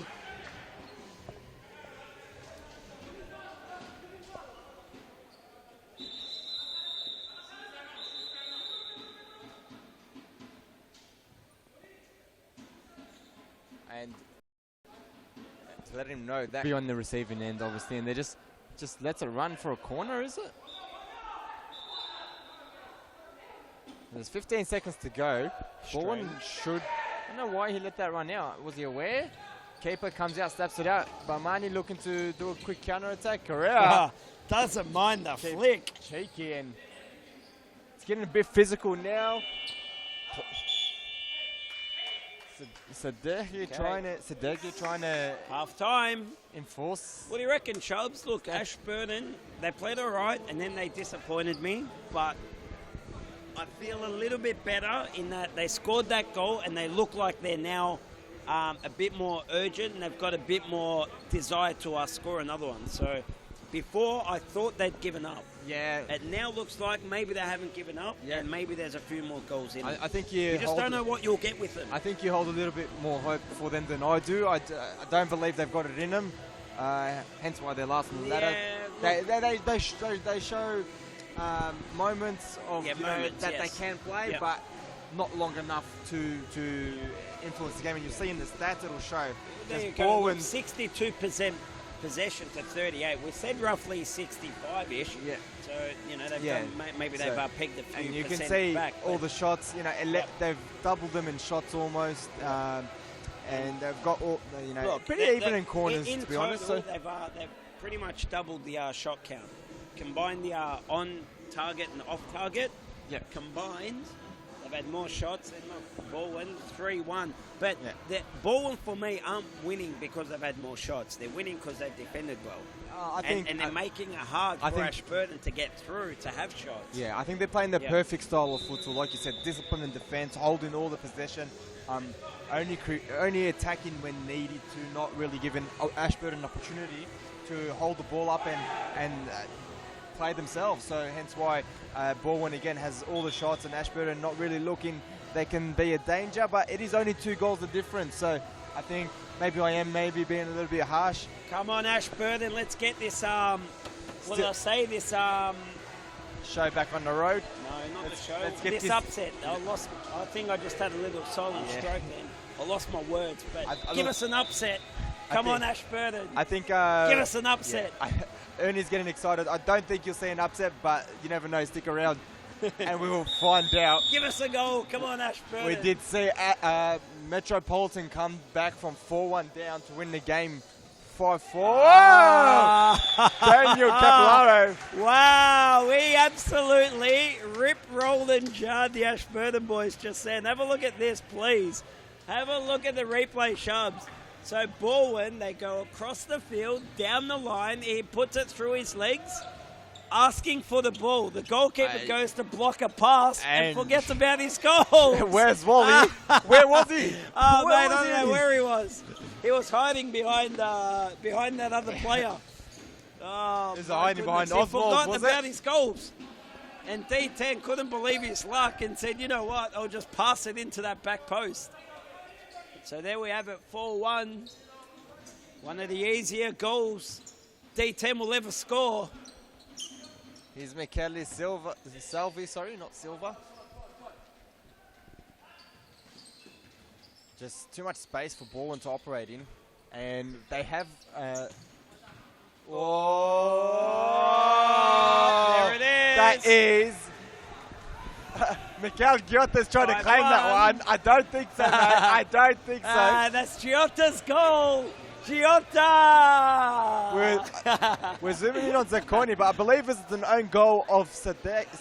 Of the keeper. No, did he get the last touch? I don't know, but you see that flick up in the air. No, it's got to go to flapping Sadeghi. his arms around. Mikael Giotta played the pass. He wants the... He wants the Yeah, it was an own goal. He wants to claim it. No, mate, you can't claim that goal. It was an own goal. Absolutely no chance, buddy. It was a good try, though. Oh! That was a ridiculous challenge. What are the refs going to call here? Let's have a look at the replay. What was that? They both forgot for a moment where they were. That was like the footy AFL of the 1980s. And he stuck his hand out, and he's just got into Salve, and he's got a yellow card for his trouble. Did they? Oh, was there a card given? I thought they both did it. Look, Can we have a look one more, please, at that replay? I think- thought they both just went up for the ball. Look, I think... Yeah. Yeah, he stuck his arm out. What Definitely do you has mean to he be stuck booked. his arm out? He stuck his arm out like that, and that's where the Okay, danger I didn't comes. see that. I Not didn't sure see what it. he's trying to do with the arm, but Well, maybe trying to jump higher. you know, use your arms to propel yourself. like Super I Mario don't know does. what physique classes you attended at school, but we were told to drive with our arms. I was told to drive with my knee, buddy. That's where all the drive comes from. Drive with your knee. I hope you don't drive with your knee and text at the same time. I do sometimes. No, you don't. Ooh, and Sadeghi.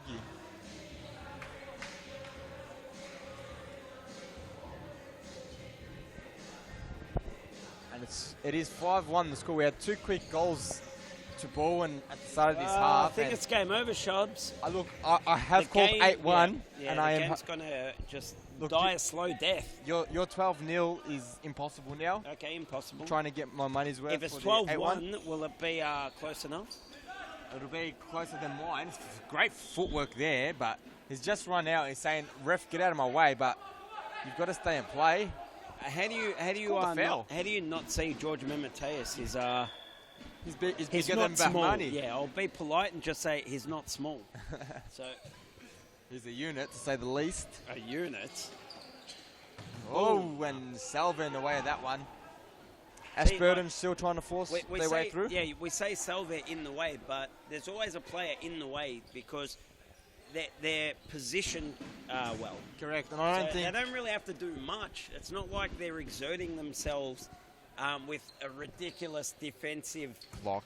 effort or a ridiculous defensive, slide. And no, it's effortless because they're starting in good defensive positions. And that it goes back to what you were saying before, just not enough players forward of the ball and not making defenders think about where they have to stand. So correct. Not rotating, not dragging defenders around the pitch. So I think all too easy for Baldwin, just stay man on man and get in the way of the shots.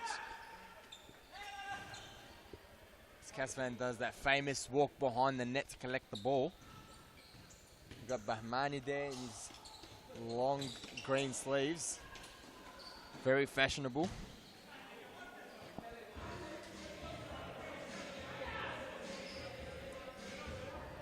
And Sadeghi. So, pardon me. Whoa, and Salve gets off a decent shot there.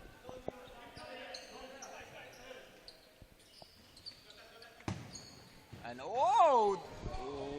That would have been an amazing goal. Ridiculous. That ball was pelted at Bahmani, and he just got a header onto it, onto goal. Jota, well done. And Kalade Yashi looking for a pass. See the replay of that header. Look at that. This ball gets absolutely pelted at Bahmani. And the header was on target, needed saving. losing.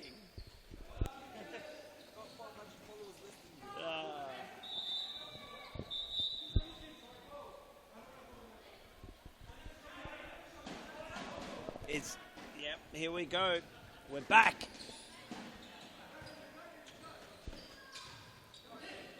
And Salve before just found too much space. Just toying with him. No one wanted to step up and close the space in front of him. Yeah, and so Salve just making no mistake, placing that past Wally there in goal. So he sold a little dummy there, and he's left his defender flapping. So it was too easy for him in the end. 6-1 Chubbs. Just sent him the wrong way. It was almost like watching a basketball crossover, futsal style. So the players just sent the wrong way and had no chance to get him back, and it's just ended up trying to stick out a leg hopelessly. Carla Dayashi gets a shout out from the crowd, Carla Dayashi. From one air raider to another, is that what you're saying? Yeah, well, you got the Matters and the Ayashas all in the crowd. Massive air raiders, the whole lot of them. Air raider number 1 just waving his hand. Yep. And he's, no matter, obviously plays for Hume. Yep. Ladies and gentlemen, referencing the choke job they've had over the last couple games. They've lost to Ashburton, Metropolitan, and who was it they lost to last? And Hume as well. I'm sorry, Fitzroy. Correct. So they've only got one or 2 wins this side of the new year. Yotta, Well done. Hume should be sitting on top, in my opinion. Just keep losing games to teams they should not be losing to. So back to the action. Kaldayash, I don't know, just mucking around with the ball. He's being, whoa, that was a ridiculous challenge. Silly challenge. Not acceptable here, Ernie Simsek. That would be a foul. And is it Satori? What is all that? Oh, okay.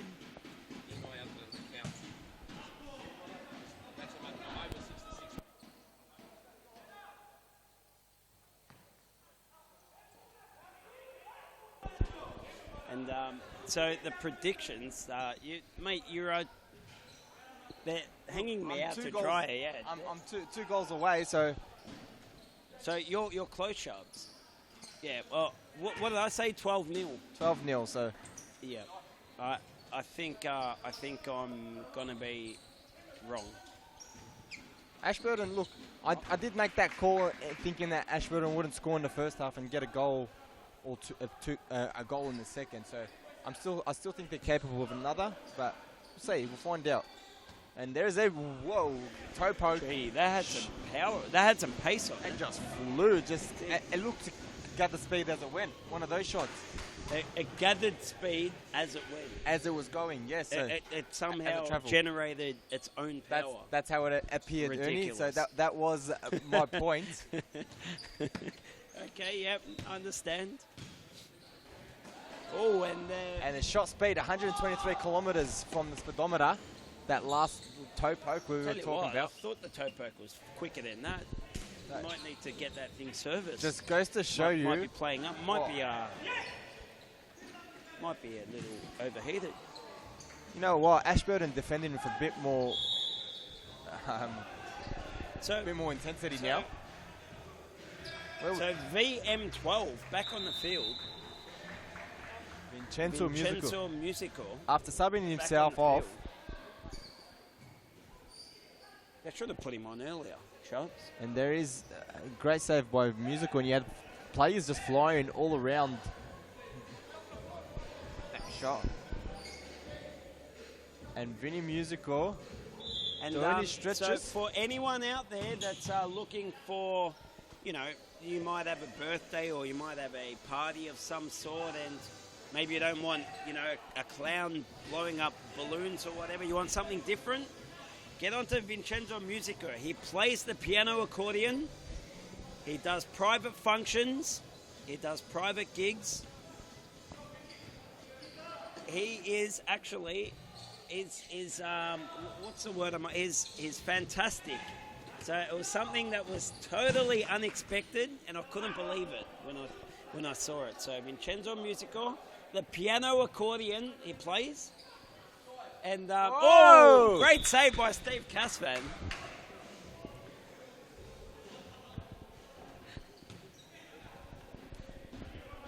So anyway, shout out VM12. And Steve Castavan, has he hurt himself? Sorry, I apologise. It's the VM29. I've been corrected. VM29, Vincenzo Musico 29. Now, if we can see on screen there, Steve Castavan, with the physio coming on, is about to receive treatment. While we have a timeout called here by The Baldwin. crowd asking for the dab cam.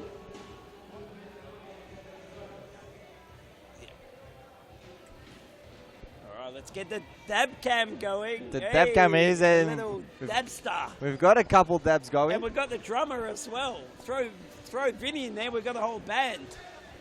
That's not a dab. Move on. No. There's a dab. Hey, there we go. There's a couple there. There's a couple there. And hey. there's There's the a half girls. dab. Is that a half dab?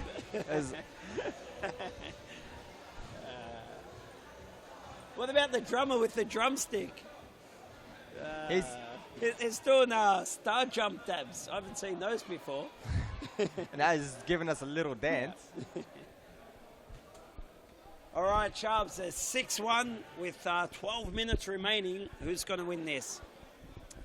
And by how much? I think it's still going to be 8-1, but 8-1? By the looks of it, Steve Castavan hasn't returned from his injury, the treatment, so we'd like to get an update on what's going on there, see if he can come out again. Baldwin do not have a spare keeper out there, so this could turn things in. 8 goals worth, you reckon? 8 goals? Probably not, but Probably not. Ashburton are watching they need on 6 goals. It's a 6 with goals interest. worth. You Not can having see Steve there in on your screen, Steve Castavan slow to get up, still got the physio by himself, limping back. Now, the fact that he's back, forget it. It's they're safe. They're home and hosed. I don't think Ashburton have been playing well enough to score 7 goals, even if there was a cone in goals, to be honest. So we'll return to the action. Baldwin has just been defending too well, so. And here is Shafai, again unable to get a shot on target. So Casvan's made 3 saves this game, and one of them's pulled him out the game.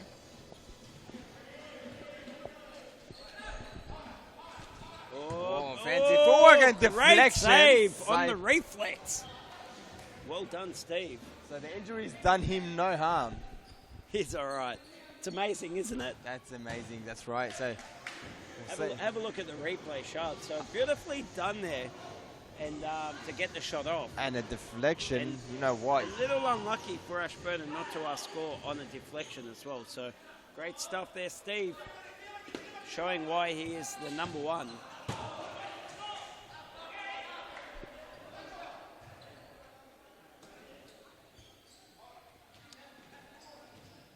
Oh, and fancy rainbow. Sharks, But can I just say, you're 6-1 down. Save the tricks for Whoa! the game. D10 says this is how you do tricks.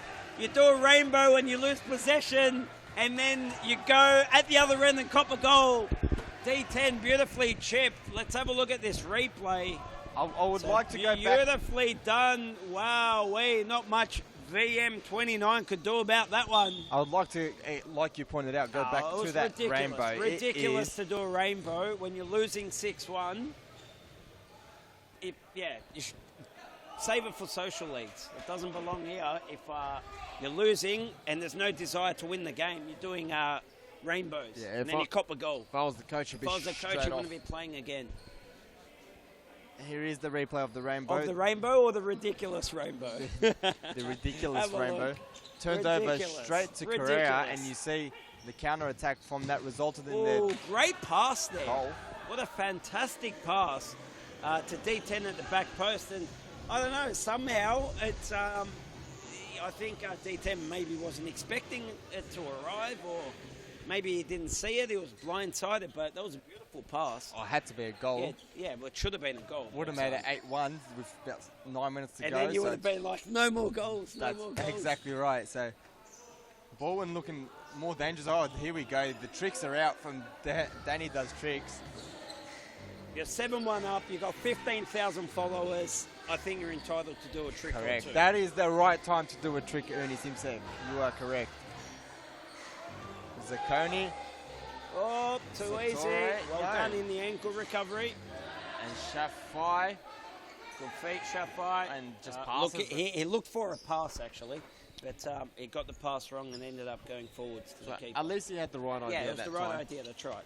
Ball's still in play. Oh, look lovely at pass. that pass! D10 with the outside of the foot. Oh, wow. And he gives us nothing. There it is. The smile. Do we have a replay of that pass? We had a perfect angle of it, Chubbs. No, we No, don't. not that one. Not the goal production team. Chubbs, someone upstairs has got to get the axe. Put the head on the chopping block. And Zacconi doing the safe thing, just passing the ball out of play. Correa, they're battling for the ball. Correa had all the ball, so good call by the referee to play on. Oh, there it is! Ashburton 7-2 with 7 minutes 50 remaining. They start their comeback. And that play started with Vinny Musico. Yes, with the Benny Benny Hill. And Ashburton, like you said, when they play direct, is Mate, when they are the play best at playing direct. Just play direct, defend like 10 men and attack like 10. And he's tried Good the chip save, too. Caspen. He's tried Good a save. D10, but No, you know, I don't mind that chip. That chip's okay because Caspen had his angles covered, so he didn't have much of an option. just poor So execution. the is what option, he's yeah, saying. the option is to chip him, no problem. So I like that. But the rainbow was ridiculous.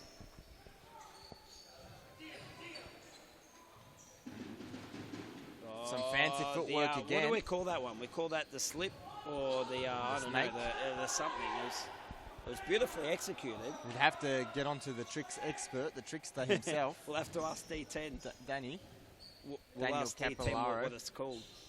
And Here we go. here we go. D10. Yeah, he's been watching some ES5 tutorials. So that is actually the Oh, Falcao wow. for those watching at home. That is the Falcao as performed by Have a Danny look Dusty. at this. Boom.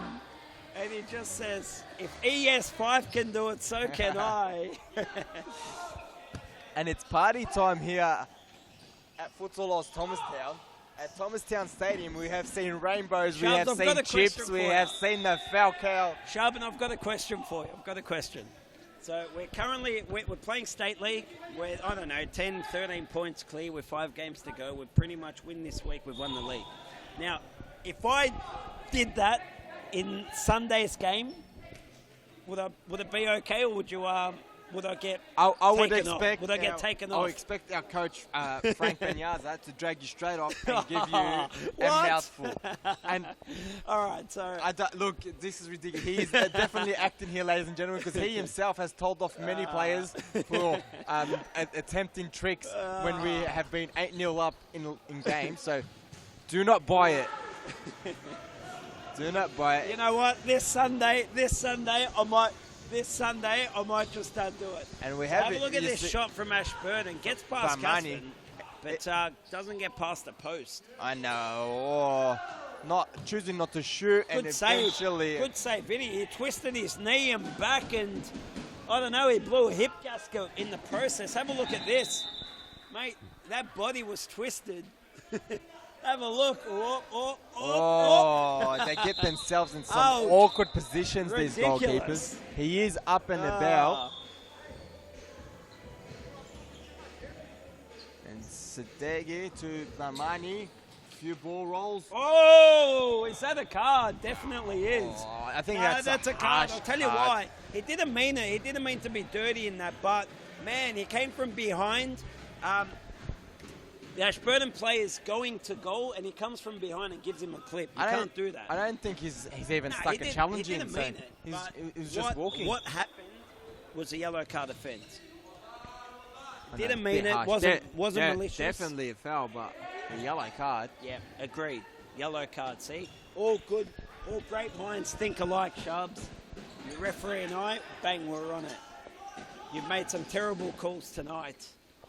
Glad you're here in the commentary box, not out there refereeing. In case for those watching at home, I am a world-class referee. I do have my license. Have ref in national tournaments all around Australia. Yeah, license out of a Kellogg's Cornflakes box. It is still a license. I think Hey, do you have cornflakes or Cocoa Pops? but it was a FIFA-approved Cocoa Pops. What do you box. eat? Cocoa Pops or cornflakes? I don't have cereal, actually. What? Do not. It's full of sugar, kids. Don't eat cereal. Get on the fruit, the yogurt. Get on wholesome foods, cereals. Get on even toast. It's only marginally better than cereal, but it's better anyway. Oh, wide. Can we see a third goal from Ashburton? They are attacking with more endeavour now. Baldwin cleverly just slowing the play down. Ashburton got a little bit of momentum back towards them. They brought that percentage from 38% possession up to maybe 43 or 4. Vinny Musical. Hey, D10. One too many tricks. 3 on 1 here. 3 on 1. 3 on 1. Got to finish, boys. 3 on 1 needs to be punished at this level. And is it Shaffai, number 10? It's Shaffai's job, in my opinion, to be the one calling it at the top of his lungs so that his teammates are aware that he's coming through down that flank. His player not knowing about him is the reason why he went out left to a lesser option and lesser in terms of the positioning. Yeah, so it should have been out to the right and then squared to the left to finish it off. Look, I don't think the out to the left pass was all that bad, and it could have been squared to the right, but I just don't think they were all on the same page. So definitely trying to force it through. Steve Castavan, despite his injury, has been fantastic, and that's another throw-in that we've seen intercepted. He's had about 3 of those, so I think we continue to ask, why would you throw the ball that close to the keeper? Is there any way of getting another replay of that 3 on 1? So you're saying it could have gone to the left and to the right. I'll tell you why it can't go to the left, because that guy on the left doesn't know about the guy on the right. If you give it to the guy on the right, he's still got 2 players in front of him, and he can see he has 2 options, so he will square it back. So but the player on the left he doesn't know about the guy behind him on the right. Can I get a word in? So my point is, a well-drilled and a well-trained team will automatically know that's the situation. And so what situation? The 3 on 1? That it's a 3 on 1, in you their don't minds, have to see your players, and you just square it there. No, but in their minds, they're 2 on 1. They don't know about the third guy. Yeah, so because he's behind them. So they don't know it's 3 on 1. They think it's 2 on 1. Correct. So like you said, you hear the call and you know it's a 3 on 1. So either way he went is not an issue. I think it's more the call that was the issue in the end. Yeah, correct. The call's the issue. Exactly right. So Shaffai makes a call. He gets the ball, and then all 3 bang automatically are on the same page, knowing it's 3 on 1. So I never said it was the wrong pass. I said it was Shaffai for not calling it. Correct. I said that was the error. All right, just wanted to clear that one up. That's all right, no problem. And with a minute to go, ladies and gentlemen, it is 7-2. Bang! Oh, slide. It's 7-2 in favour of Baldwin. He's got a bit of a limp going. Yeah, he's been hobbling since his treatment. So and they don't have a goalkeeper they don't have a keeper on the bench that can take his spot. Yeah. So if you're Gab, like do it 5 minutes ago, why not play 5th man? You got nothing to lose. Just practice the game. I wonder where Omid is today. Actually, not sure. Yeah, look, you could practice the 5th man. Yeah, why not, man? Maybe they haven't trained it, so yeah, let's train it now. 5 minutes. Get Casvan off. Let him rest. I wonder where Omid is actually. He's a very accomplished keeper. Casvin on a Benny Hill. Get the Benny Hill going. Oh, and handball. Yeah, hit the hand, whether you mean it or not. You can't argue the case of hitting your hand. Is it a red or a it's not yellow? a red. He's It's giving not a him red. a No, yellow. hit his leg first and then deflected up and hit his arm. So not a red card, but it's still a handball. It hit his hand. Here is the replay. You Okay, see so the here's shot. handball. It is on target. Hits Yep. his foot Yep. onto his arm. So, Yeah, that's why it's not a red card. It hit his hand, hit his leg and deflected up, hit his arm. when it was traveling towards goal, it hit his leg, and Yep. when it had hit his arm, it was actually traveling away from goal. So not denying anything with the handball. Good goal. Well and it's finished. well placed. Well finished. Cas Van guessed right, but tucked right into that corner. Very hard to save. See the replay. Just calmly picks his spot. Beautifully placed. Bang, right into that bottom corner. Placed with power. Yeah, So and you know it's beautifully placed when the goalkeeper goes the same way. The goalkeeper picks the right corner and he still gets beaten. That's very hard to do in futsal goals. And another save there. We've got 5 seconds left on the clock. We could see another goal. It is 3 points to Baldwin, a crucial 3 points. Keeps them in that top 3 hunt. And there it is, Baldwin 7, Ashburton 3. It was a very dominant display from Baldwin. They weren't troubled too much in this game. And yeah, I think it was a typical game from Baldwin. They were they got up early and they just decided to slow the game down, hold possession. That tends to be their theme. They get up 2-3 goals and they're just content with holding possession, knocking it around, conserving energy. And that's what they're good at. Doing. Correct, you Yep. know, and they got to the other team has to come and get it, so spaces open up. And we've got the stats on the And board, look, in the end, Ashburton had a lot more chances in that second half where they brought up both the shots on and off target. Yeah, level. that's You right. know, So- both having almost 20 each. Yeah, and again, actually, no, it's 17 and 7. Sorry. So one's had 24, So and it the was other one's only- had 20. All right, so it's yeah, correct. So gotten a lot closer because of the second half. yeah, and I think attacking I effort. think again that comes with Baldwin choosing not to attack, Yeah. just hold possession, run the game down. What was it, 6-1 at half time? They Correct. didn't really need Yeah. to attack. So, So, yeah. just Wrap it up, Sharps. Yeah. Wrap it up, brother. okay. That's it. Thanks for joining us, ladies and gentlemen. It's been a great night. We've seen some fantastic comebacks, great games, great futsal. We'll see you again next Wednesday Wednesday? for women and youth, and then Friday we will have the men's senior series futsal Victoria men and a cameo because State League have playoff series, have catch-up Catch-up game. round. So you might game. just see CR16 ES5 on this field Fingers crossed. will be massive. Don't go anywhere. We'll see you Wednesday and then Friday.